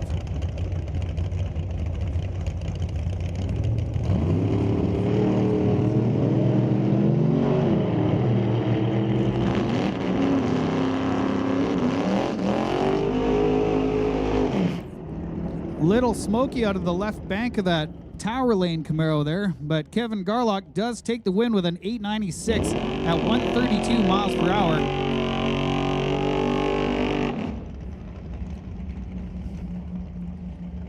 Mike Stewart in the left lane, 67 Chevy, up against Andy Hatton out of Langley, BC in his 69 Camaro. Mike is on a 10-second dial. Andy's on an 826.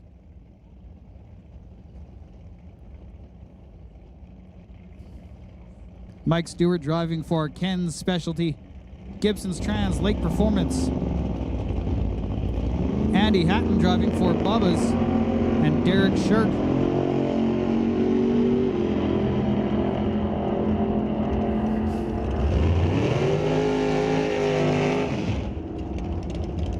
Mike Stewart takes it with a 10.05 at 131 miles per hour.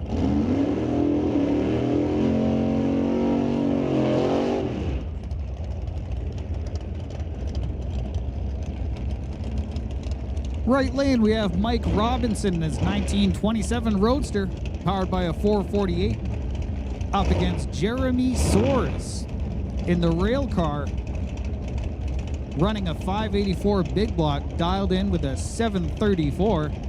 Mike Robinson has a 916 dial.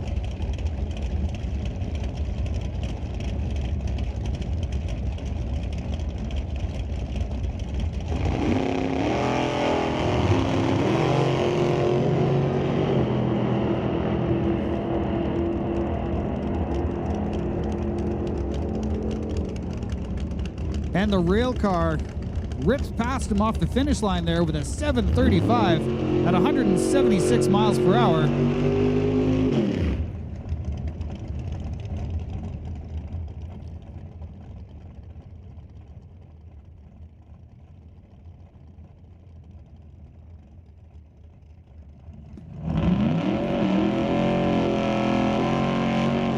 We got Brad Vingy, 68 Chevy Camaro, in the Lordco lane up against Brian Ritchie in the 68 Chevelle in the Tower lane. Chevelle is at a 788 dial-in. Brad in the Camaro is at a 956 dial.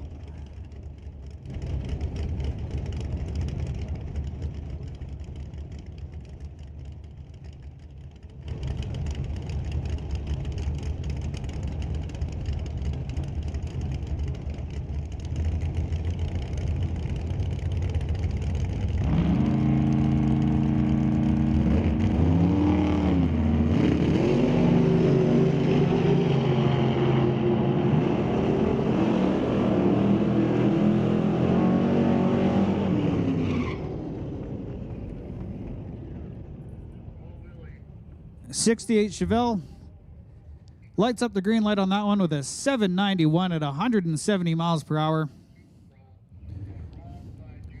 Brad in the 68 Camaro ran a 952 at 150 miles per hour.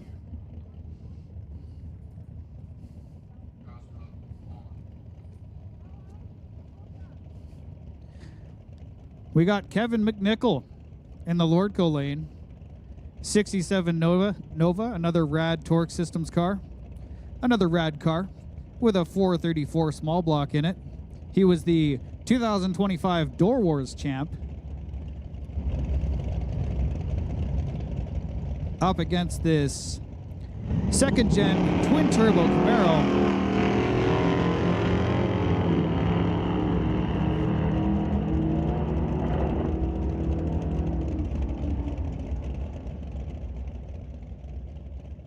Kevin in the Nova takes it with a 992 with a 3 at 118 miles per hour.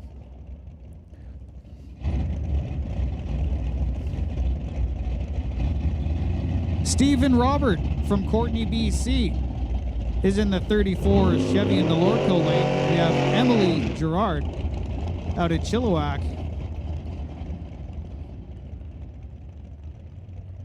Driving the rad Torque Systems rail car.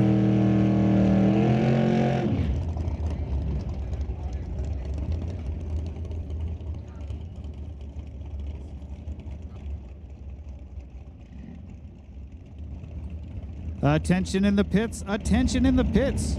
Super shifters 1 and 2. Super shifters, we need you in 1 and 2.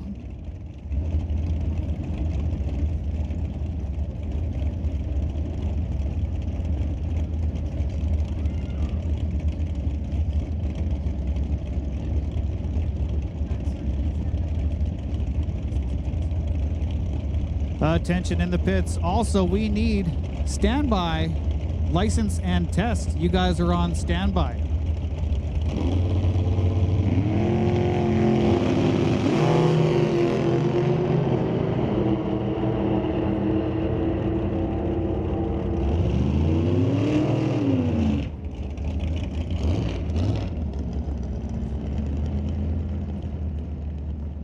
Emily Gerard takes it with a 751, 165 miles per hour.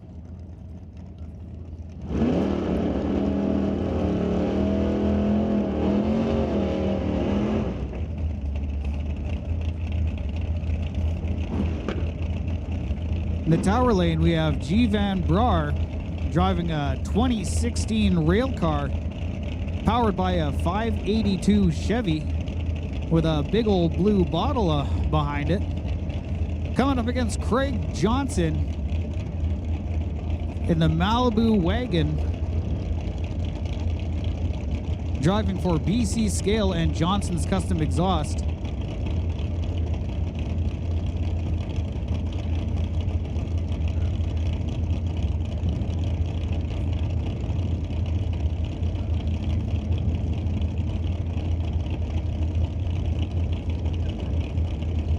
G. Van Brar has a 790 dial versus Craig Johnson's 1047. Craig Johnson is about to see nothing but the sky when that green light hits.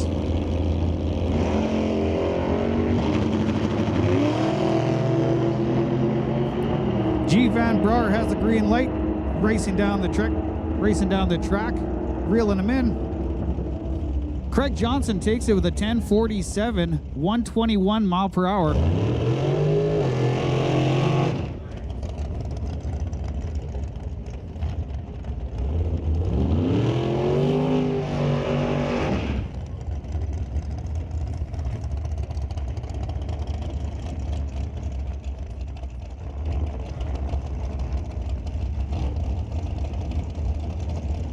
Morin Motorsports.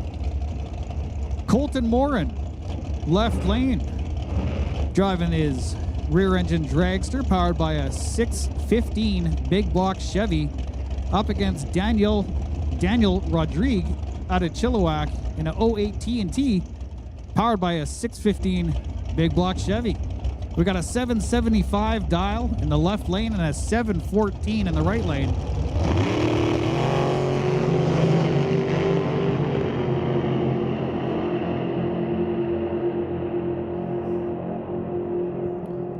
powerful last run for the cars there. Right lane takes it with a 7:15 at 184.2 miles per hour.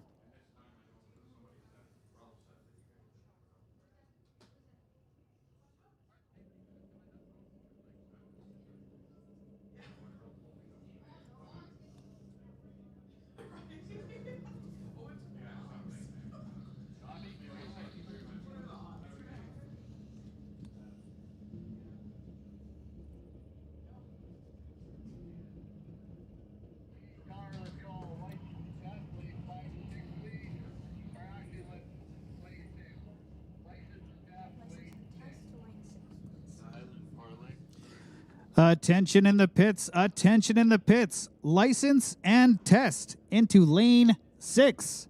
License and test, lane 6. Thank you. Back to motorcycles. We have Wild Bill from DeRoche, BC on his 86 Kawasaki 1400cc bike in the Tower lane. In the Lordco lane, we have Corey Craig out of Chilliwack riding a Hayabusa 1300 Turbo, riding for Black Lightning. Hayabusa is a 913 dial. Kawasaki in the left lane is at a 911 dial.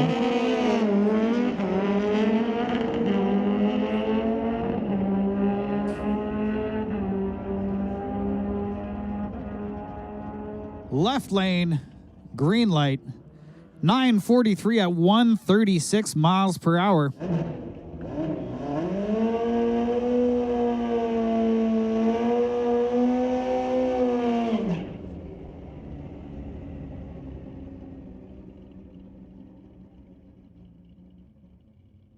We got Jody Brickwood on a 78 Kawasaki 1428 Tower lane.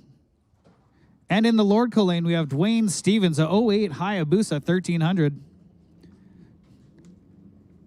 Hayabusa is on a 942 dial. Jody's on a 938.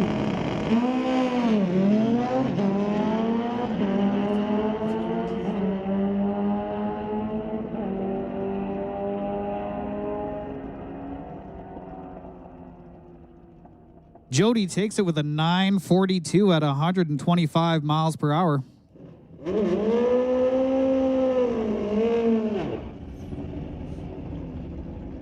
Daryl Storzak, Surrey, BC, riding for League Pro Suzuki on his 86 Suzuki with a 1428.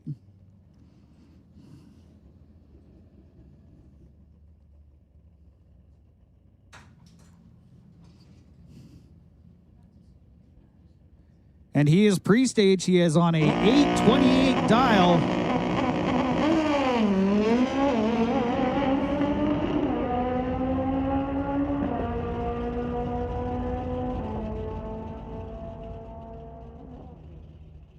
Runs an 866 at 146.68 miles per hour.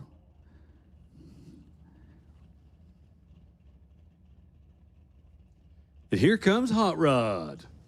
So you're doing a great job up here, Mike. Thank you, sir. I'm quite enjoying myself. Well, that's good. That should always be the case. So first pair in the water. Rob Hodgson. Wound up finishing number 2 in 2025. Hey, juniors, this is your standby call. Attention the pits. Juniors, this is your standby call. Standby call going out to juniors. So as I was saying, Rob Hodgson wound up finishing 2nd in Hot Rod last year. Championship came down to the final round of competition. Him and Matt Warner, the champ, faced off for said championship.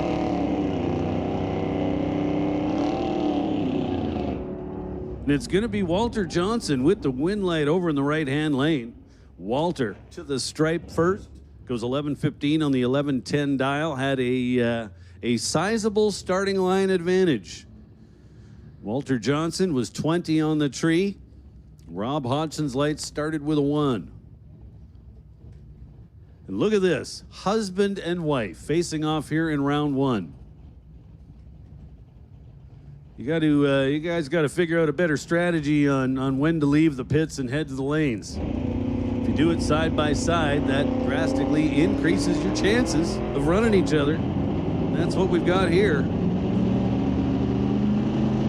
So again, one light starting with a 1, the other one not starting with a 1. That would be Terry's. Terry's was 031 on the tree at the finish line. He's taken 64 thou. Put it 12:08 on the 11:97. Sylvia was 155 on the tree, and well, that's just hard to fix.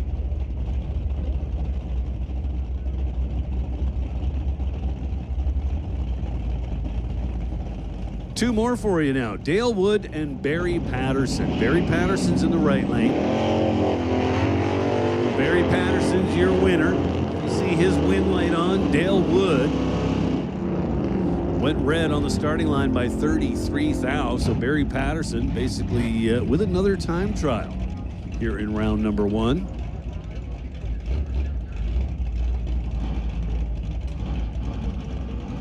Now it's going to be, I do believe, Ryan Isherwood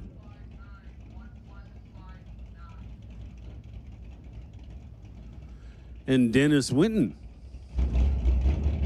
Rob Isherwood gets the dial corrected from 11:54 to 11:59. Great example of a driver checking the reader board before he pre-stages. So we're going to go ahead and make the call for juniors. Junior dragsters, this is your call to the staging lanes. And Junior Street. Junior Street will take you in lanes 4 and 5. Junior Street to lanes 4 and 5. I didn't quite hear Ken, but I want to think he told me to call Thunder to lane number 1 and Lightning to lane number 2. So we're going to run with that anyway. So Junior Street, we need you now. Junior Street to lanes 4 and 5. Junior Dragsters will take Thunder in lane number 1 and Lightning in lane number 2. Rob Monroe was our number 1 qualifier. We don't really qualify, but we do keep track of who gets the best light. And that guy gets the potential bye in round number 1. If there's an odd number of cars, we got to run a single, and the single will be given to whoever cut the best light through time trials. So Rob Monroe, all by himself, goes 12-12 on the 12 flat dial.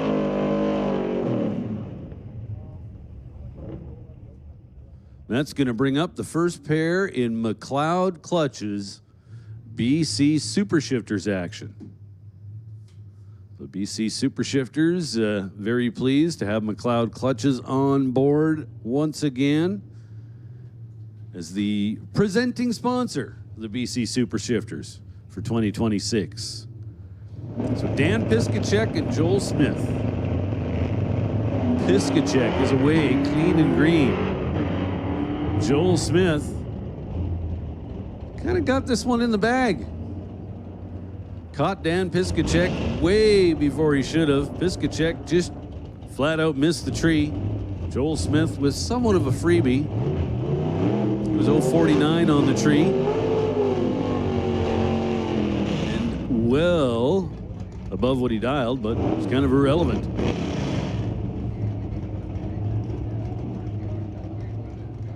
Now former champ John DePork coming up left side. The 3rd gen Camaro dialed in at 10:22.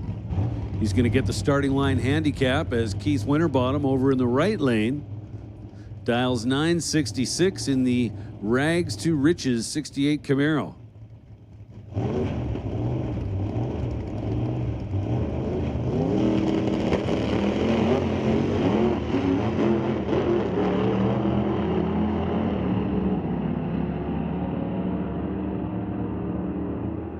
Well, and DePort gets a freebie. Looks like he ran it all out to the tune of a 1023 on the 1022 dial. That'll certainly work. Winter bottom. Turns it red by 11 thousandths of a second. He's off the gas. Coasts through the finish line at 10:53, 110 miles an hour. And here comes two more. Couple of heavyweights, so to speak. Will Zorick coming up in the right-hand lane. I can just about guarantee that those are the biggest ladder bars you'll see of any racer here today.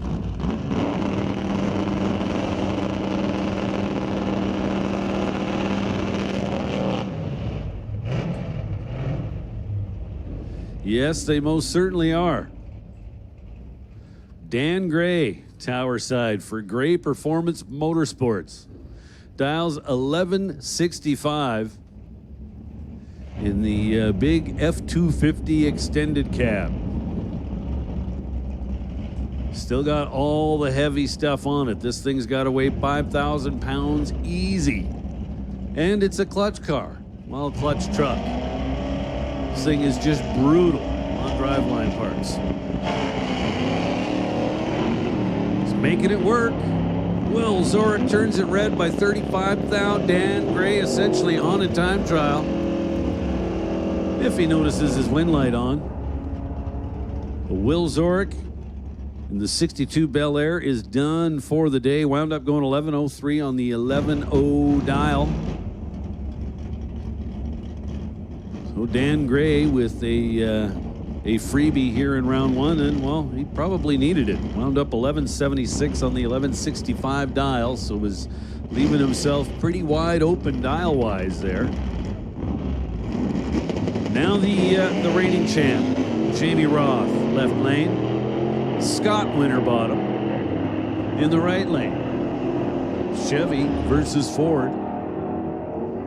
Ford takes the win. It's Jamie Roth to the finish line first by 82 thousandths, 10:01 on the 996. Plenty good enough.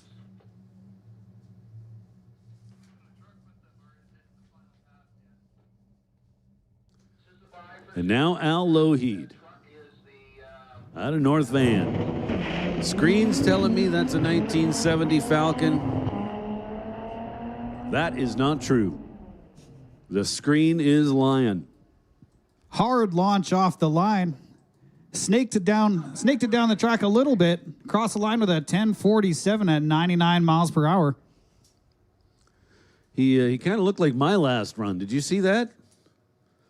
For whatever reason, I think I covered about the first 5 feet okay. Then it just shook and let go of the tires, and I was all kinds of sideways. And very, very, very lucky to have the wind light turned on for me. But I'll take it, nevertheless. Being the luckier of the two has a lot to do with drag racing. It's very much so a right time, right place kind of sport. Yeah, it's a straight line track, but the cars and trucks that race on it don't always want to go in a straight line. This is true.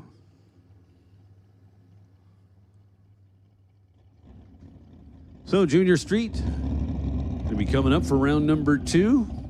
Starting line crew down there just doing a little bit of touch up.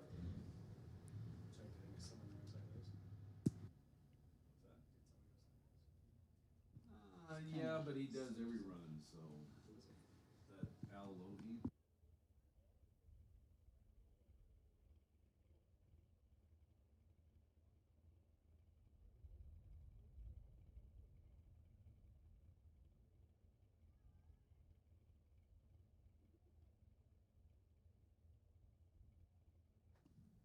Attention in the pits. Attention in the pits. Pro, this is your standby call. Pro, you guys are going to be on standby.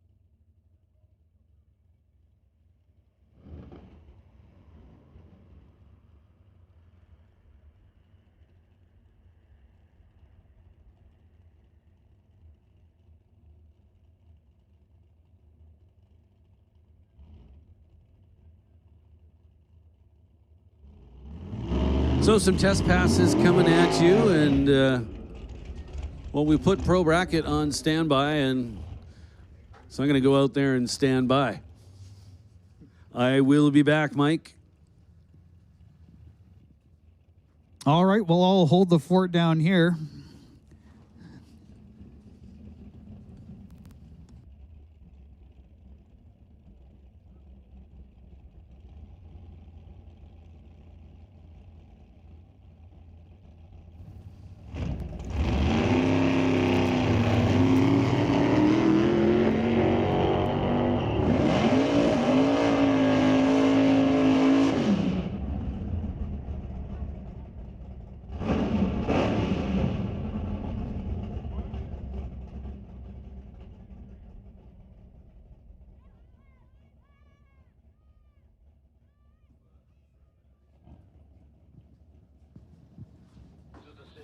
G-Body Malibu with those beautiful stacks sticking out of the hood. Taking a pass down the strip.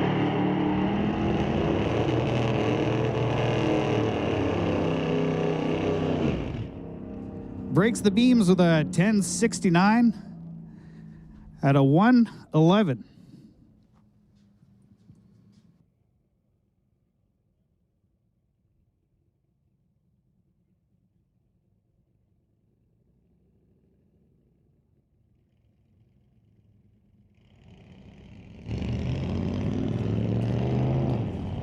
Connor Kampf in the orange 64 Ford.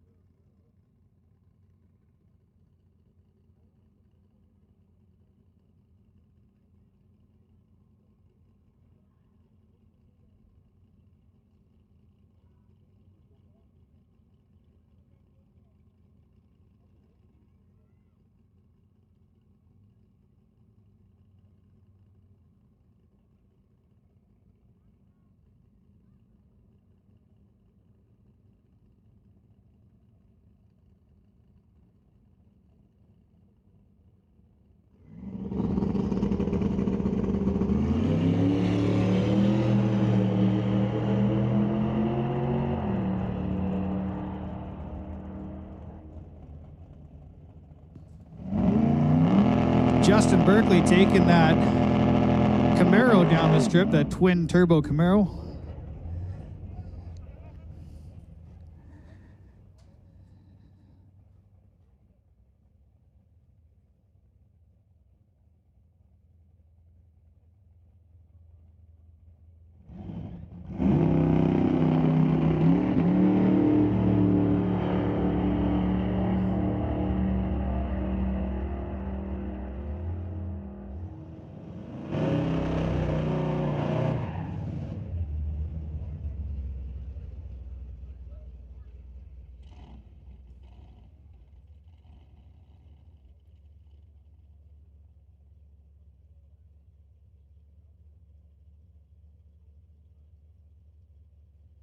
Del James lining up for a pass in his 83 hatch Fox body Mustang.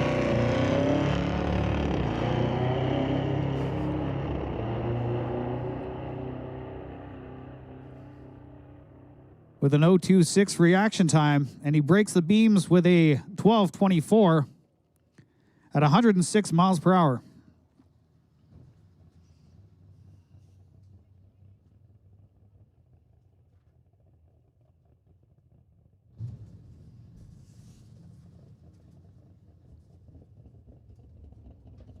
Yeah, Sportsman tree, please. I'm going to send a few.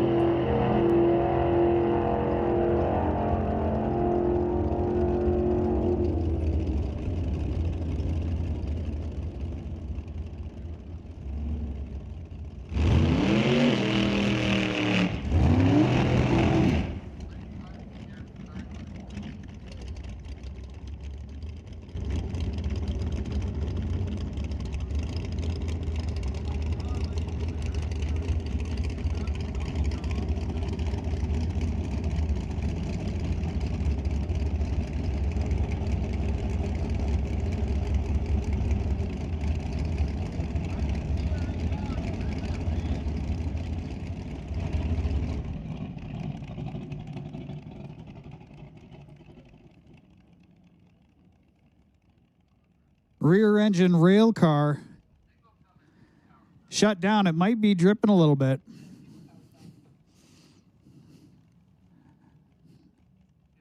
Single run in the Lordco lane for the front engine dragster. Making a healthy pass down the drag strip. 919 at 144 miles per hour.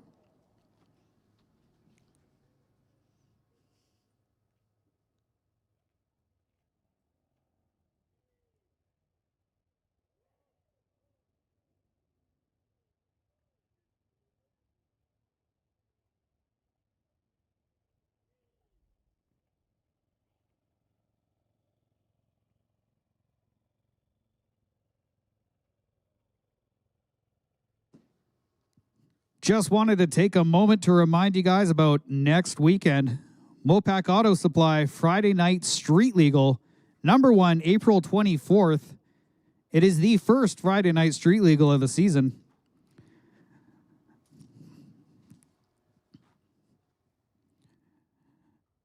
So if you want to see what your street car or your dad's street car or your mom's street car can do down the drag strip, come on out for a safe, fun, competitive night of racing. Okay, this is another license pass for the junior street in the white pickup.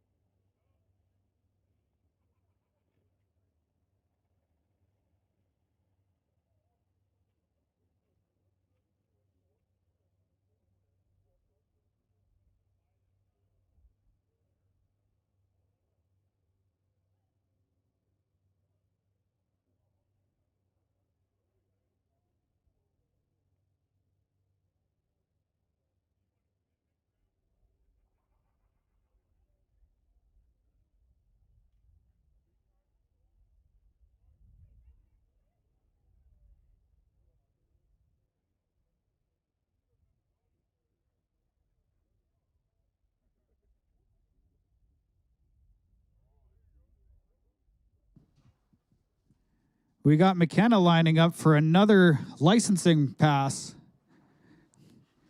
in this white Ford F-150, getting a lot of track time today.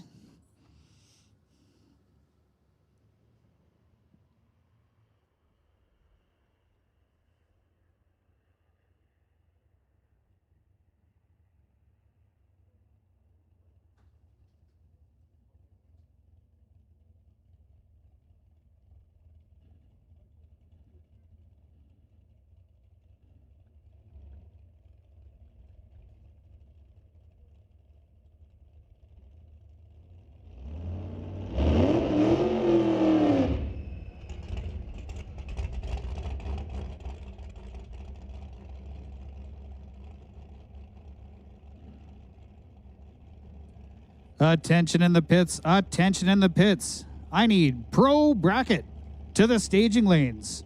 Pro to the staging lanes. Sportsman, we're going to put you guys on standby. Standby, Sportsman.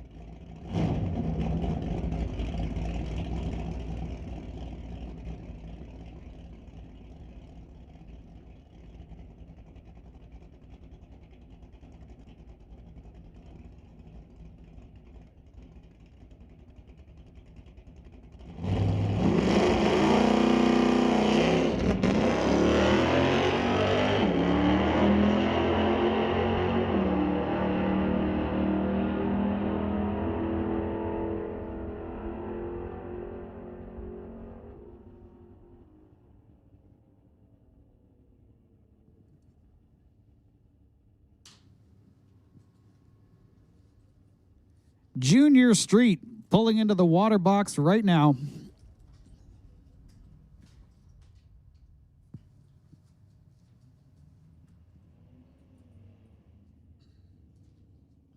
We got Jackson Dew in the left lane, 96 GMC Jimmy.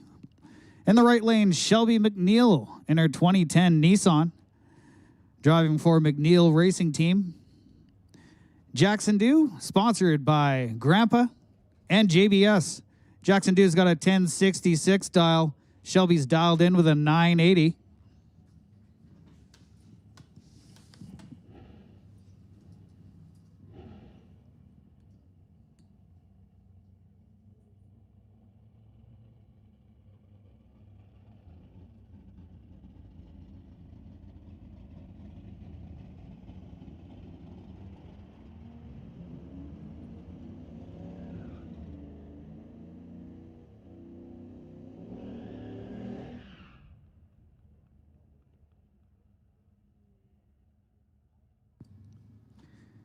'96 GMC in the left lane. Gets the green light with a 1071 at 62 miles per hour. Shelby McNeil ran a 990, 69 miles per hour.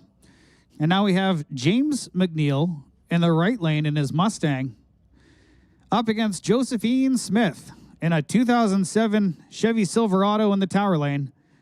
Silverado's dialed in at a 962. James McNeil dialed in at a 940. Josephine driving for Zapstrap Racing.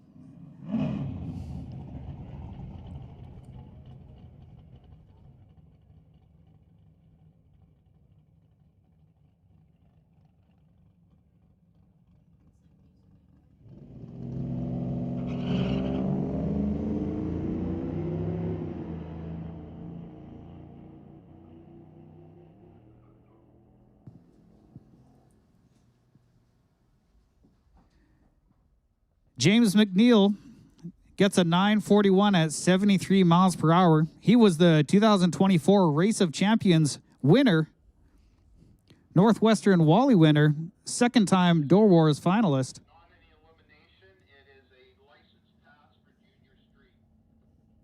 We got Jenna Monroe in the right lane in the 08 Tahoe, driving for A&M Marketing, Winter Harbor Marina and RV. And we got McKenna Thompson back again out of Mission, BC.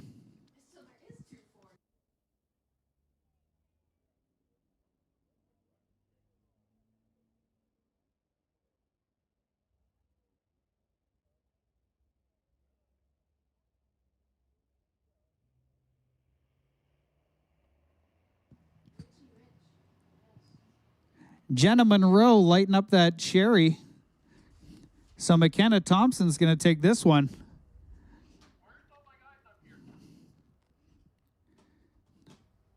Thompson runs a 1042 at 66 miles per hour.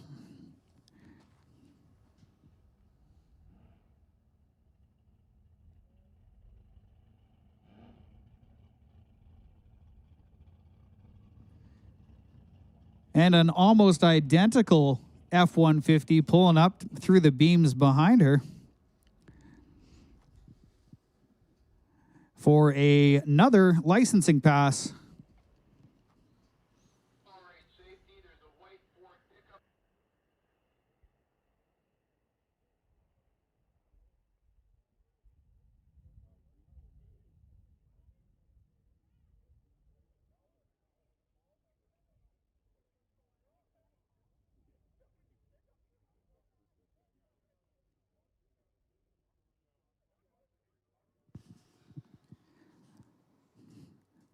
Little break here, so I got some two-step trivia. G-Force reality. At the starting line, a top fuel dragster driver will hit 5 Gs, or 5 times the force of Earth's gravity, pushed back into the driver's seat. On the flip side, when those parachutes hit, a driver feels about 5 times the force of gravity thrown forwards, which is more deceleration than a fighter pilot landing on an aircraft carrier. Another fun fact for you guys, top fuel drag cars don't just burn fuel, they practically inhale it. A top fueler consumes 4 to 5 gallons of nitromethane in a single quarter-mile pass, which is like a garden hose full of fuel.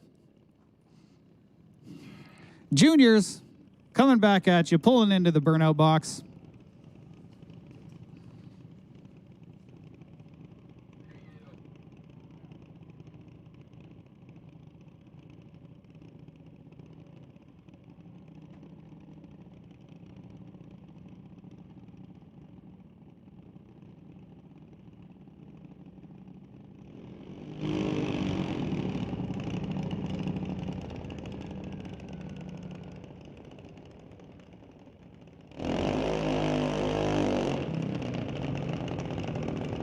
Grayson Mass, new elevation civil construction in the tower lane.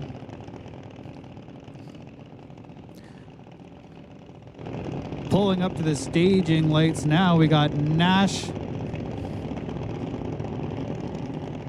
Gallant, BDL Auto, Badass Garage. Nash is on a 1254 dial, Grayson Mass at a 906.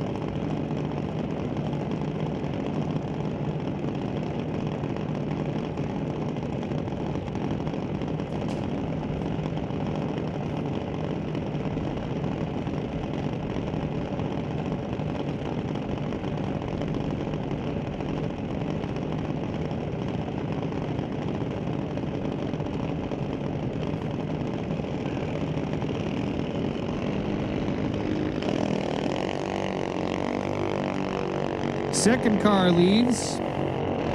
Second car, Grayson gets a freebie on that one. Nash jumped the line a little bit. Grayson Mass runs a 916 at 71 miles per hour.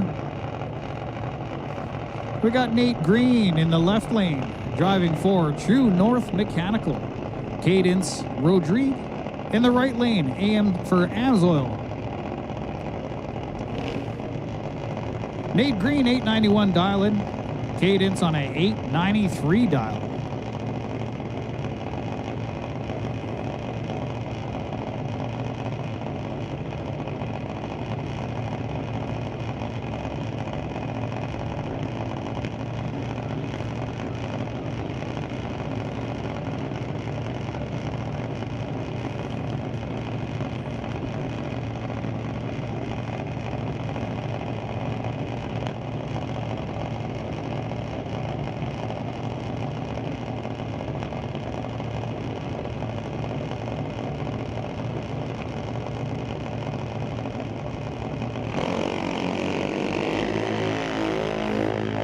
Neck and neck race, the last pair of Junior Thunder making their way down the track here.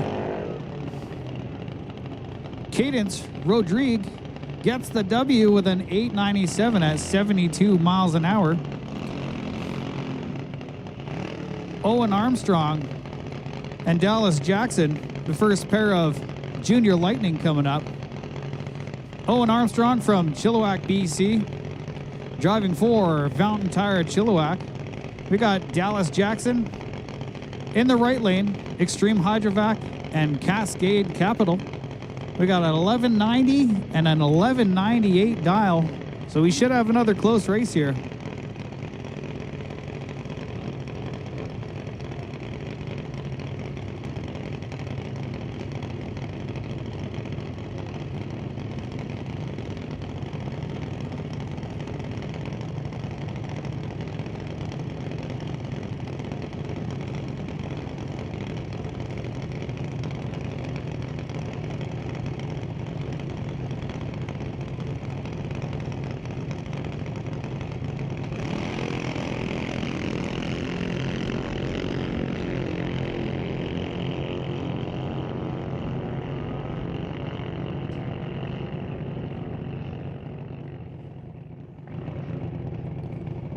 Dallas Jackson with a 12.00 at 51 miles per hour.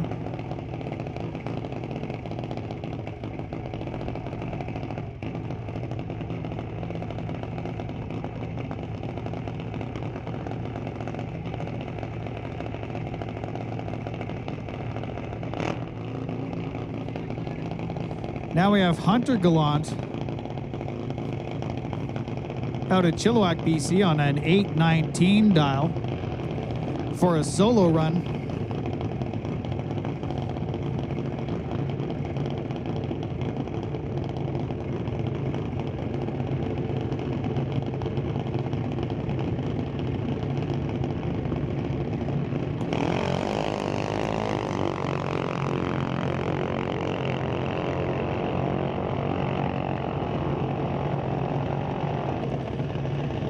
Hunter Gallant crosses the beams with an 823 at 77 miles per hour.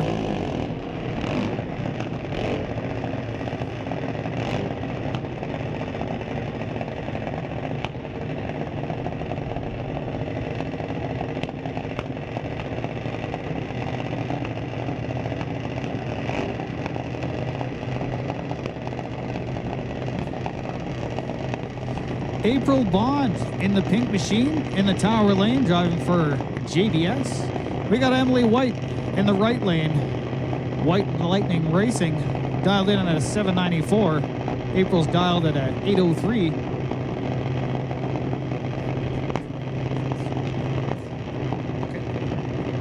Attention in the pits, attention in the pits. Sportsman to the lanes. Sportsman to the lanes. Super Pro, you're on standby.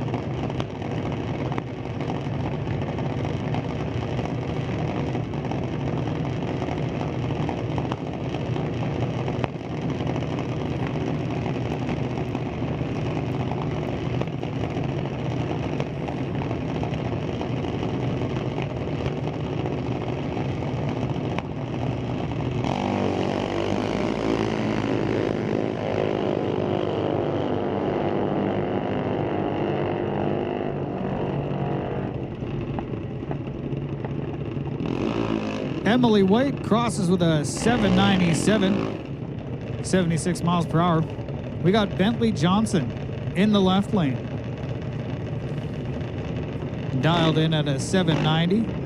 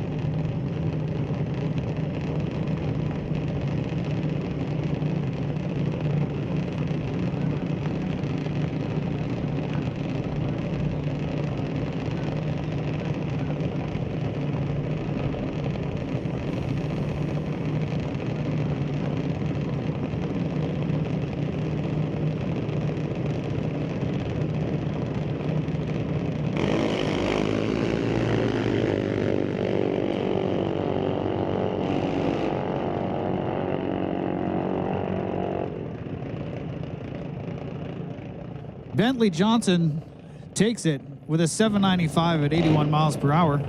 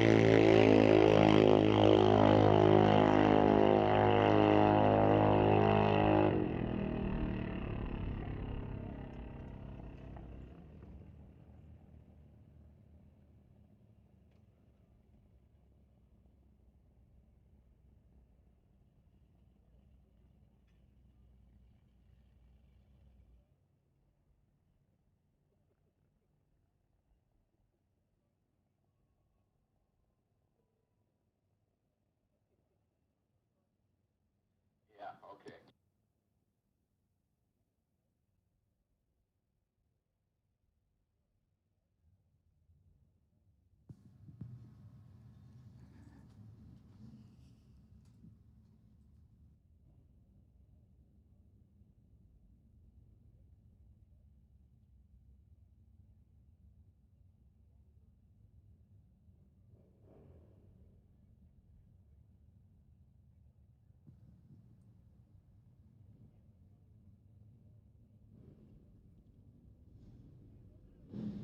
Safety, we good?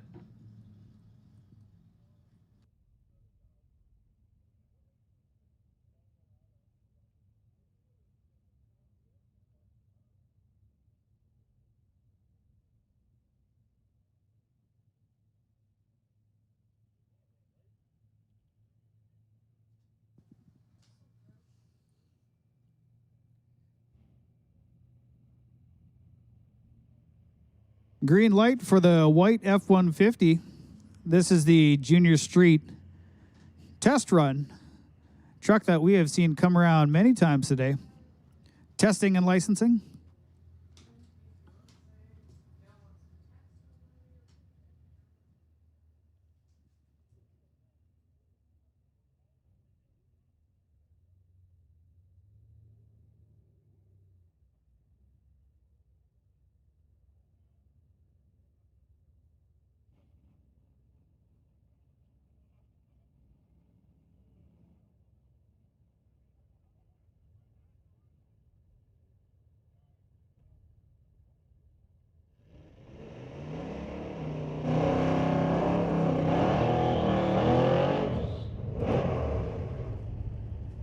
John Tabak back again in his 89 S10. Up against Brendan Piskacek in his 90 Ford Mustang GT. John's got a 1043 dial. Brendan has a 1316 dial.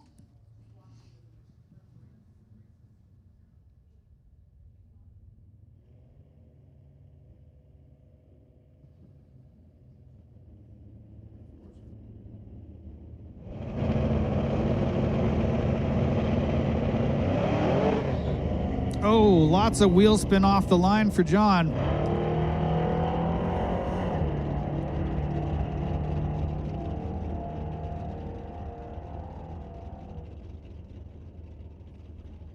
Made that one easy for the Mustang. Piskacek takes it with 1333 at 83 miles an hour. We have got Mike Render in an 85 S10 out of Chilliwack, BC, driving for Fountain Tire. Mal Patterson, Maple Ridge, 68 Acadian, the malfunction car. Albion Tireland, Maple Ridge, Valvoline Express Care. 1012 dial up against Mike's 1085 dial.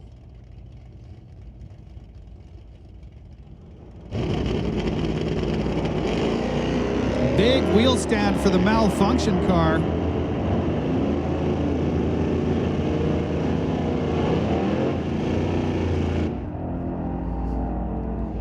And Malfunction takes it with a 10.16 at 131 miles per hour.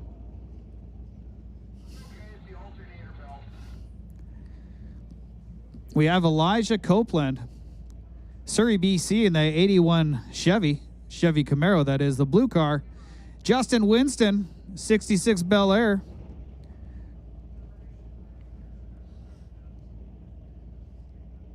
Bel Air wagon just dropped a belt before getting on the lane, but I heard it's an alternator belt, so doing this pass off of straight battery.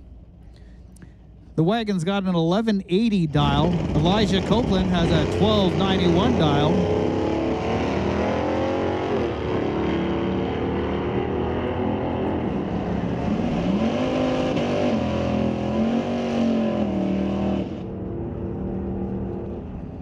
Elijah Copeland takes it with a 1302 at 103 miles per hour.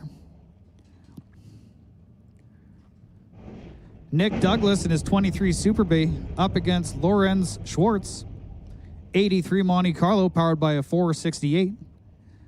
Nick's got a 1215 dial and Lorenz at a 1006.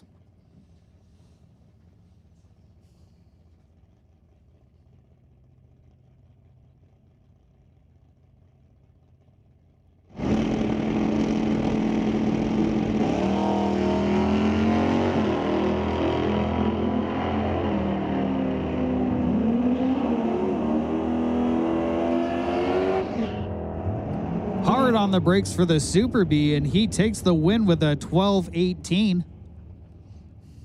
101 miles per hour. Ralph Ellers, 91 Mustang, the 6-liter LS-powered notchback Fox body against Andy Klosky's 65 Chevy. Andy's here all the way from Quesnel. Andy's got a 481 dial. Ralph's dialed in at a 1058.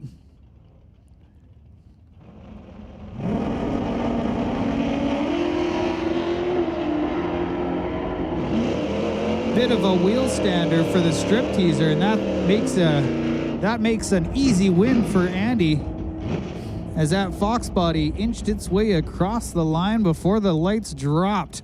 Now we have this 66 Mercury of Matt Warner, also a wheels up car, up against Steve Watkins' 2018 Ford 5-liter.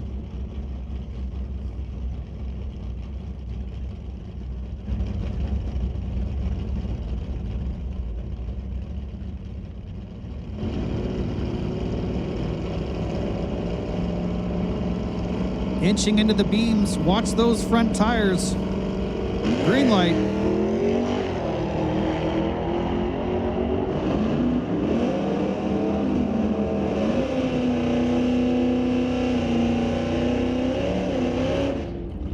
.57 for Matt Warner with the wheelie machine at 115 miles per hour. Up next we have John Baczynski. John Baczynski, 70 Cuda, up against Corey McInnes' 67 Dart, powered by a 308. John's got a 1075 dial versus the Dart's 1150 dial.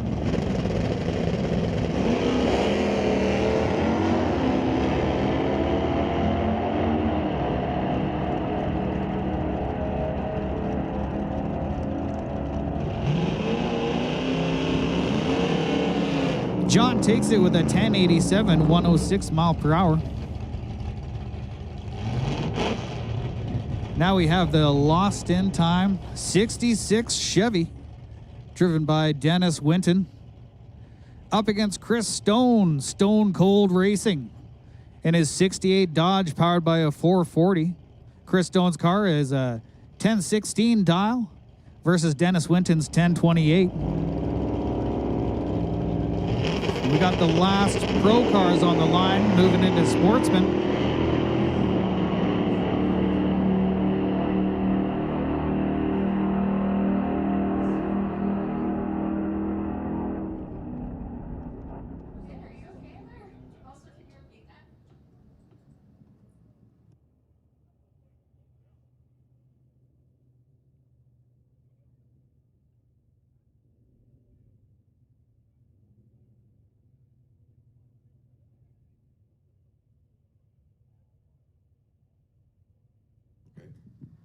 Attention in the pits. Attention in the pits. Super Pro to the lanes. Super Pro to the lanes.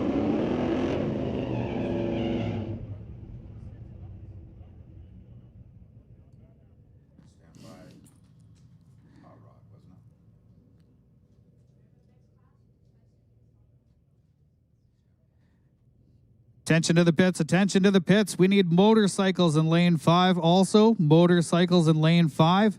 Stand by, hot rods.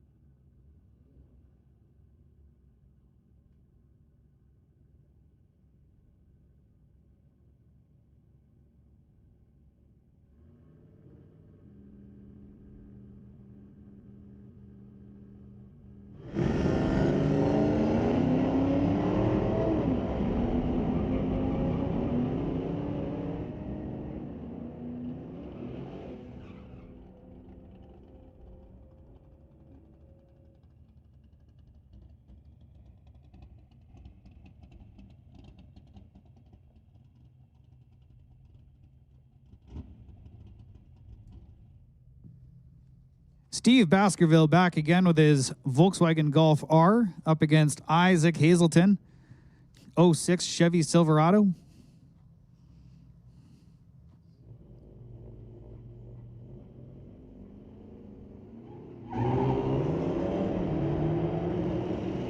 Isaac Hazelton lighting up the red light. Steve Baskerville with an easy win. Still runs an 1161 at 116 miles per hour.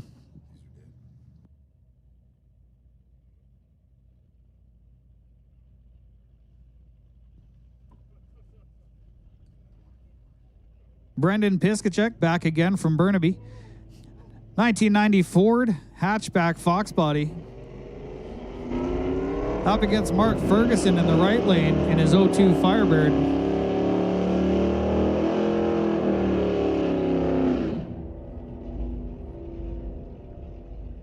Left lane gets the green light. Brendan Piskacek with a 1325 at 93 miles per hour.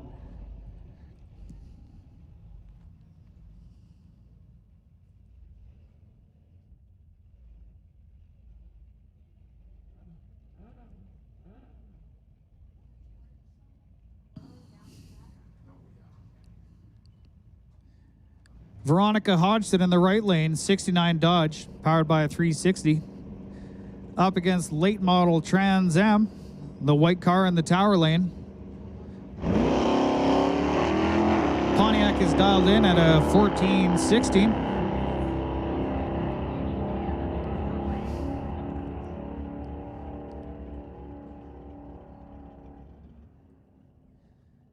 Veronica takes it in her 69 Dodge with a 1201 at 97 miles per hour.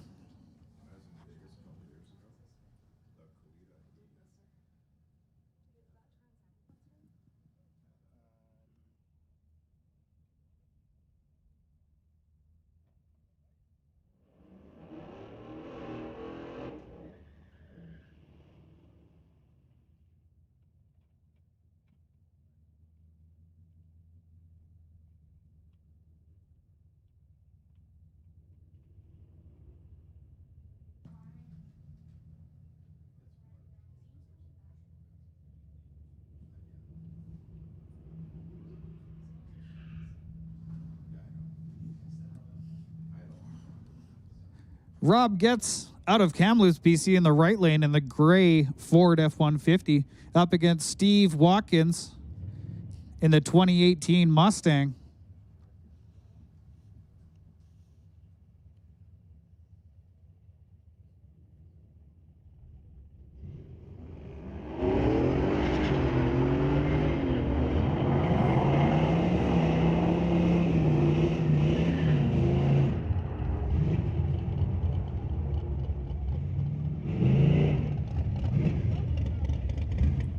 12:08 for the Mustang at 117 miles per hour. Now we have Nick Douglas in his 23 Super Bee back for another round next to the Mach 1 Red Mustang. Red Mustang's on an 1160 dial. Nick Douglas has a 1218 dial.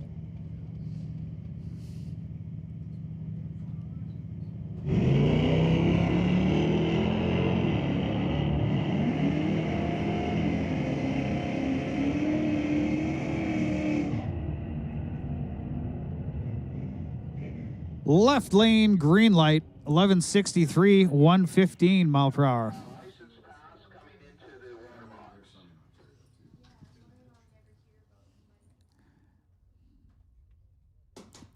Jessica Armstrong, 75 Dart, beige on brown. Powered by a 318 from Armstrong Family Racing. She's dialed in at a 1334.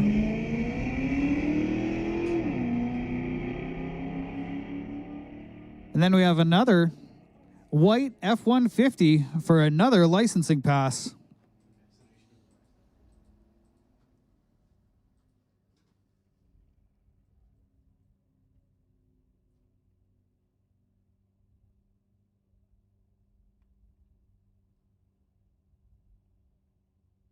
There are two almost identical white F-150s that have been on a steady licensing pass rotation all day.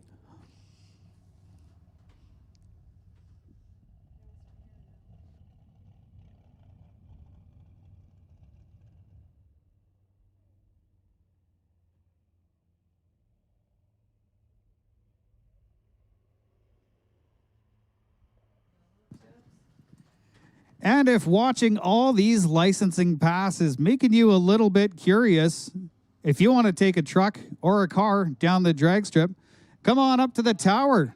Have a little conversation about how you can get your own license to take a car for a run down the strip.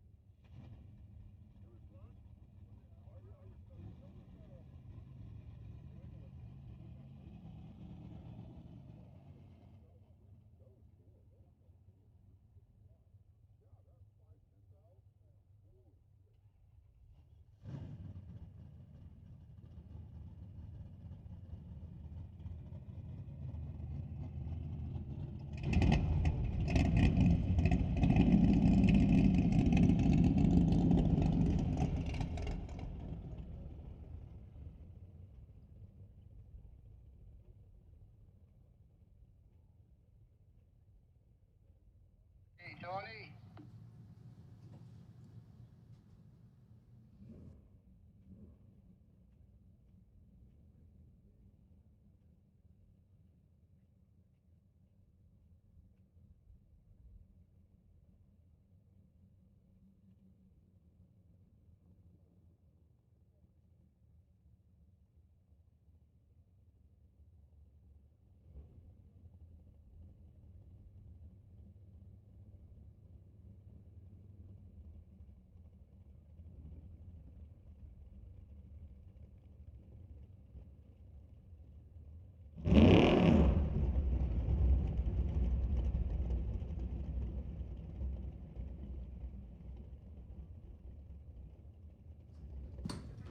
Attention in the pits, attention in the pits. We need Hot Rod to the rear staging. Hot Rod, start staging. Super Shifters, you're on standby. We got standby for Super Shifters.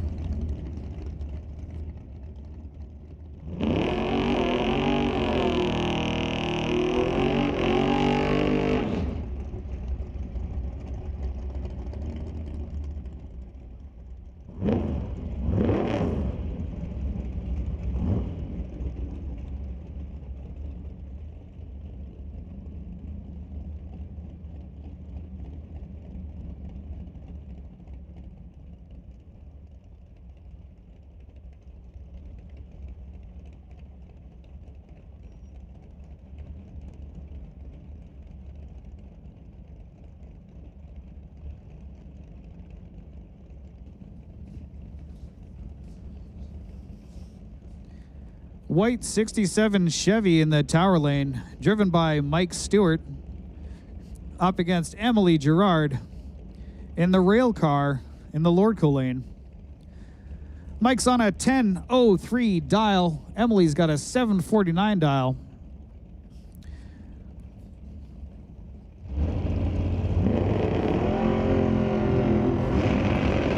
Mike crinkling those sidewalls for a solid launch. Oh, and he just takes it at a 10.08 with 130 mile per hour. Emily quarter mile ET, a 755 at 169.75 miles an hour. Back again, we have John to back, 89 S10, driving for Rad. He's got a 1043 dial up against Warren Jacobson, 67 Chevy 2 with a 1086 dial.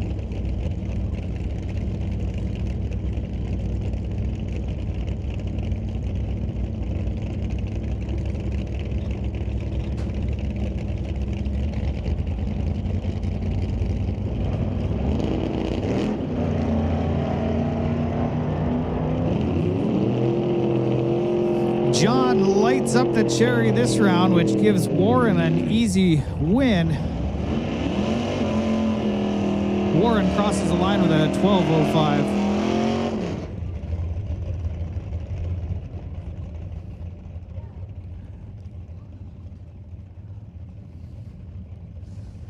Lorenz Schwartz, 83 Monte Carlo, powered by a 468 up against Kevin Garlock's 71 Camaro.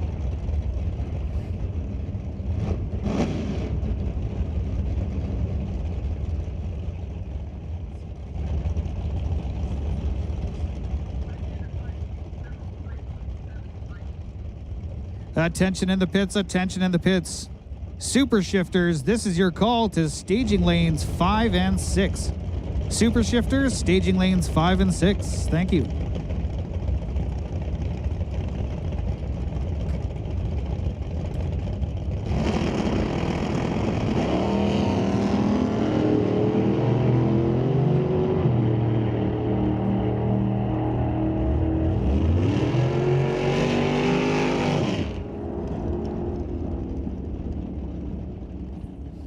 Monte Carlo takes the W at a 10-10, 126 miles per hour.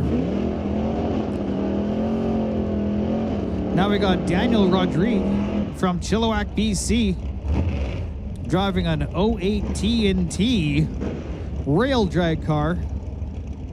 So we're about to see an explosive run.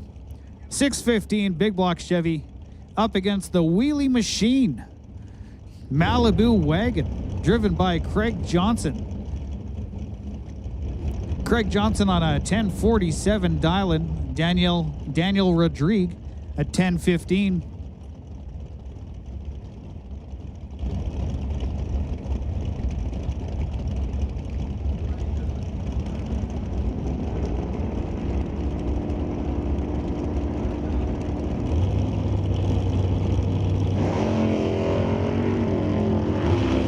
Another massive wheelie by Craig Johnson. Daniel's reeling him in. Craig Johnson lights up the wind light at 1052 on a 1047 dial. Broke the beams at 118 mile per hour. Now we have Brian Ritchie in his 68 Chevelle. Lining up next to Don Jenkins out of Delta in the yellow 88 S10.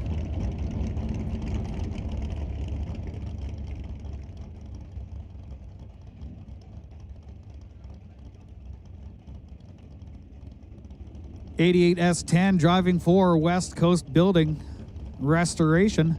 Mackenzie Racing. Bubba's. Got a 406 under the hood. Brian Ritchie in the 68 Chevelle. He's dialed in at 10 or a 790.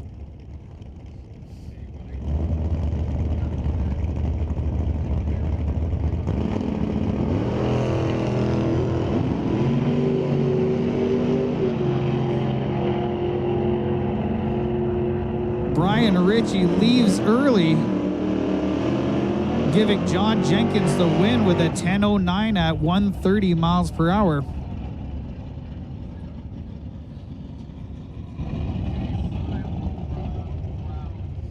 And we got the Rad Red 67 Nova back lining up at the starting line, driven by Kevin McNichol.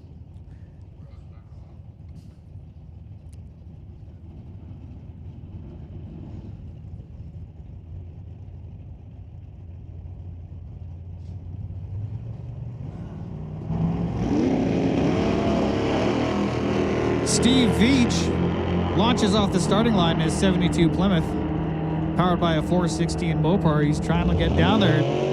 10 seconds, 75 seconds. Oh.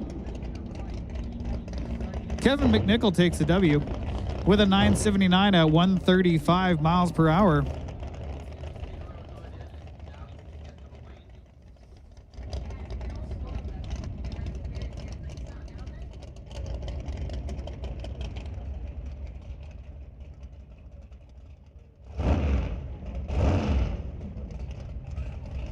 Attention in the pits, attention in the pits. We're looking for a Daryl Storzak.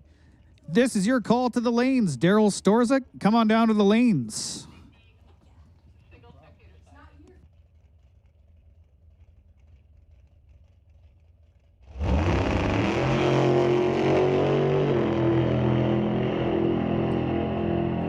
Jeremy Soares soaring down the track.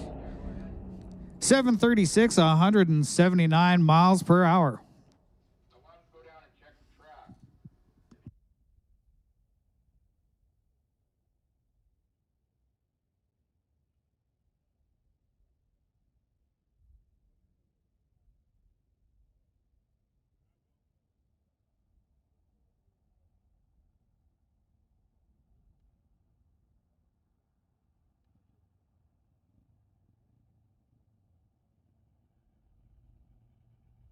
Yeah, he's on his way up now.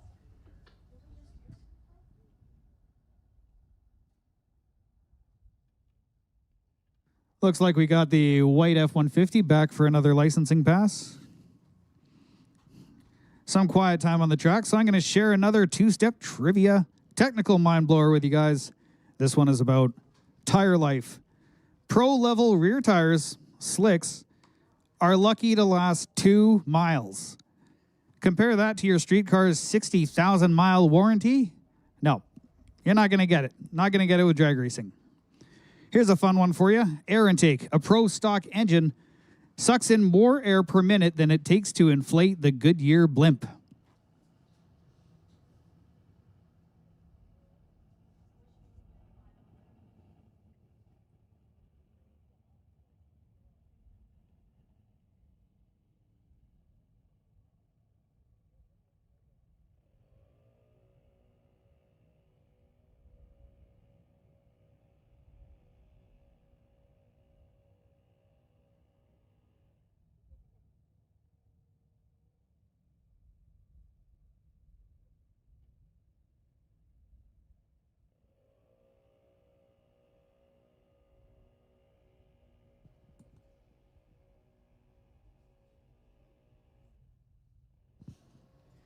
Here's a fun one for you folks.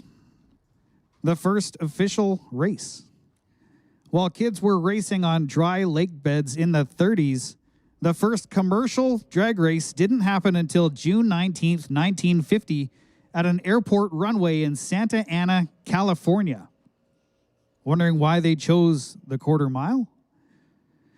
We raced 1,320 feet because early racers used the quarter mile because it was roughly the length of a standard city block.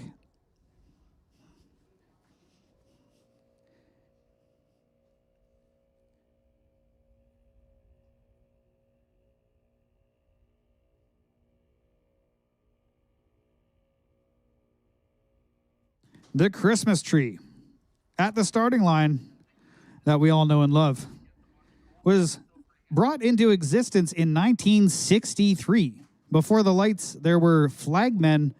They were replaced because drivers were too good at reading the flagman's body language to get a head start.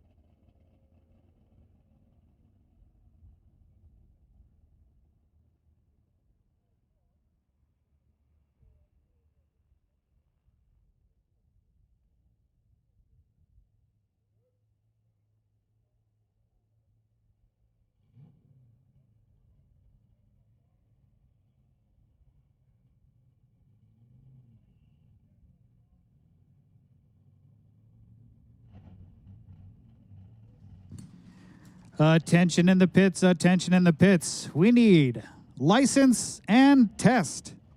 We need you guys in lane 6. License and test to lane 6, please.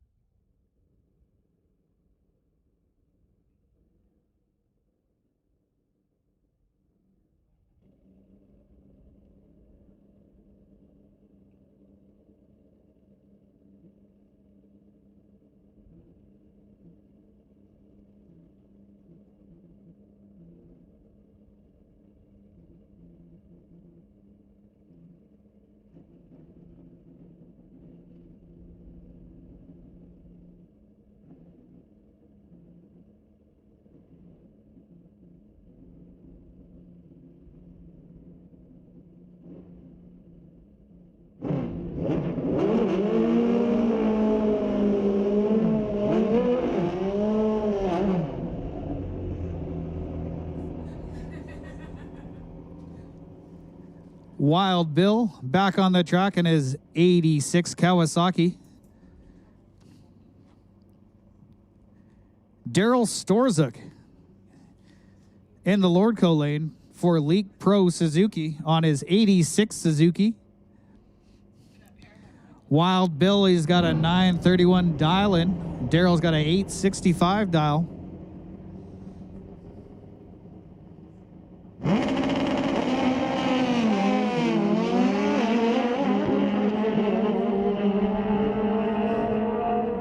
Tearing down the strip, bit of a bouncy run on the right lane. Wild Bill of Wild Racing takes it with a 941 at 131 miles per hour. May I have a dial in, please?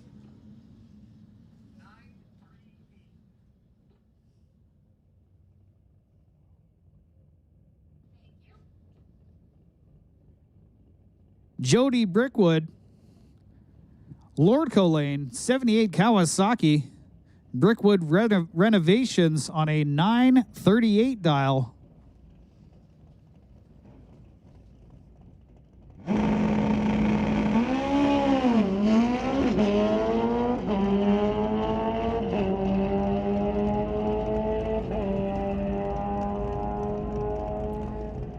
Very clean run, breaks the beams at 941 and 137 mile per hour. And that was the last of our motorcycles for now. We got Lost in Time back in line.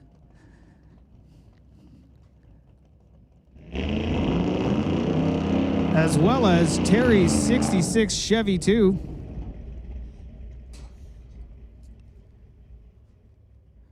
Blue Chevy 2 on an 1197 dial. Dennis Winton in the right lane on a 1030 dial.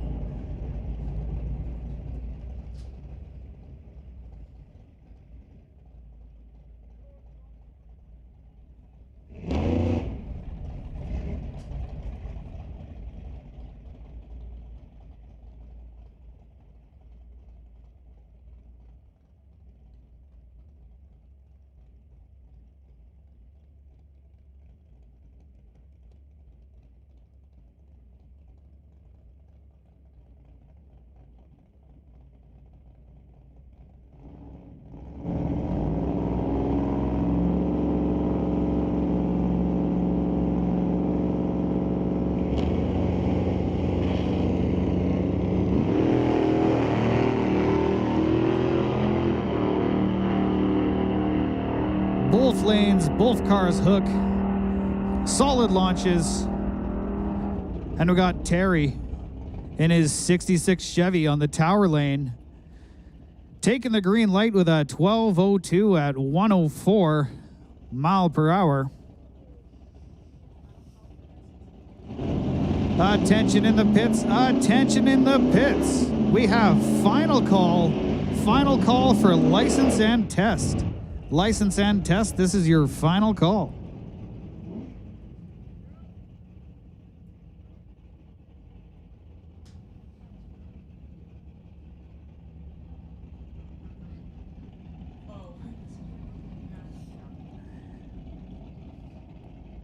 We have Rob Monroe in the bluey silver 1940 Ford and the tower lane powered by a 427 on a 1200 dial. And we have massive wheel stand by Barry Patterson chucking a belt when he lands in his 65 Coronet. Barry Patterson takes the W with a 980, 125 mile per hour.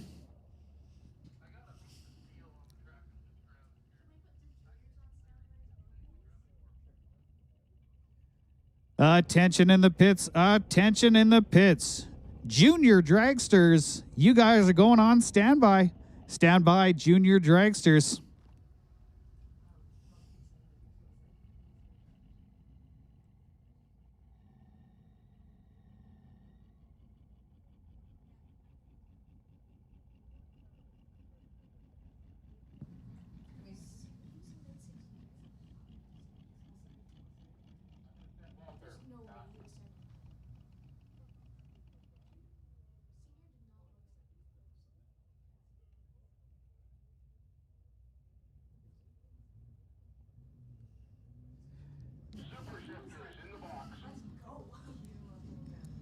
Looks like that belt was cleaned off the track, and now we have Walter Johnson flying down the track in his 72 Chevelle.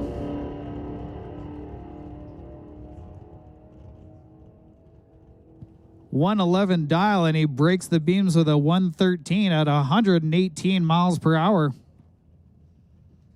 Let's have a look at this Falcon after he does his burnout. He was leaking a little bit of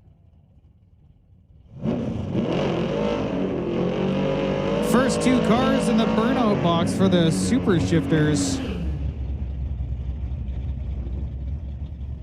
We got Joel Smith in his 71 Ventura, lined up next to Al Lougheed in his Ford Falcon. Joel Smith, Zapstrap Racing and Gibson's Trans. He's got a 1055 dial, lined up next to Al. In the Lordco lane, he's on a 930 dial, pushing the front tires.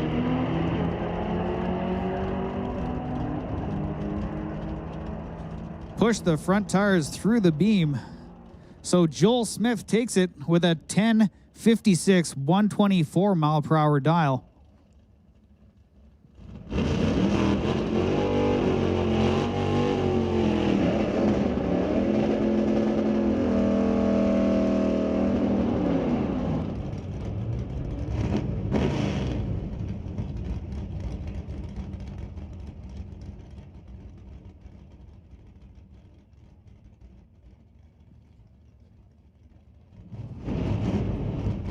John DePork in the left lane in his 77 Camaro with a 383 under the hood, up against Jamie Roth in his 64 Comet, powered by a 347 Ford. Shin Kicker Racing in the right lane on a 998 dial.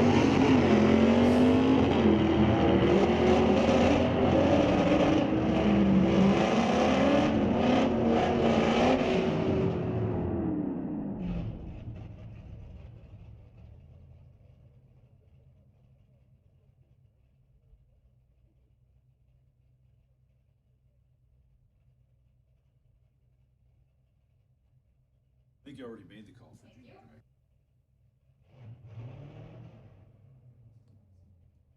Attention in the pits, attention in the pits. Junior Street, Junior Thunder, Junior Lightning, all juniors, come on down to the staging lanes. We need all juniors to the staging lanes.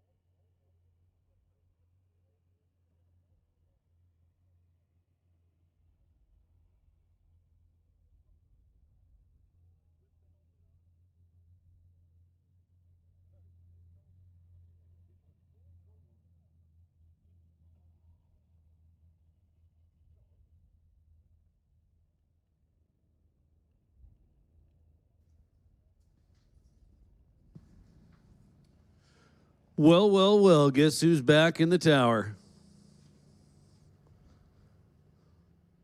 Got thumped a couple of times, and just like that, I've got some free time.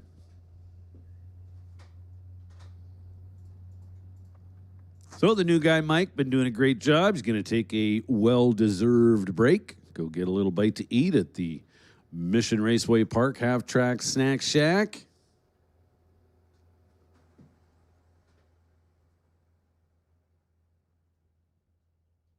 So while some of the vendors have packed up and made their way, there are a number still open.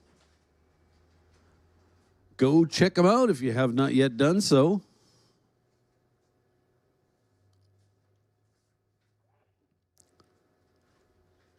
So pretty good opening weekend so far.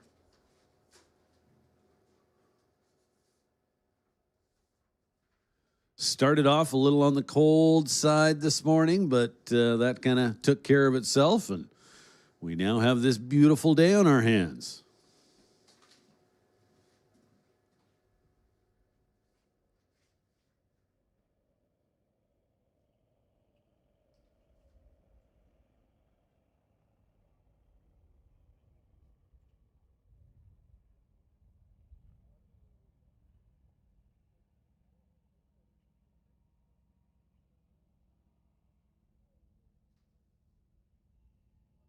And Sportsman is on a ladder, just so you know. Just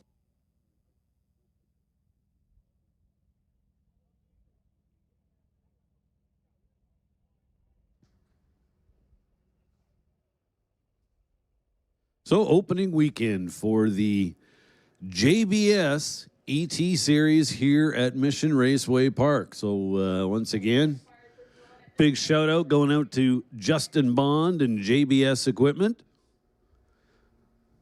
for being the title sponsor of the JBS ET Series here at Mission Raceway Park.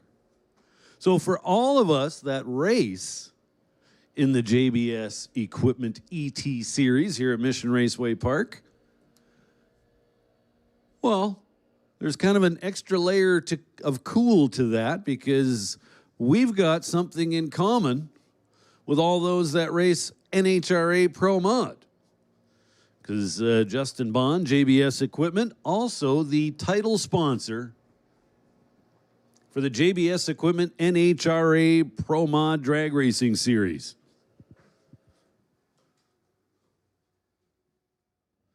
So I'm going to say there is no other ET Series at all the tracks there are in North America where the bracket racers have that in common with NHRA Pro Mod racers. So that's kind of cool. Just thought I'd throw that out there. And again, thanks to Justin Bond, JBS Equipment. Mike's been doing a good job pumping the sponsors, and JBS is a pretty major one in these parts, so we're certainly grateful for him. As we are grateful for all of our sponsors here at Mission Raceway. It's definitely a team effort to keep this place running.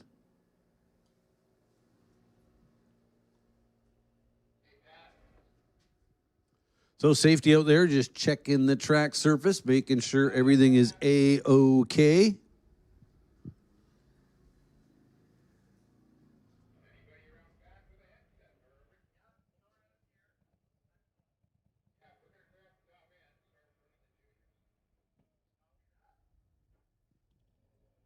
So we've got our juniors in the lanes.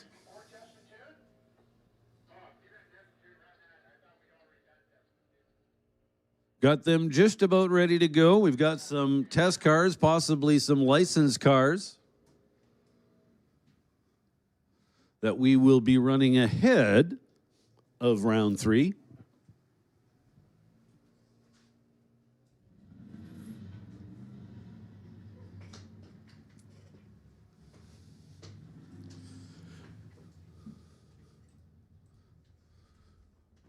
So license and test coming up, and that will complete the, well, I guess the 4th rotation of the day. Here comes this G-Body Malibu.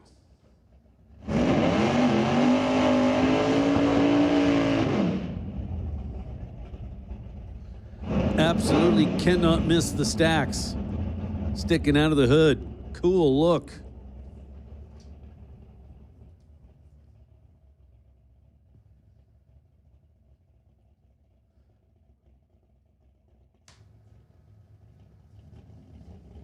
Well, I'm guessing this is probably the third, maybe fourth licensing pass. So again, just runs it out just around 330 feet or so.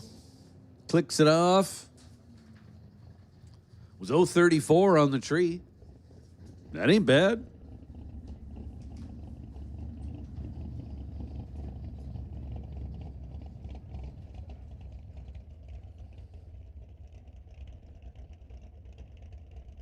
This is also Sportsman ET. And here comes Shane Ledger once again.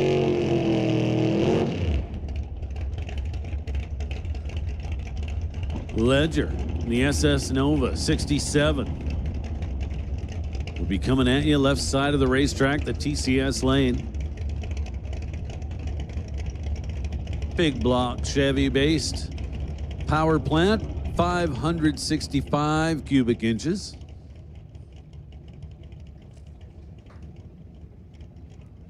So I do believe the licensing process for Shane started yesterday, so he could be nearing completion at this point. Will we be seeing a full pull? Well, let's wait and see.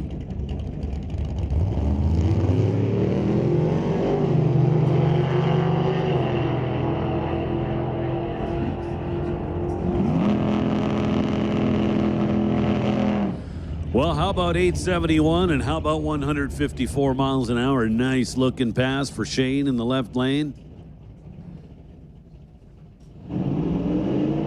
Hey, listen up in the pits. Attention in the pits. Pro bracket. Pro bracket. This is your call to the staging lanes. Pro bracket. We need you now. One more time. Pro bracket to the lanes, please. Pro bracket. Come on down. Lanes 1 through 4. And with that, we're going to make a standby call for Sportsman. Sportsman, this would be your standby call. Please be ready to go.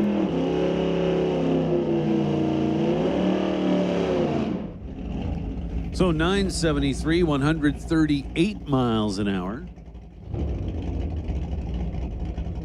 for the other Black Nova.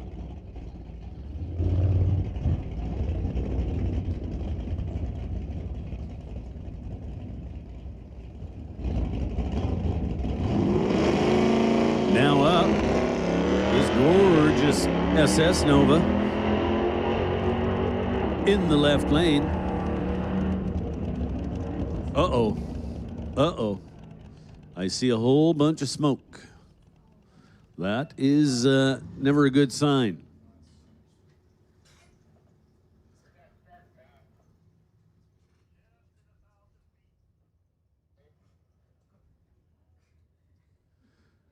So I see the car still coasting. We are definitely going to have to get out there and take a look at the track. Now, everybody cross your fingers really tight that it was all just smoke and not oil burning off the exhaust is making its way to the ground.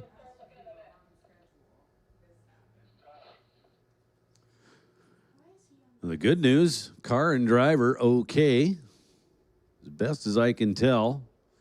He maintained control through whatever happened.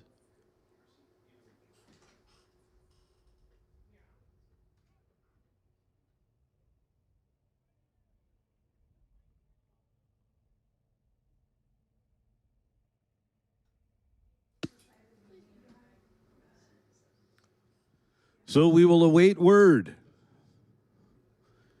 Safety out there having a look as we speak.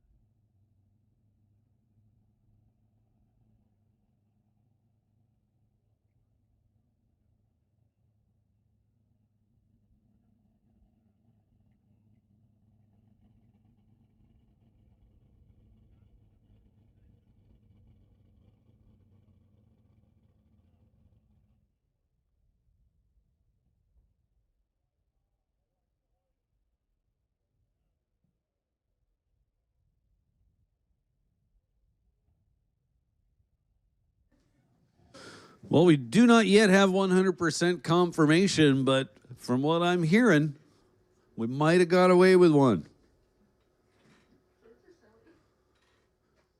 Don't take my word for it at this point, but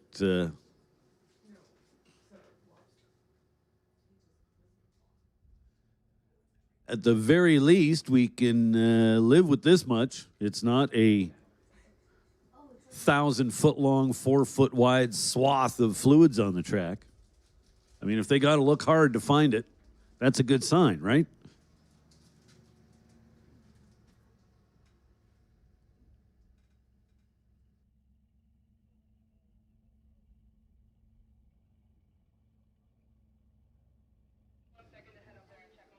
So I see we got our pro bracket drivers at the rear of the lanes. They are now on a ladder. Or at least so it would appear. And Sportsman, again, you are on standby. We're not calling you yet, but please be ready to go.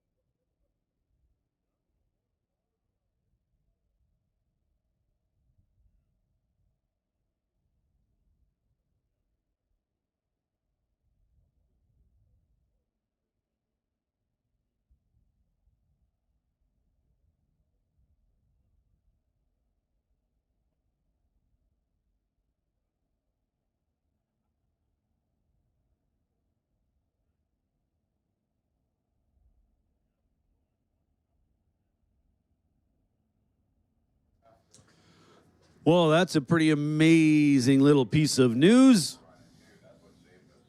We are clean. All that smoke and no fluids on the track. So we definitely got away with one there. But that's all good. So they're just helping the driver. He did not quite make it off the racing surface under his own power, so we'll help him out with that. Then we can resume.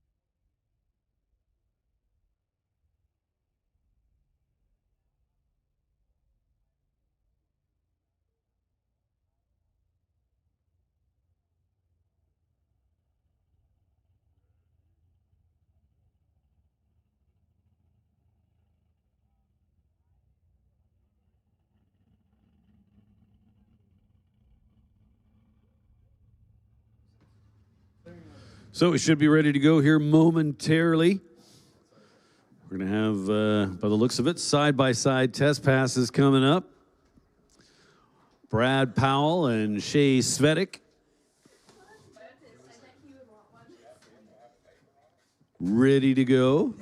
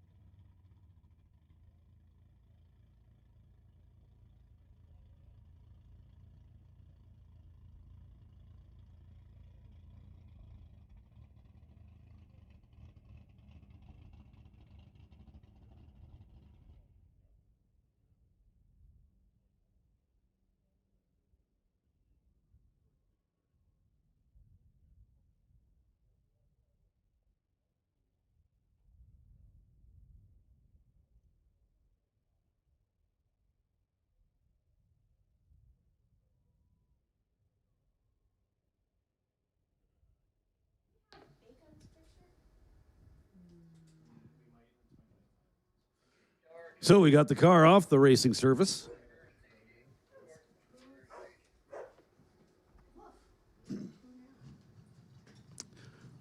So they give the signal to fire up to the next two cars.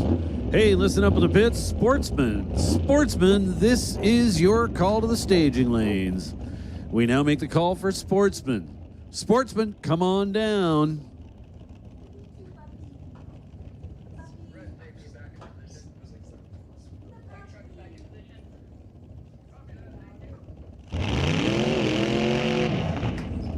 So a couple of test passes coming at you.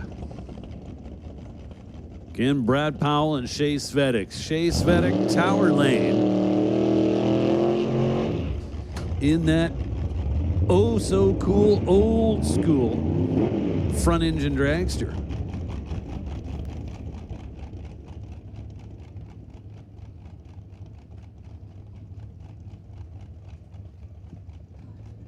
Love the helmet with the pigtails.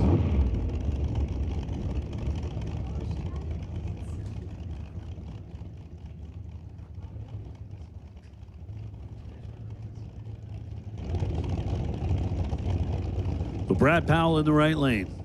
67 Chevelle.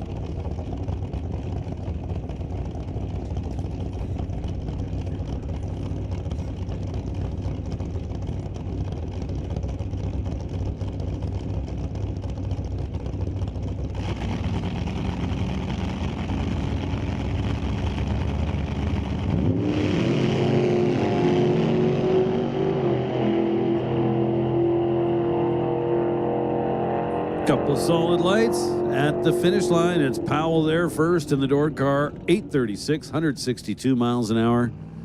Shea goes 920 at 142 in the dragster. Now Justin Berkeley back up.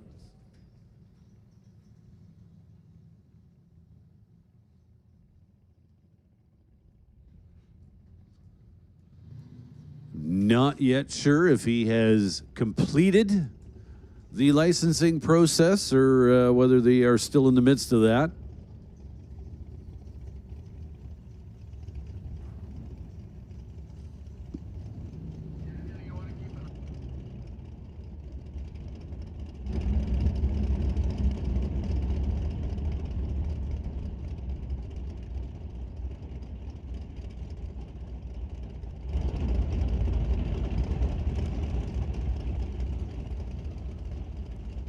Berkeley, the second gen Camaro.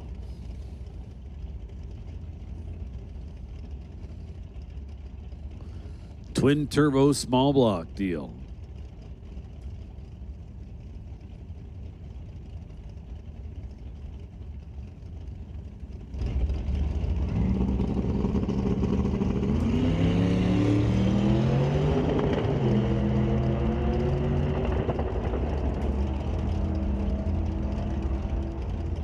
So late on the shifts, not sure if that's a driver issue or car issue. 9:14, doing a $1:54 at the finish line. Was doing 119 at the 8th mile, so picked up 35 miles an hour in the back half. That's pretty stout.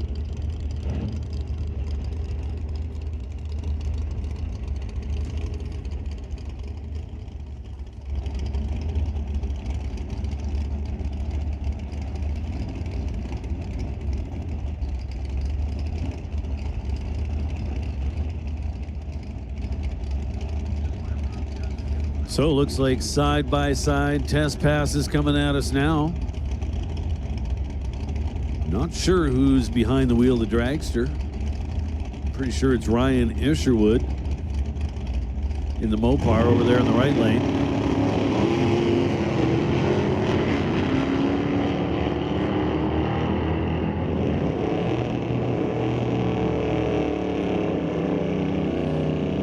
.783, 165 for the dragster in the left lane.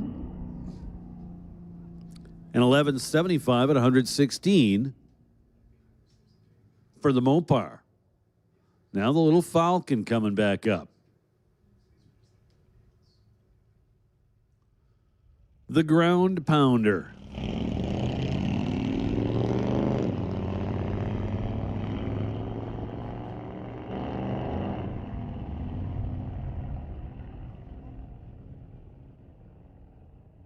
So not sure if that's just the present combo, but sounds like it's a little down on power. That may be by design, not sure. So I do believe that that's going to do it.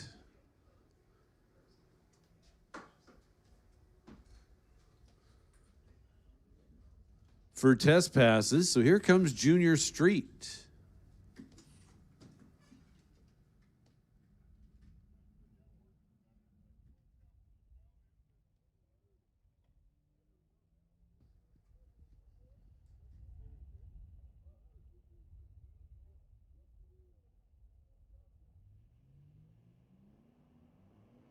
So it looks like semifinal round for Junior Street. Which would mean we've got a pair and a single, and here's the pair. It's Jackson Dew and it's James McNeil. So James McNeil in the right-hand lane behind the wheel of the white Mustang is going to be the chaser. Jackson Dew in the left lane behind the wheel of the 1996 GMC will be the chasee.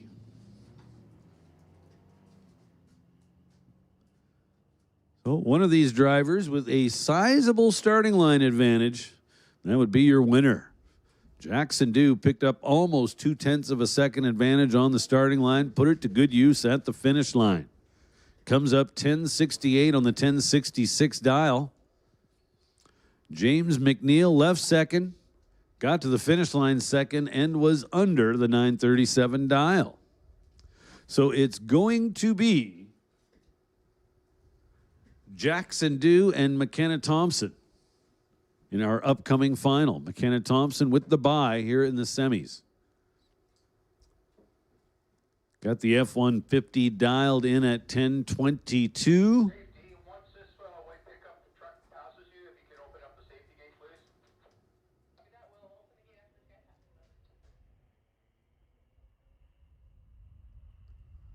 passes. McKenna Thompson, 077 to start things off. And then goes 995 on the 1022 dial. So under by a fair bit, but going to the final round. How about that? She licensed this morning in Junior Street. So McKenna Thompson just earned her Junior Street license this morning. First out in Thunder is going to be the bye. Here she is going to the final round. Not a bad day.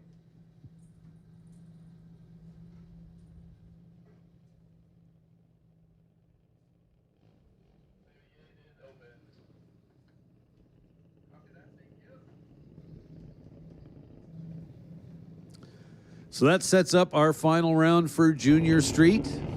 Coming up now, Junior Dragsters.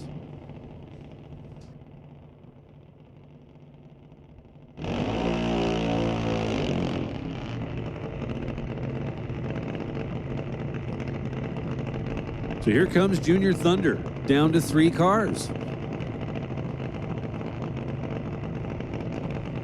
As is Junior Lightning.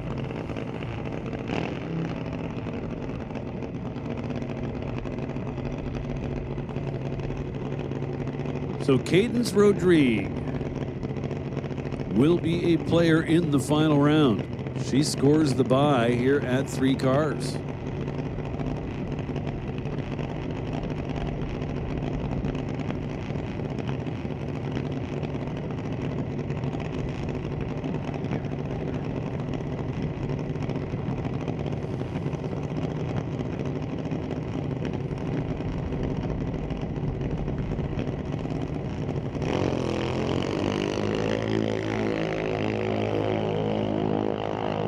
Cadence Rodrigue essentially with a time trial. Goes 897 on the 890. So Cadence Rodrigue will be coming back up for the final round. JR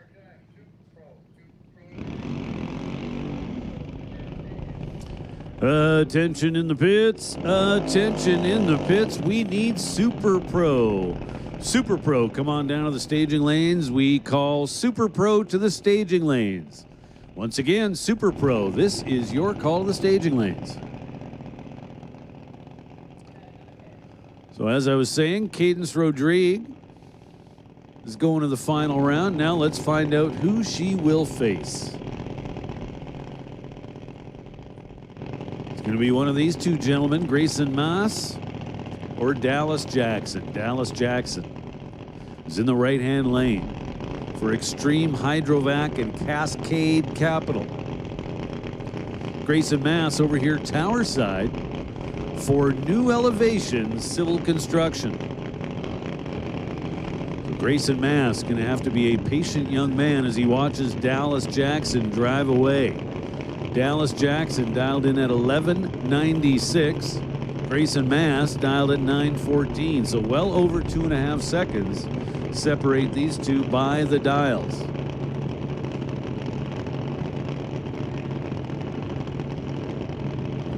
We absolutely did call Super Pro, and we'll call them again. Super Pro. We need Super Pro to the rear of the lane. Super Pro, come on down.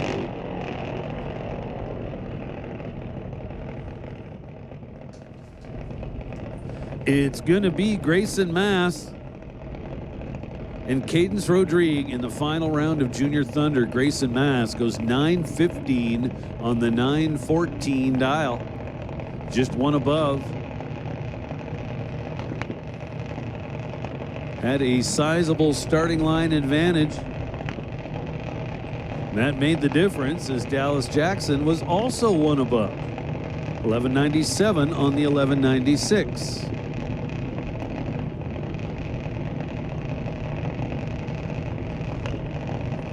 Now Emily White got the bye here at 3 cars in Junior Lightning. Emily White will be making a single pass up the right-hand side of the racetrack, or the Lordco lane. Emily dialed in at 795 for White Lightning Racing. Here comes the finish line, and it says 798, so she's 300 above. But that's all good. Final round bound. Here comes the pair.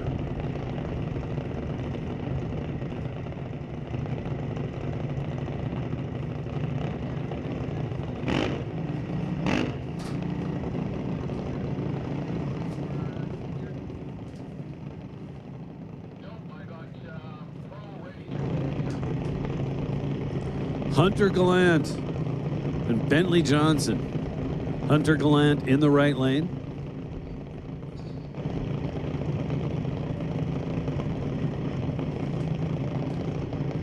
Bentley Johnson in the left. Bentley Johnson dialed in 792. Hunter Gallant in the right lane dialed 822. The right lane's going to leave first. Left lane's going to have to chase him down. 4 bulbs lit. Here comes the tree. 2 green lights, one a bunch better than the other. Yeah, you could hear Bentley. He had some real estate to play with up there at the top end. You could hear him whacking the throttle. Puts it 797 on the 792. He had the starting line advantage 029 to 091. So that sets up our Junior Lightning final. It is going to be Bentley Johnson and Emily White. So nothing but final rounds coming up for the juniors. So we're going to give the track just a little bit of love before we roll into round number 3 for Pro Bracket.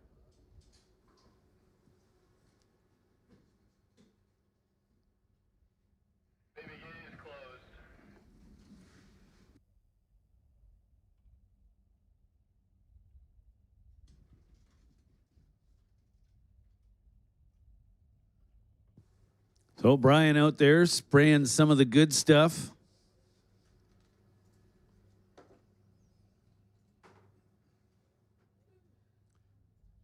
So we are going to be just a moment or two while we do a little track prep.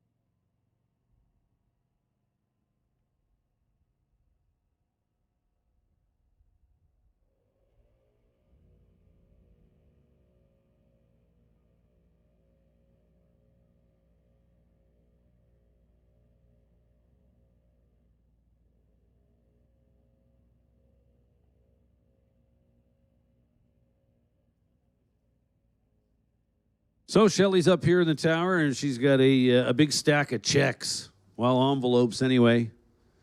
So junior semi money is ready. So that would take care of 3 of the envelopes, as well as top qualifier money.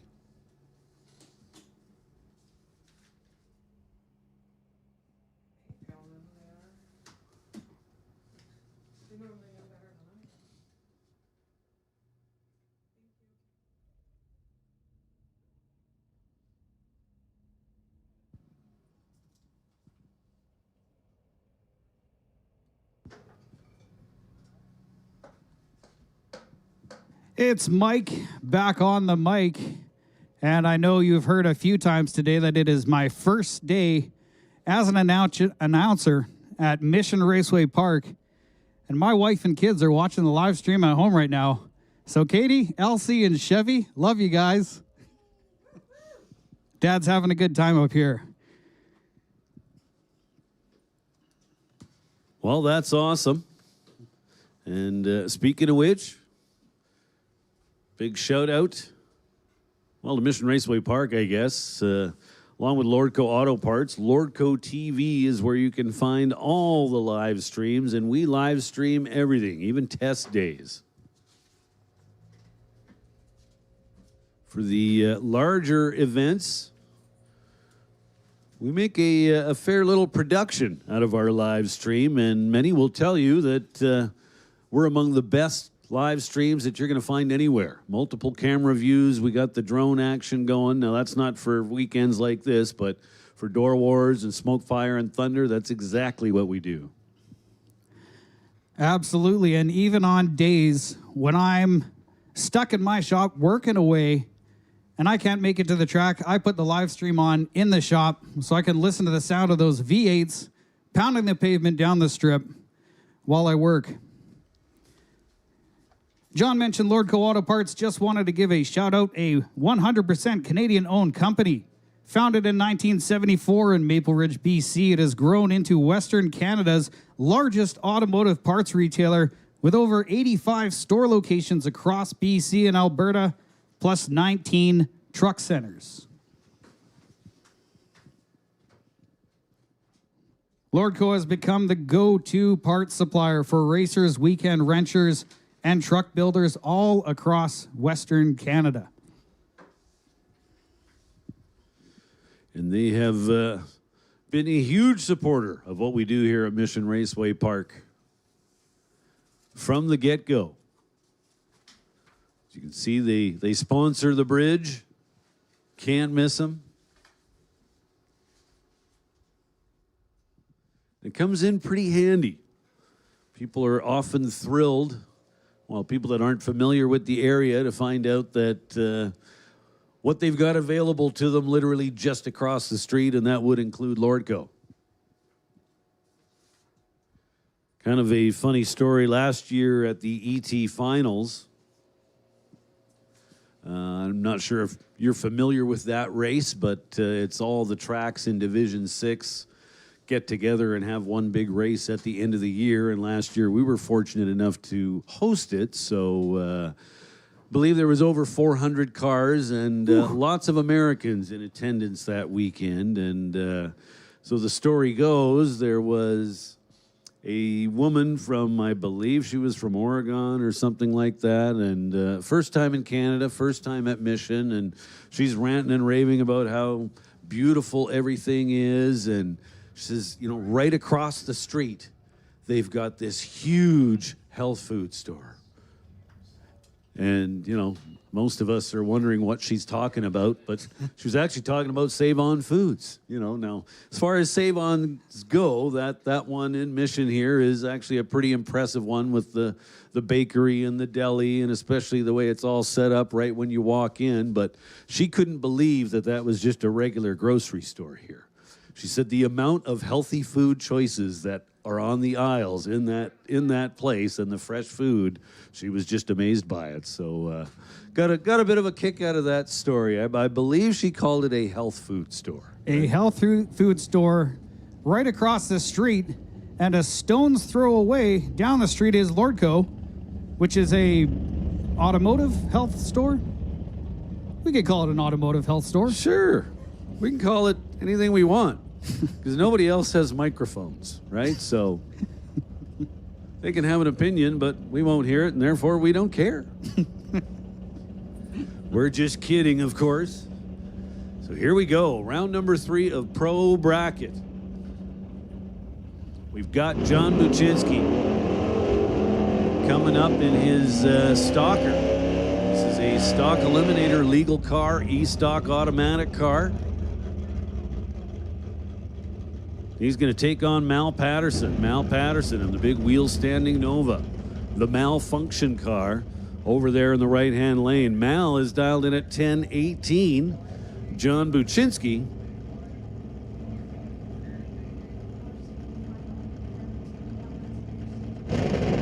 Buczynski in at 10:77. 2 green lights. This is on. One of them, however, about 1/10 of a second better. You can already kind of see how this is playing out. Mal Patterson well out in front. Lots of room to play with at the finish line. Puts it 10:26 on the 10:18, and he is going to round number 4. Hey, listen up in the pits. Motorcycle final. Motorcycle final. Come on down to lane 5. Or maybe it was lane 6. I'm not sure. But somewhere there, you'll figure it out. We'll also make the call for Hot Rod. Hot Rod, you guys can come on down to the staging lanes. Hot Rod, we need you now. Nick Douglas and Elijah Copeland. Copeland, the right-hand lane behind the wheel, the blue Camaro. Douglas in his blue Super B. 2023 Super B.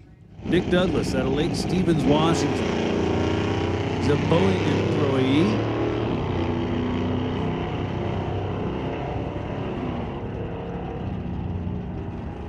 Copeland out in front.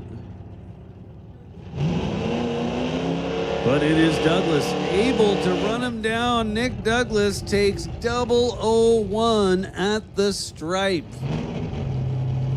Puts barely a tire on him to take the win. That was close. We saw the brake lights come on. Winds up 10:21 on the 10:19. Or sorry, 12:21 on the 12:19. Moving on to the round of 4. Now Chris Stone and Brendan Piskacek. Piskacek, reigning sportsman champion over there in that blue Mustang, dialed in at 13:16. Chris Stone has got 10:17 on the window of the Stone Cold Racing Dart. Chris Stone's car kind of takes a bit of a left turn, and he turns at 3 thou red. Piskacek was on at the starting line. He was 0-20. Then comes up 13:18 on the 13:16.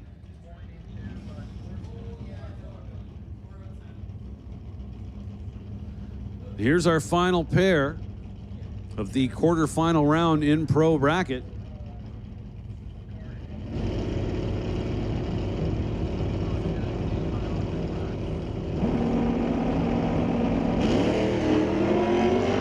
Wow. Matt Warner with the front wheels way up in the air. Andy Klosky running him down, and he gets there. 984 on the 981 dial. Matt Warner gave up 23 thou on the starting line.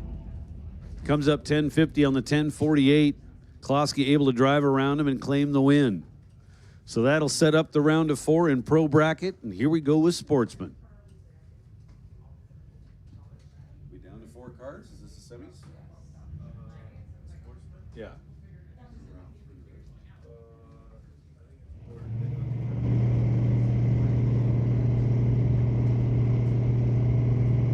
Six left?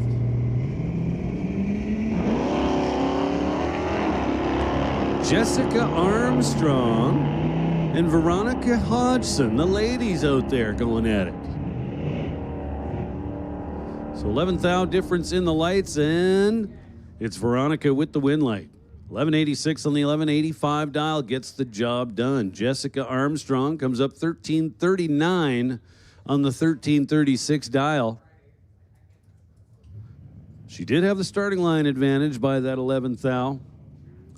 Veronica to the stripe first by 9 thousandths of a second.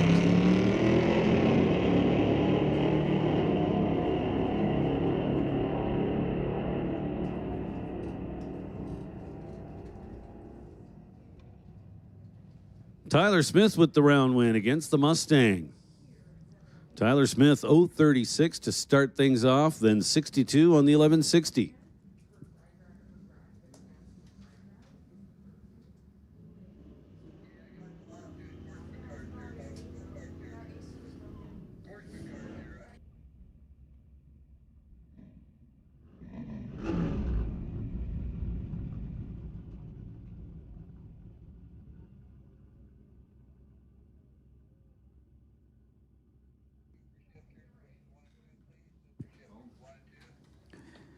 Attention in the pits, attention in the pits. We are looking for super shifters to lanes 1 and 2. Super shifters, we need you guys in lanes 1 and 2. And on the track, in the tower lane, we have Tyson Lowe driving an 84 Camaro. We got Steve Baskerville back again in his Volkswagen Golf R in the Lordco lane. Dialed in at 1177, Steve Baskerville takes it at an 1167, traveling at 109 miles per hour. Tyson Lowe ran a 1252 at a $1.06.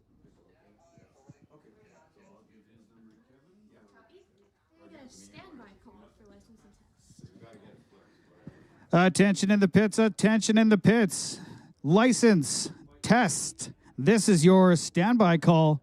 Standby licensing test.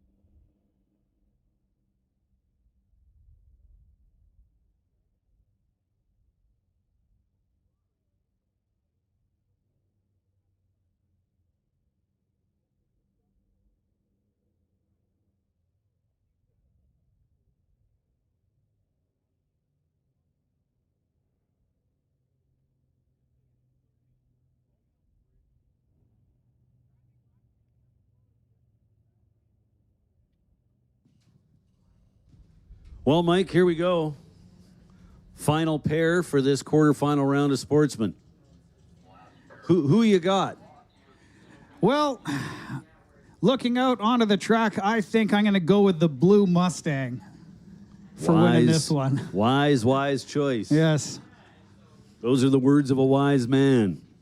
We've got old versus new here. We got a 1990 Ford Fox body hatch up against a 2018 Ford Mustang.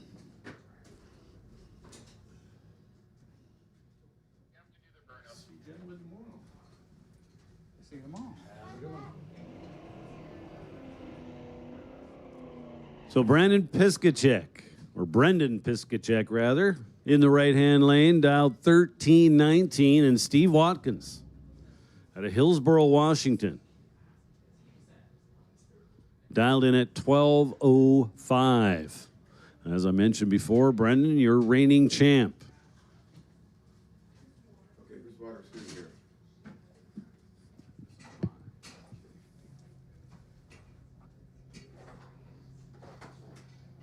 Four bulbs lit. Wow. So Steve Watkins goes trip zip, but he's not getting a mug. He's not getting a decal, but he is getting a win light. He was less red than Brendan Piskacek. So Steve Watkins, .0008 red. So Brandon turned it 38 thou red. So Steve Watkins got to race towards his win light. We had two Mustangs very anxious to get across that finish line. Well, it's very easy to do.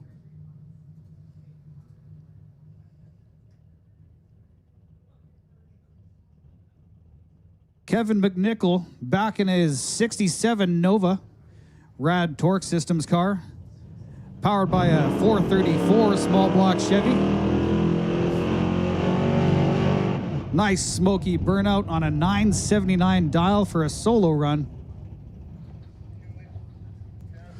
So McNichol, you're reigning champ.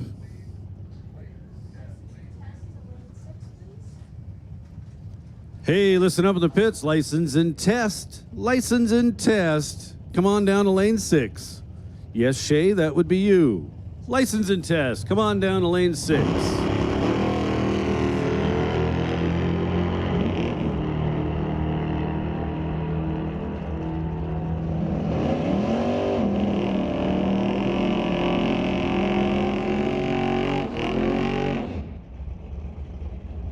So Kevin McNichol goes 981 on the 979 dial. He was 007 up front. So for the record, it'd be a 29 thou package. Now Mike Stewart and Lorenz Schwartz. Stewart dialed in at 10:07. Schwartz dialed in at 10:05.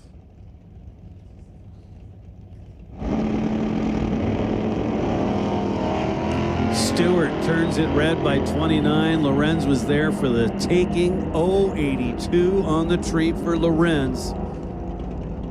Kind of got away with one there. So had the freebie, decided to click it off and coast across the finish line, doing just 109 miles an hour, puts 1026 up on the rear board. Mike Stewart was holding one in a bit. Went 1005 with the 1007, but all for naught.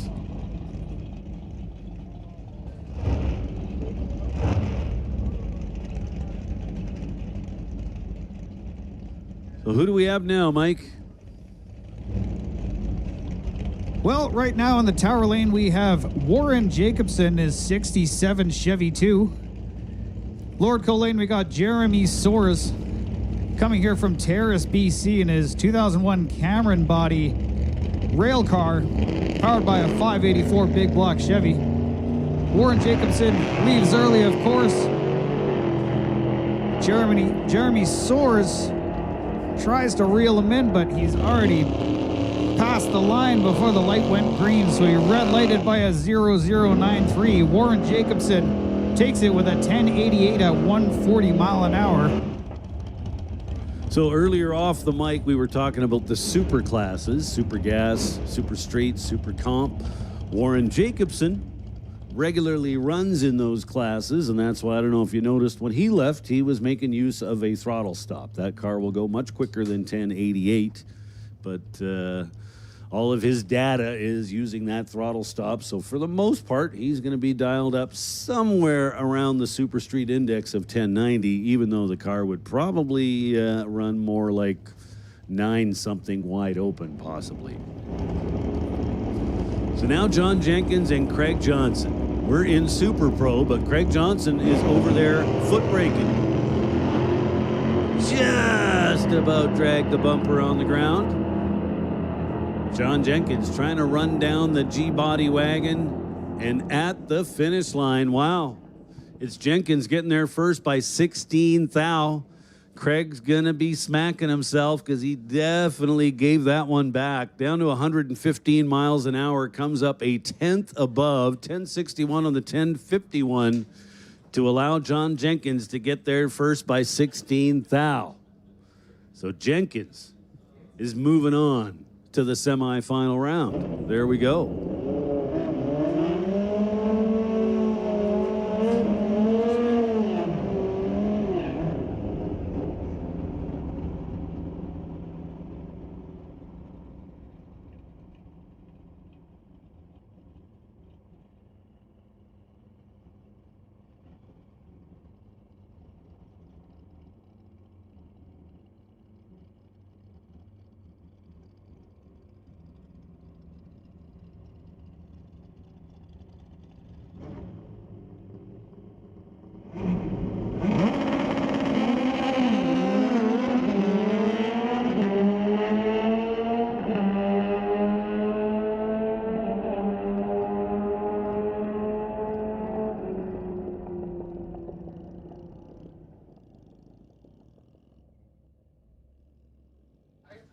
So that was the champ, Wild Bill, taking the win over Jody Brickwood. That was our motorcycle final round. So how about that? The 2025 motorcycle champion, Bill McDonald, or Wild Bill as he's known, just keeps right on rolling into 2026.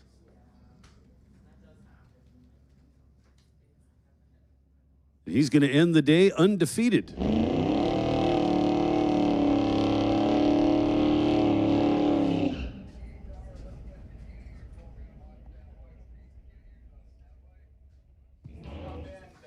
Attention in the pits, attention in the pits. Juniors, you guys are on standby. Juniors on standby.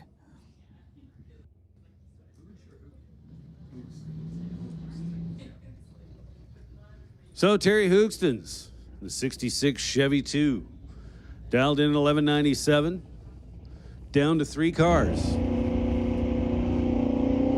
So Terry will be a player in the final.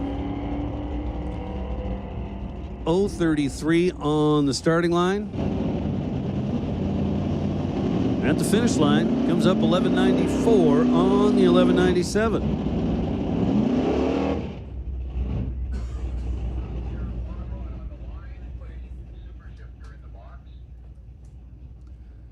And now Walter Johnson and Barry Patterson.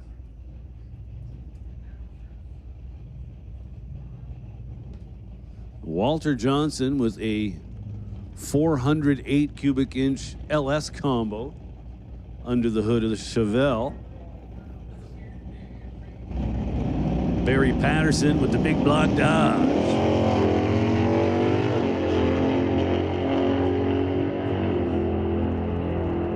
Hey, listen up at the pits, Junior Dragsters and Junior Street. We need you now. Juniors, bring it down to the staging lanes. Juniors, come on down. Junior Street and Junior Dragsters, finalists, we need you to the staging lanes, please. So it was Walter Johnson with the win. Patterson turned it red by a whole bunch. Walter Johnson was a little on the tardy side at 062, but it's all good. Winds up 1116 on the 1110 dial. Now Joel Smith and Dan Gray. Dan, buddy. That ought to work. So Dan Gray's your winner. Dan Gray, 009 on the starting line. That is not an easy feat in an F-250 with a clutch pedal. So it's going to be Dan Gray and this guy, the champ, Jamie Roth. He's tough to beat. Yes, it's a clutch car. Yes, he has to row gears, but he's been doing it long enough and has refined this combo to where it is good enough. He can run with just about anybody in these bracket classes. Tends to have a lot of success in the stick class. He's 059 on the starting line. Like, we're not talking Dan Gray material or anything here. Then comes up 10:01 on the 998. So that sets up our McLeod Clutches BC Super Shifters final. Coming up in just a little bit. It's going to be Dan Gray and it's going to be Jamie Roth.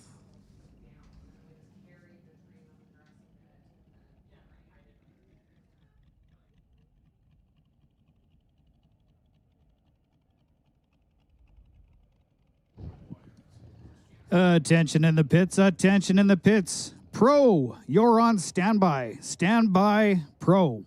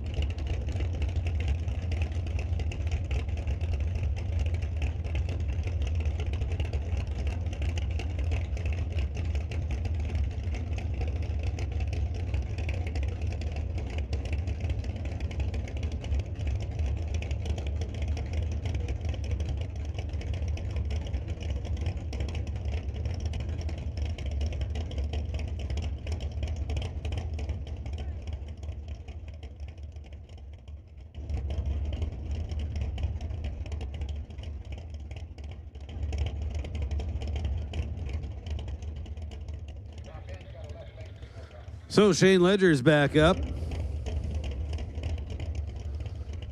in the Nova. Should be looking for a full pull here, I think.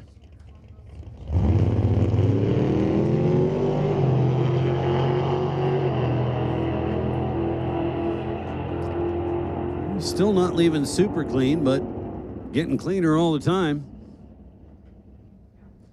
855 at a $1.57.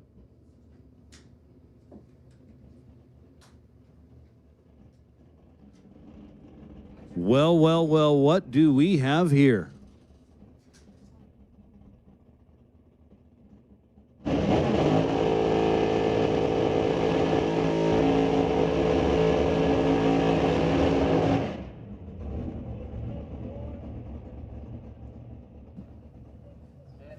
So Kevin Perkin was more looking at the car designation, whether it's set up for super stock or whether it's set up for comp eliminator, but they will definitely be back at the Sports Nationals and the divisional that we will be having coming up in June.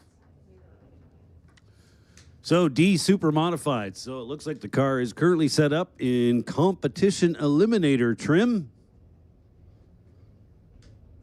So this will be cool.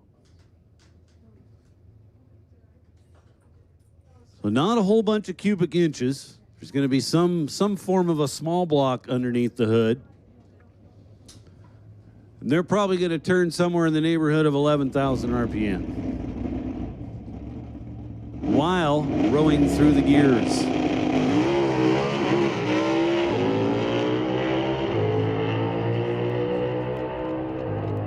How about that? Absolutely singing. 905 at 150 miles an hour.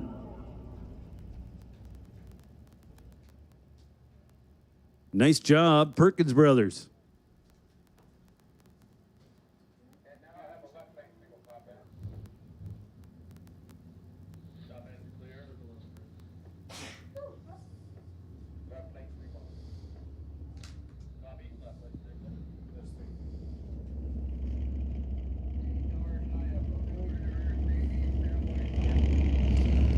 We'll make the call now for Pro Bracket.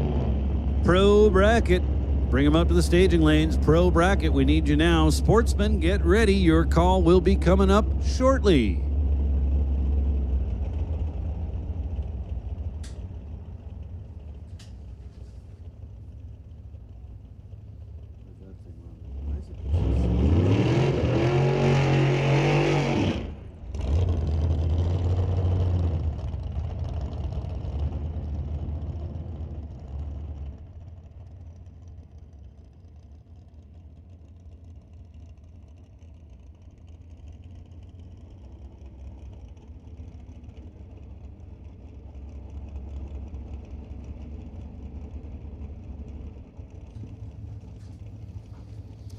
So James Kennedy gonna earn his dragster license. Well, the funny thing is, he's got a door car that will outrun this dragster.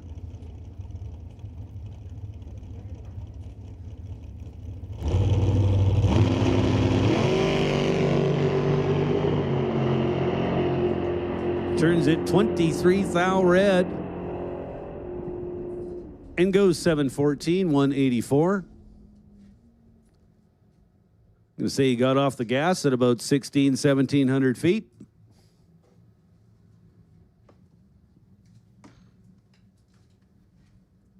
Current shift is over.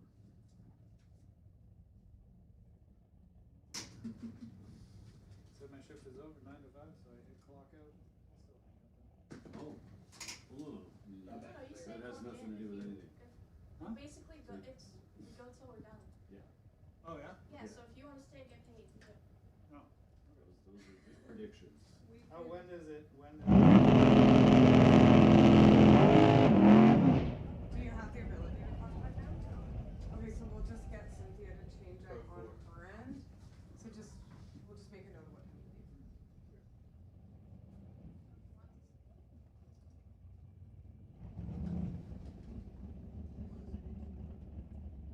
So we're done. There is no predicting when drag racing is over. That's the hardest question there is to answer as drag.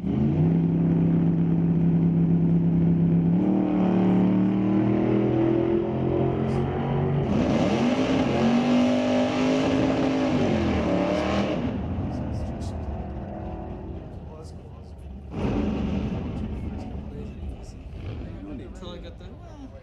It's not really the funny for me. I hear you. Wally, look under this car by the front left tire. Burnout box, he was leaking something out right next to his front left tire. Got the church organ pipe sticking out of that.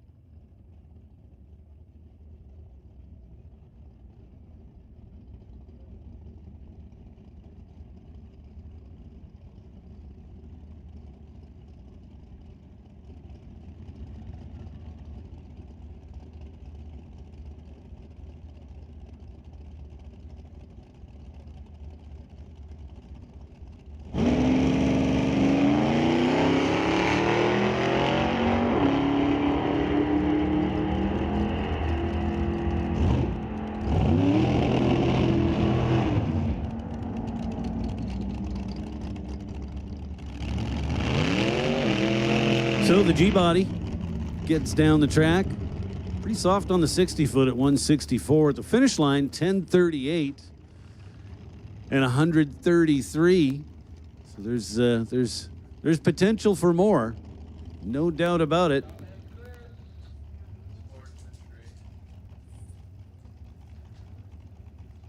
Now a couple of dragsters. The much more modern dragster in the right lane. That's where the driver sits in front of the engine.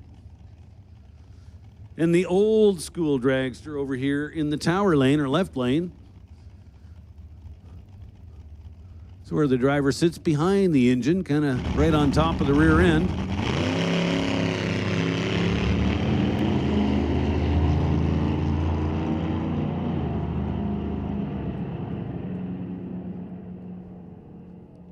Rear engine car has had some trouble today.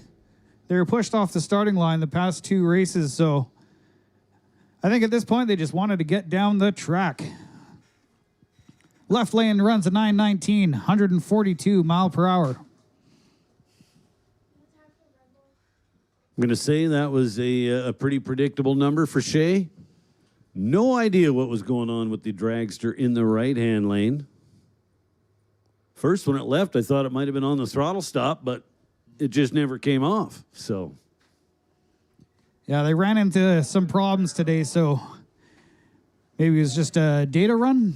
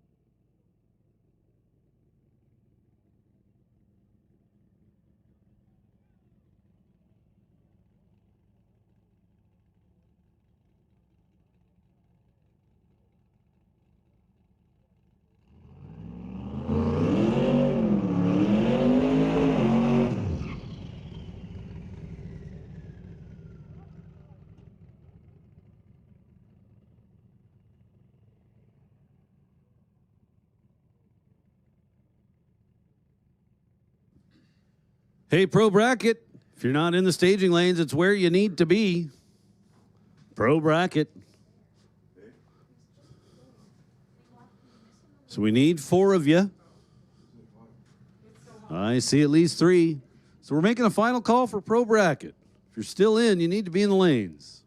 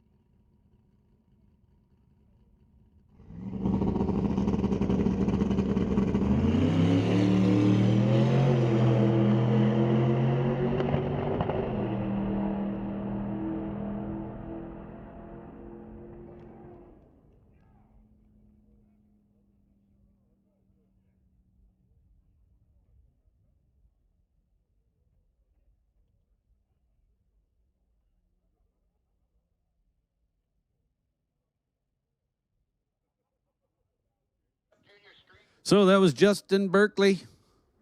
Once again, goes 882, 157 miles an hour.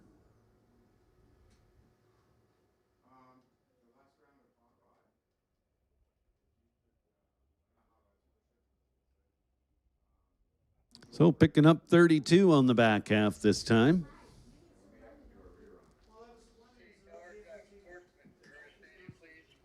We're going to make the call now for Sportsman. Sportsman semi-finalists. We need you to the staging lanes, please. Sportsman semis to the lanes. McKenna Thompson and Jackson Dew. And this is our final round in Junior Street. How about McKenna Thompson? License in the morning, go to the final in the afternoon. Not a bad first day.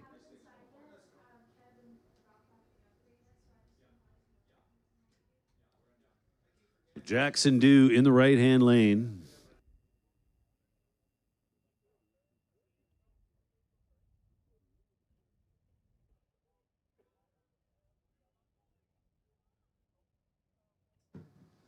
So Jackson in the Jimmy, dial 1066. He's going to leave first. McKenna Thompson, dialed 10 seconds exactly.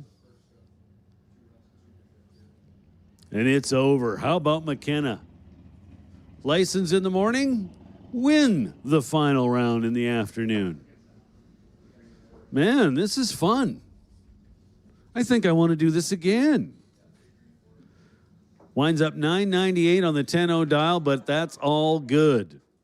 Jackson Dew turns it red by 30 thou. Tough break for Jackson, but hey, that's racing.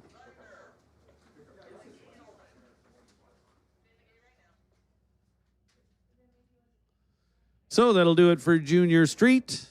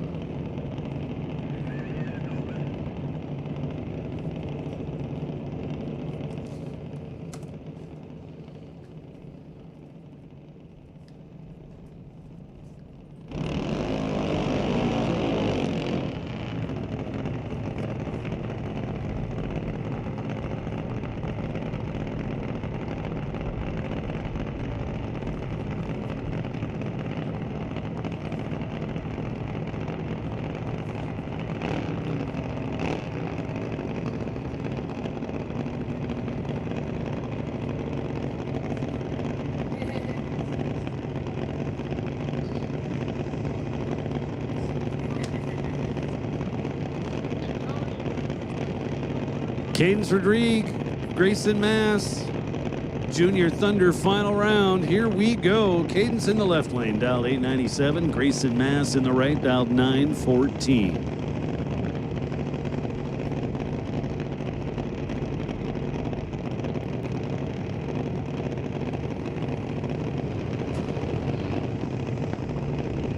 Pre-stage bulbs are lit, both sides. Who's going in to light the third? It's Cadence. Grayson Mass lights the fourth bulb.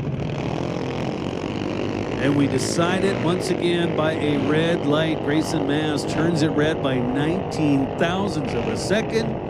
Cadence Rodrigue, our winner in Junior Thunder. Hey, Super Pro, this is your call to staging lanes. We need Super Pro to the lanes, please.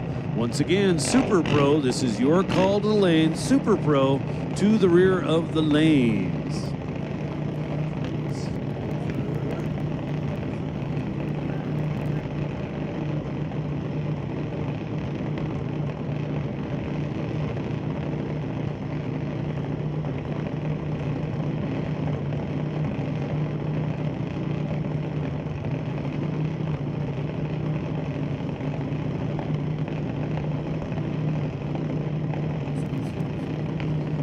Attention in the pits, specifically Dan Gray. Attention, Dan Gray. Dan Gray, we need you back up here for a rerun. Dan Gray, please report to staging. One more time, Dan Gray, we need you in the lanes.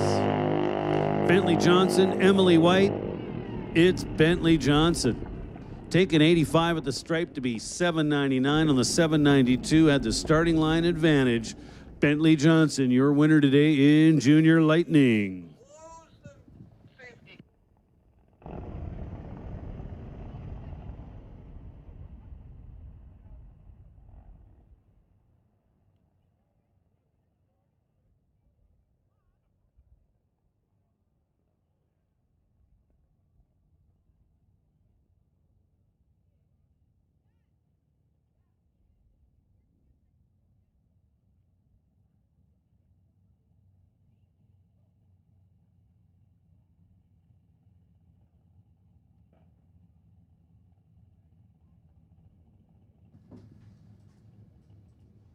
So that finishes off our junior classes.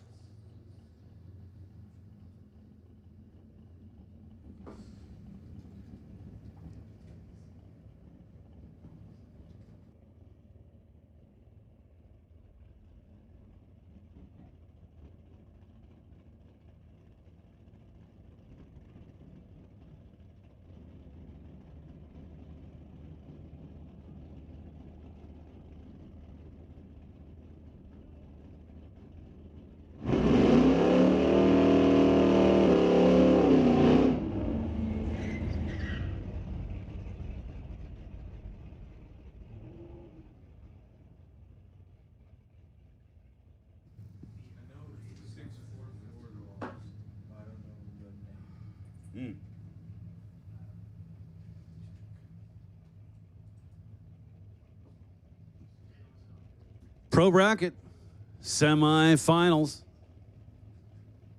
Mal Patterson and Nick Douglas. Nick Douglas, the blue Super B, tower side, dialed in at 1219.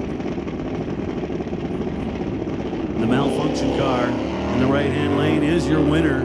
Nick Douglas turning it red by just 5 thousandths of a second. Tough break. Mal Patterson going to the final round on opening day.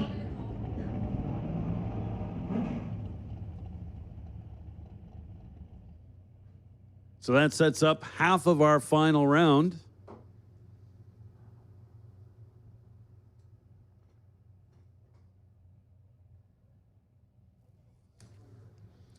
Brendan Piskacek and Andy Klosky now make up the other half. So Brendan Piskacek, believe he's still in Sportsman as well.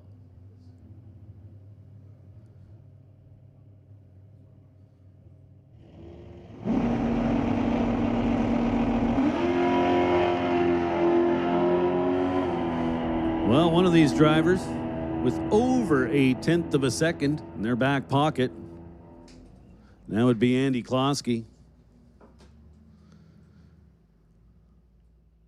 Puts it 987 on the 982 dial. He was 10 up front and in charge. Brendan Piskacek left second. Crossed the finish line second and was under. It's like the triple whammy.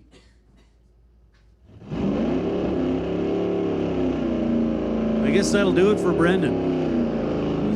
I was incorrect in thinking that he was still in Sportsman. He faced Steve Watkins, and I remember now that he turned it red.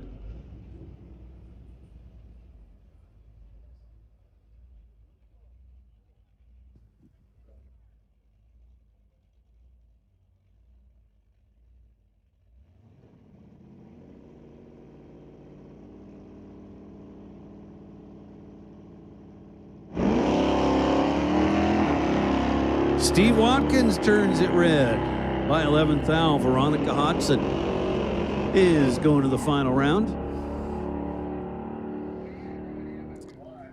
She was 093 up front and on the 1185 dial. Goes under by a little bit, turns at 1182.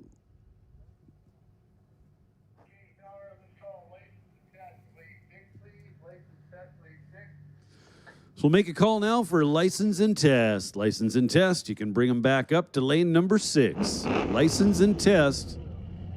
Come on up to lane number 6. Once again, license and test to lane number 6.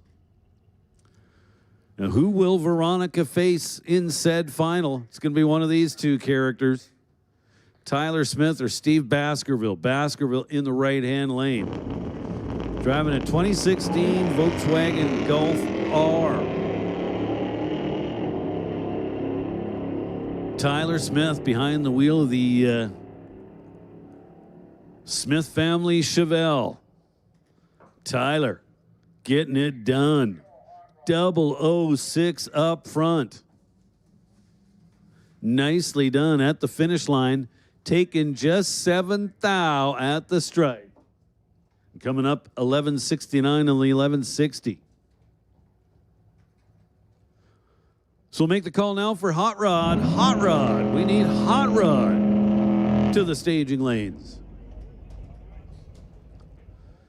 Do believe Hot Rod, along with Super Shifters, are down to their finalists. Have a license pass in the right lane coming at you.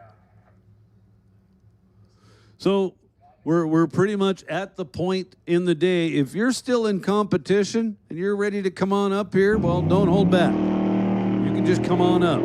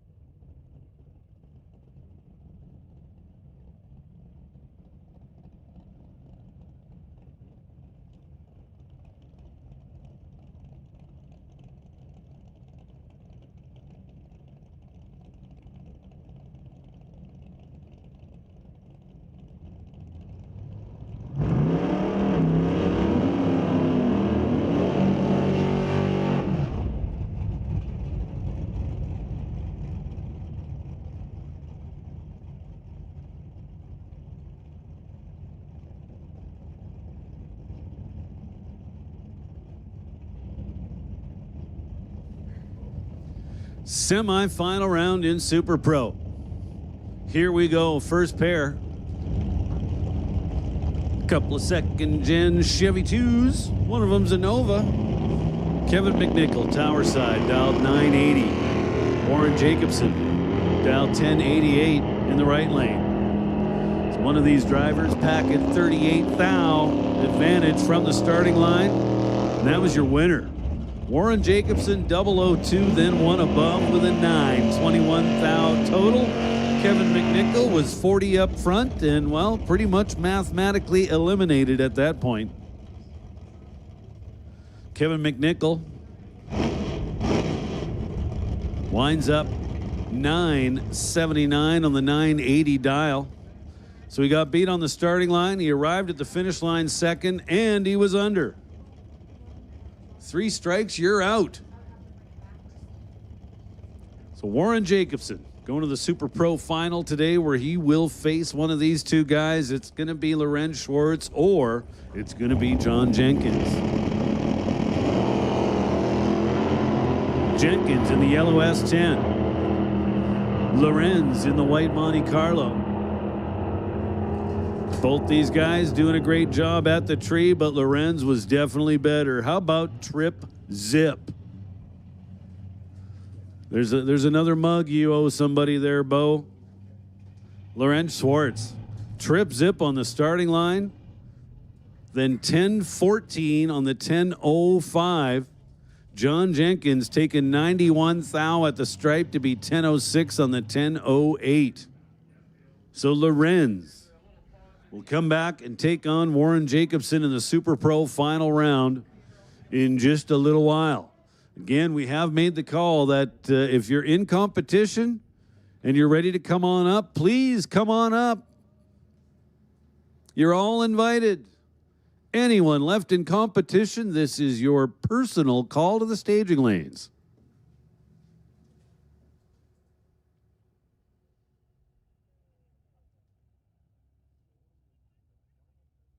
So Pro Bracket, Sportsman, and Super Pro finalists. We need you back here just as quickly as you can get turned around.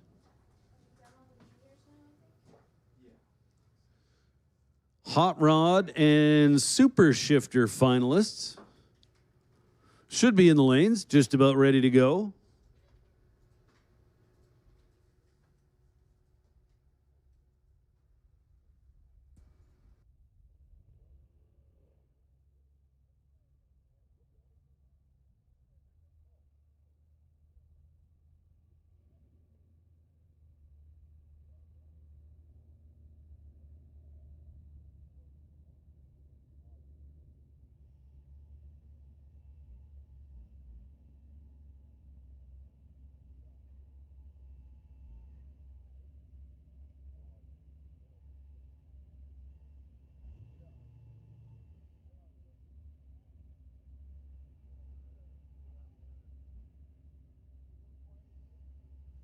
So here we go, Hot Rod, final round. Walter Johnson and Terry Hoogstens. Yeah, we're off track. We're ready to go when you are.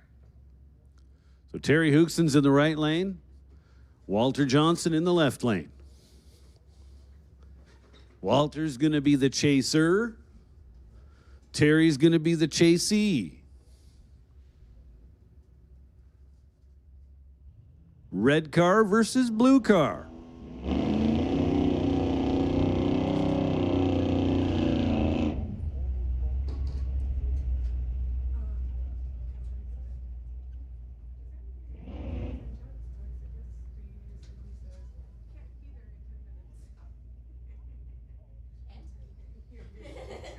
I was like, interesting. Okay, I guess you don't want to. We'll let that one go.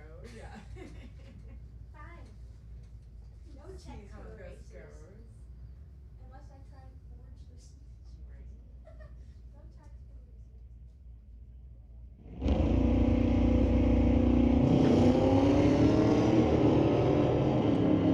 races. And Terry's your winner. So Terry's reaction time started with a 1, but so did Walter's. The big difference between the two is Walter's was red. Terry Hoogstens is your winner today in Hot Rod. $11.97 on the $11.95, just for good measure.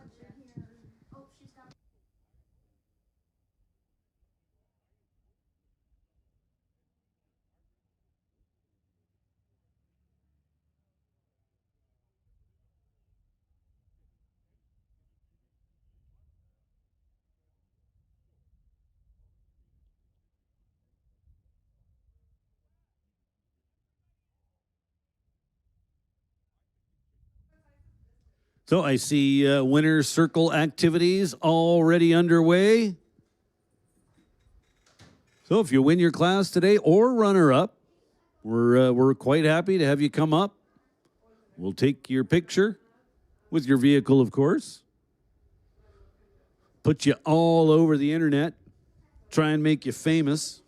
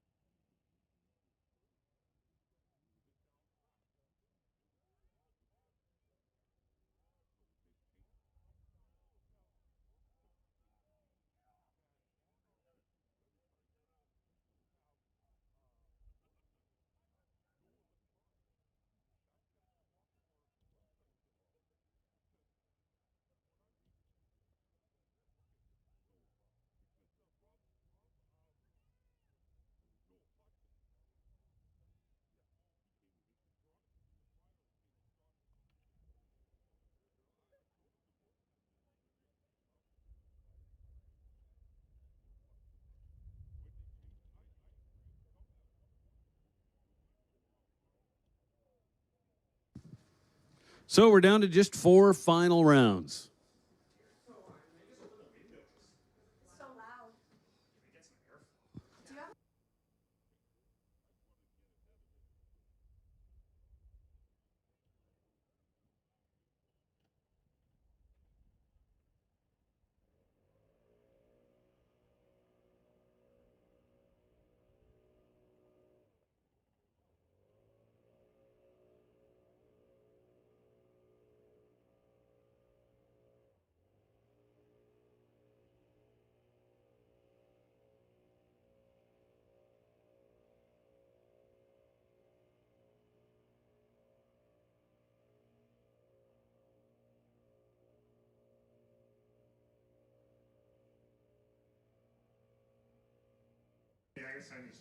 So we are looking for our finalists. We need Super Shifters finalists, we need Sportsman finalists, we need Pro Bracket finalists, and we need Super Pro finalists.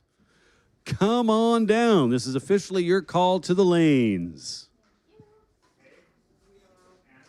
We are almost there. We'd like to get this event in the books, so as soon as you can, come on down.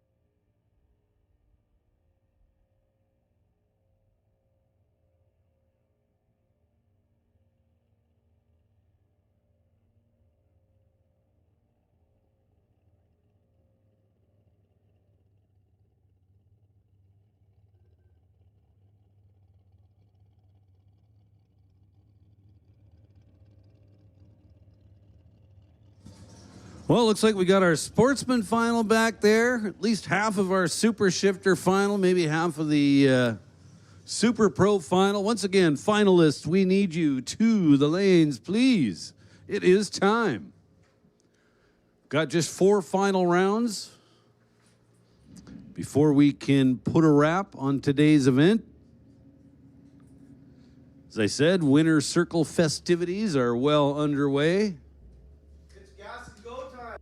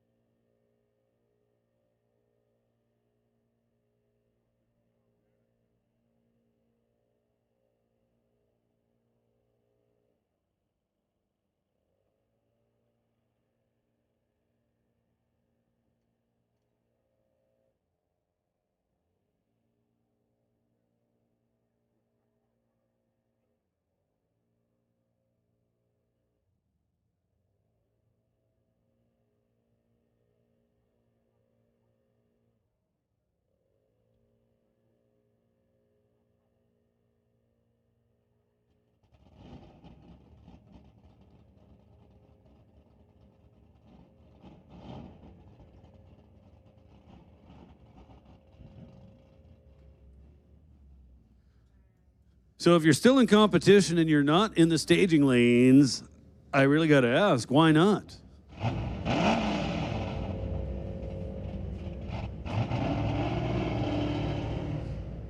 And, well, as I look, I see plenty of cars back there, which begs the question, why don't we have some of them up here running right now?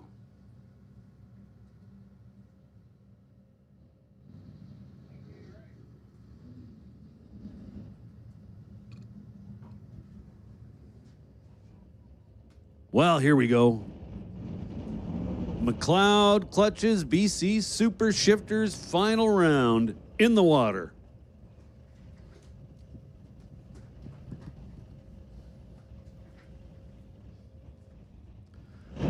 Now, if Dan Gray can put together the run that he ran last round, Jamie Roth is going to have his work cut out for him.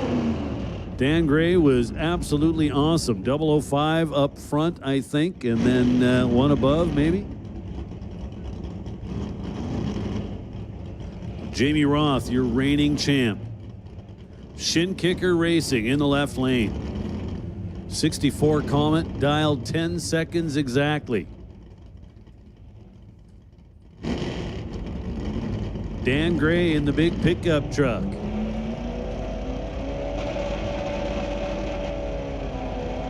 Dialed in at 1170.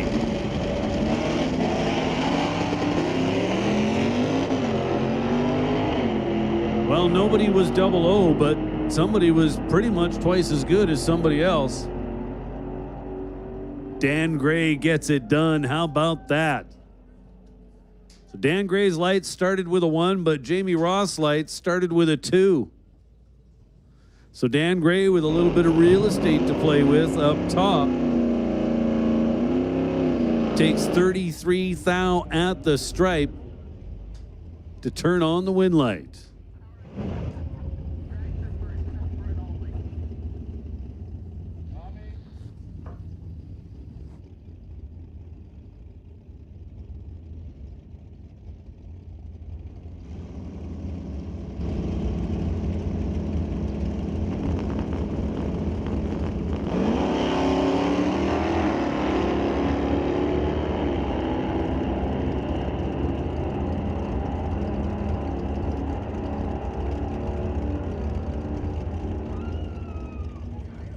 And Tyler Smith gets it done. Had the reaction time advantage at the finish line, taken 11 thou to come up 11:59 on the 1160. So he was the lesser offender in a double breakout affair. Veronica Hodgson goes 1181 on the 1185 dial. Tyler Smith claiming the win here in Sportsman today. Nicely done.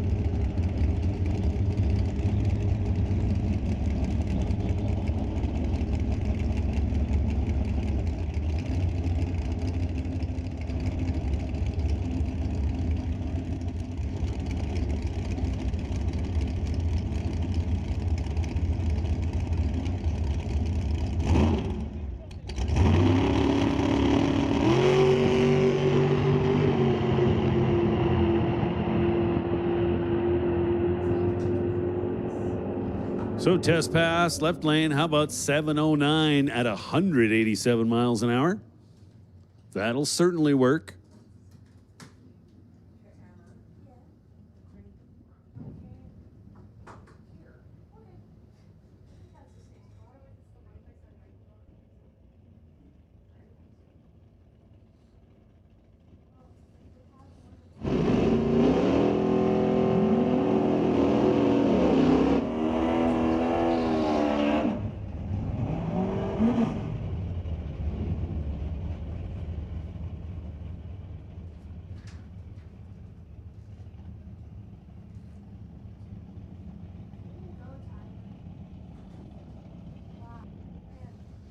Pro bracket final.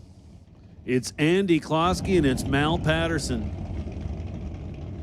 Klosky dialed in 984. Mal Patterson dialed 1015.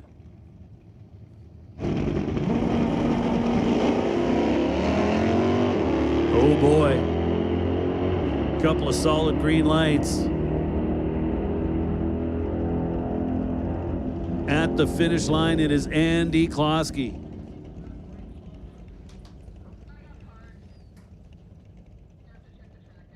Mal Patterson. So at the finish line, leaves a trail of smoke behind. He was well under the 10-15 dial, taking 86 thou at the stripe to be under by 6 hun. Andy Klosky, your winner. We're going to have a little look at the track surface before we roll into our Super Pro final.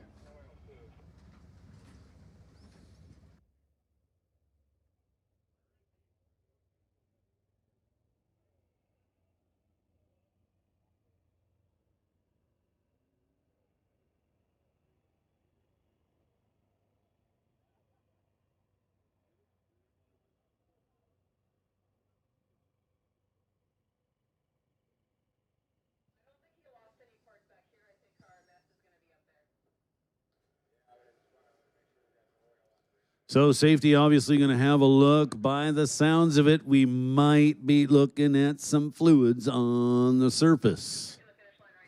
Mal Patterson may have blown it up at the finish line.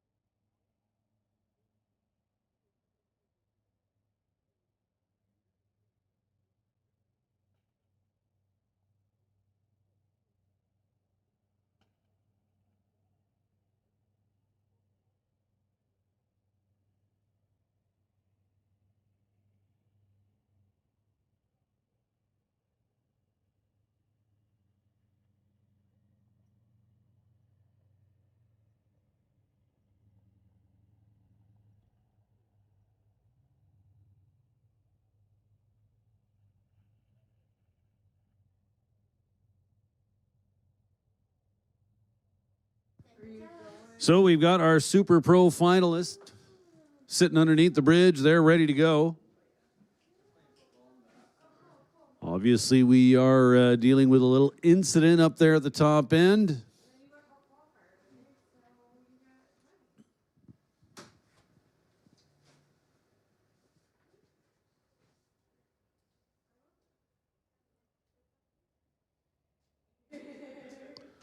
Well, by the sounds of it, Mal Patterson may have blown it up at the finish line.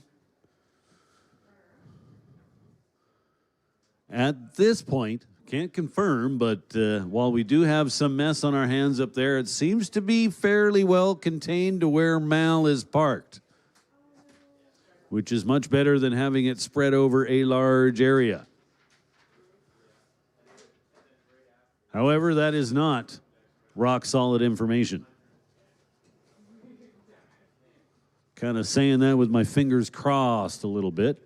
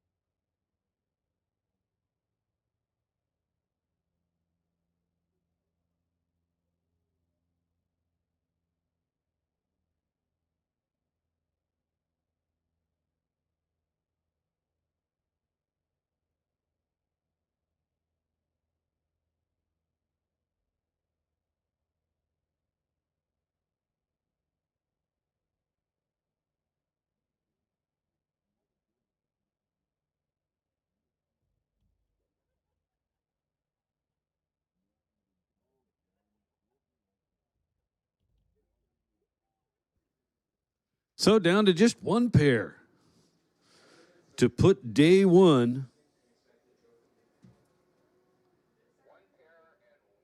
in the bank.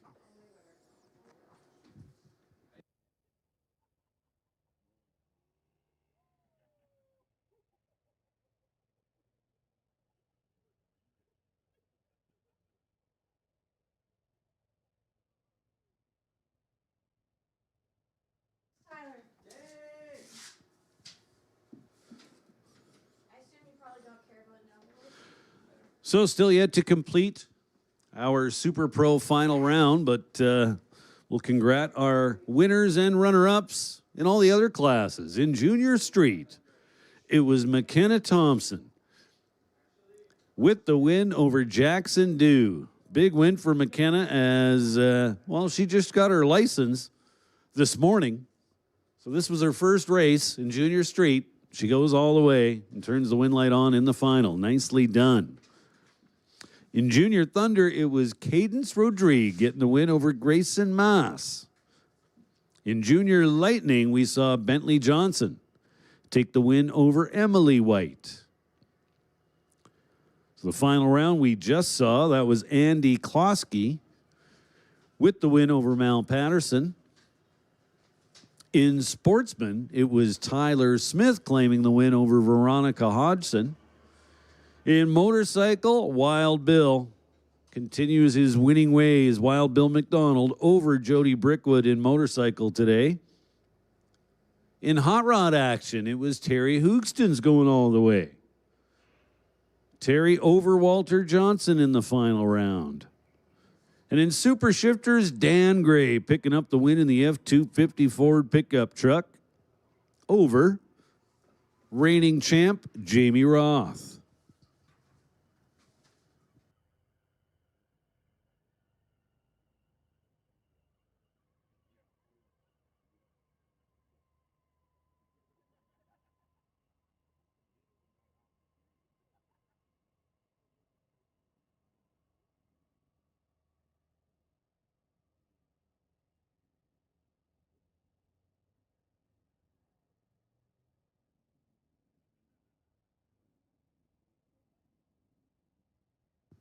So as we look up track, what I don't see is a whole bunch of people and equipment just beyond the finish line. So what mess there is up there is at least contained to what appears to be a fairly small area.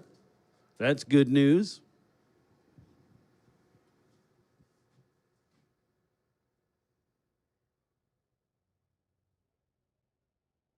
So the hard-working safety crew here at Mission Raceway Park will get that taken care of just as quickly as they can.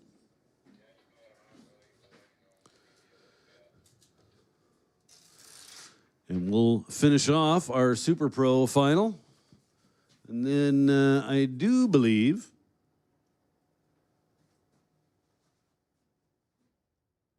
we're going to see James Kennedy make another licensing pass in the dragster. So 3 cars left.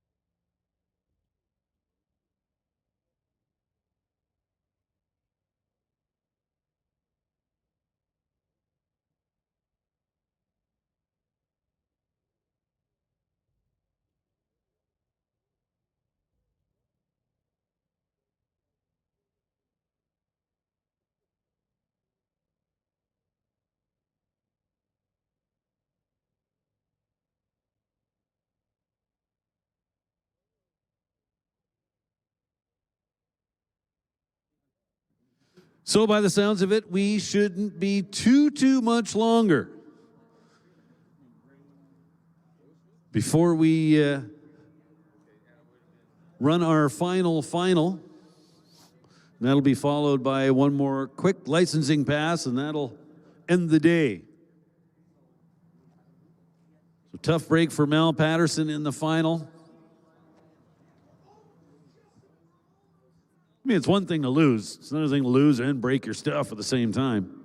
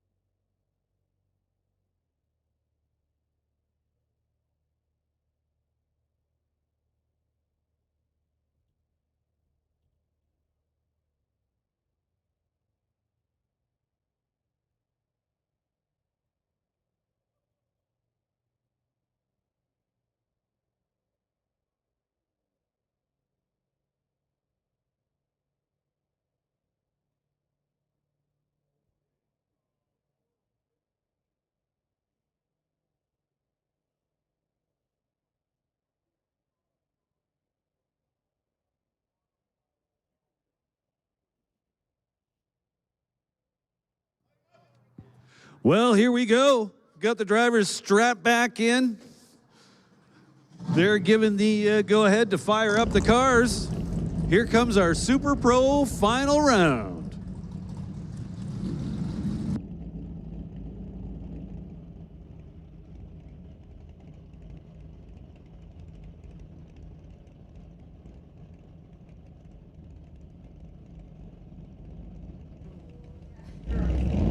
It's Loren Schwartz. And it's Warren Jacobson.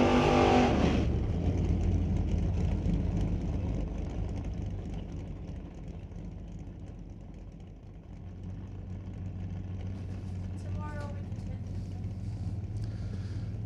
can Loren's in the right lane. For Taves Roofing, Bubba's Speed Shop, and Johnson's Custom Exhaust. Lorenz dialed in at 10:05. Warren Jacobson making use of the throttle stop, dialed 10:88.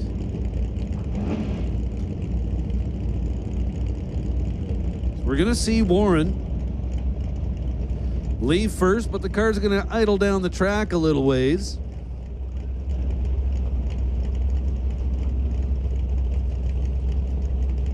And I think by the time they're near the finish line, Warren Jacobson will become the chaser, even though he's dialed slower.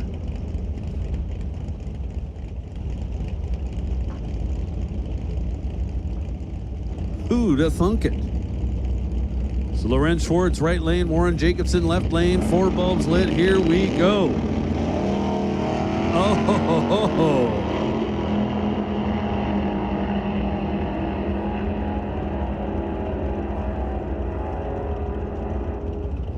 And Warren Jacobson is your winner. He was perfect on the starting line. Trip, zip with an 8. I don't know how many perfect lights we've had here on opening day, but it's at least a half dozen. Probably more like 10. I'll tell you this, in pro bracket, if you weren't trip zip, your likelihood of getting the potential buy was almost nil. So congrats going out to Warren Jacobson today. Super Pro winner over Loren Schwartz.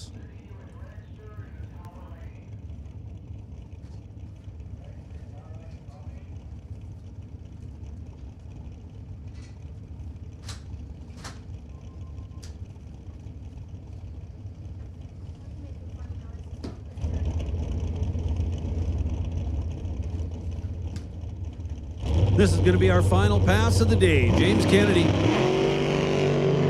Let's go, 14. At the finish line, how about 7:14 at $1.85? Once again, he really likes to make sure he runs that car to at least the finish line. Sounds like he's running it to 1,1600 feet, but all good. So that's going to do it for today. Once again, thanks for coming out to Mission Raceway Park on our opening day of 2026. We are thrilled to have you here at the newly named River Valley Drag Strip at Mission Raceway Park. It's been a great opening day, and here's the good news. We're going to come back and do it all over again tomorrow. So congratulations to all of our winners and runner-ups. And have a good, safe night, everybody. And we'll see you tomorrow. Special shout out to the staff here at Mission Raceway Park. Great job today, everybody, especially on the cleanup. Certainly appreciate all the hard work. And again, we'll see you in the morning, everybody. Be safe out there.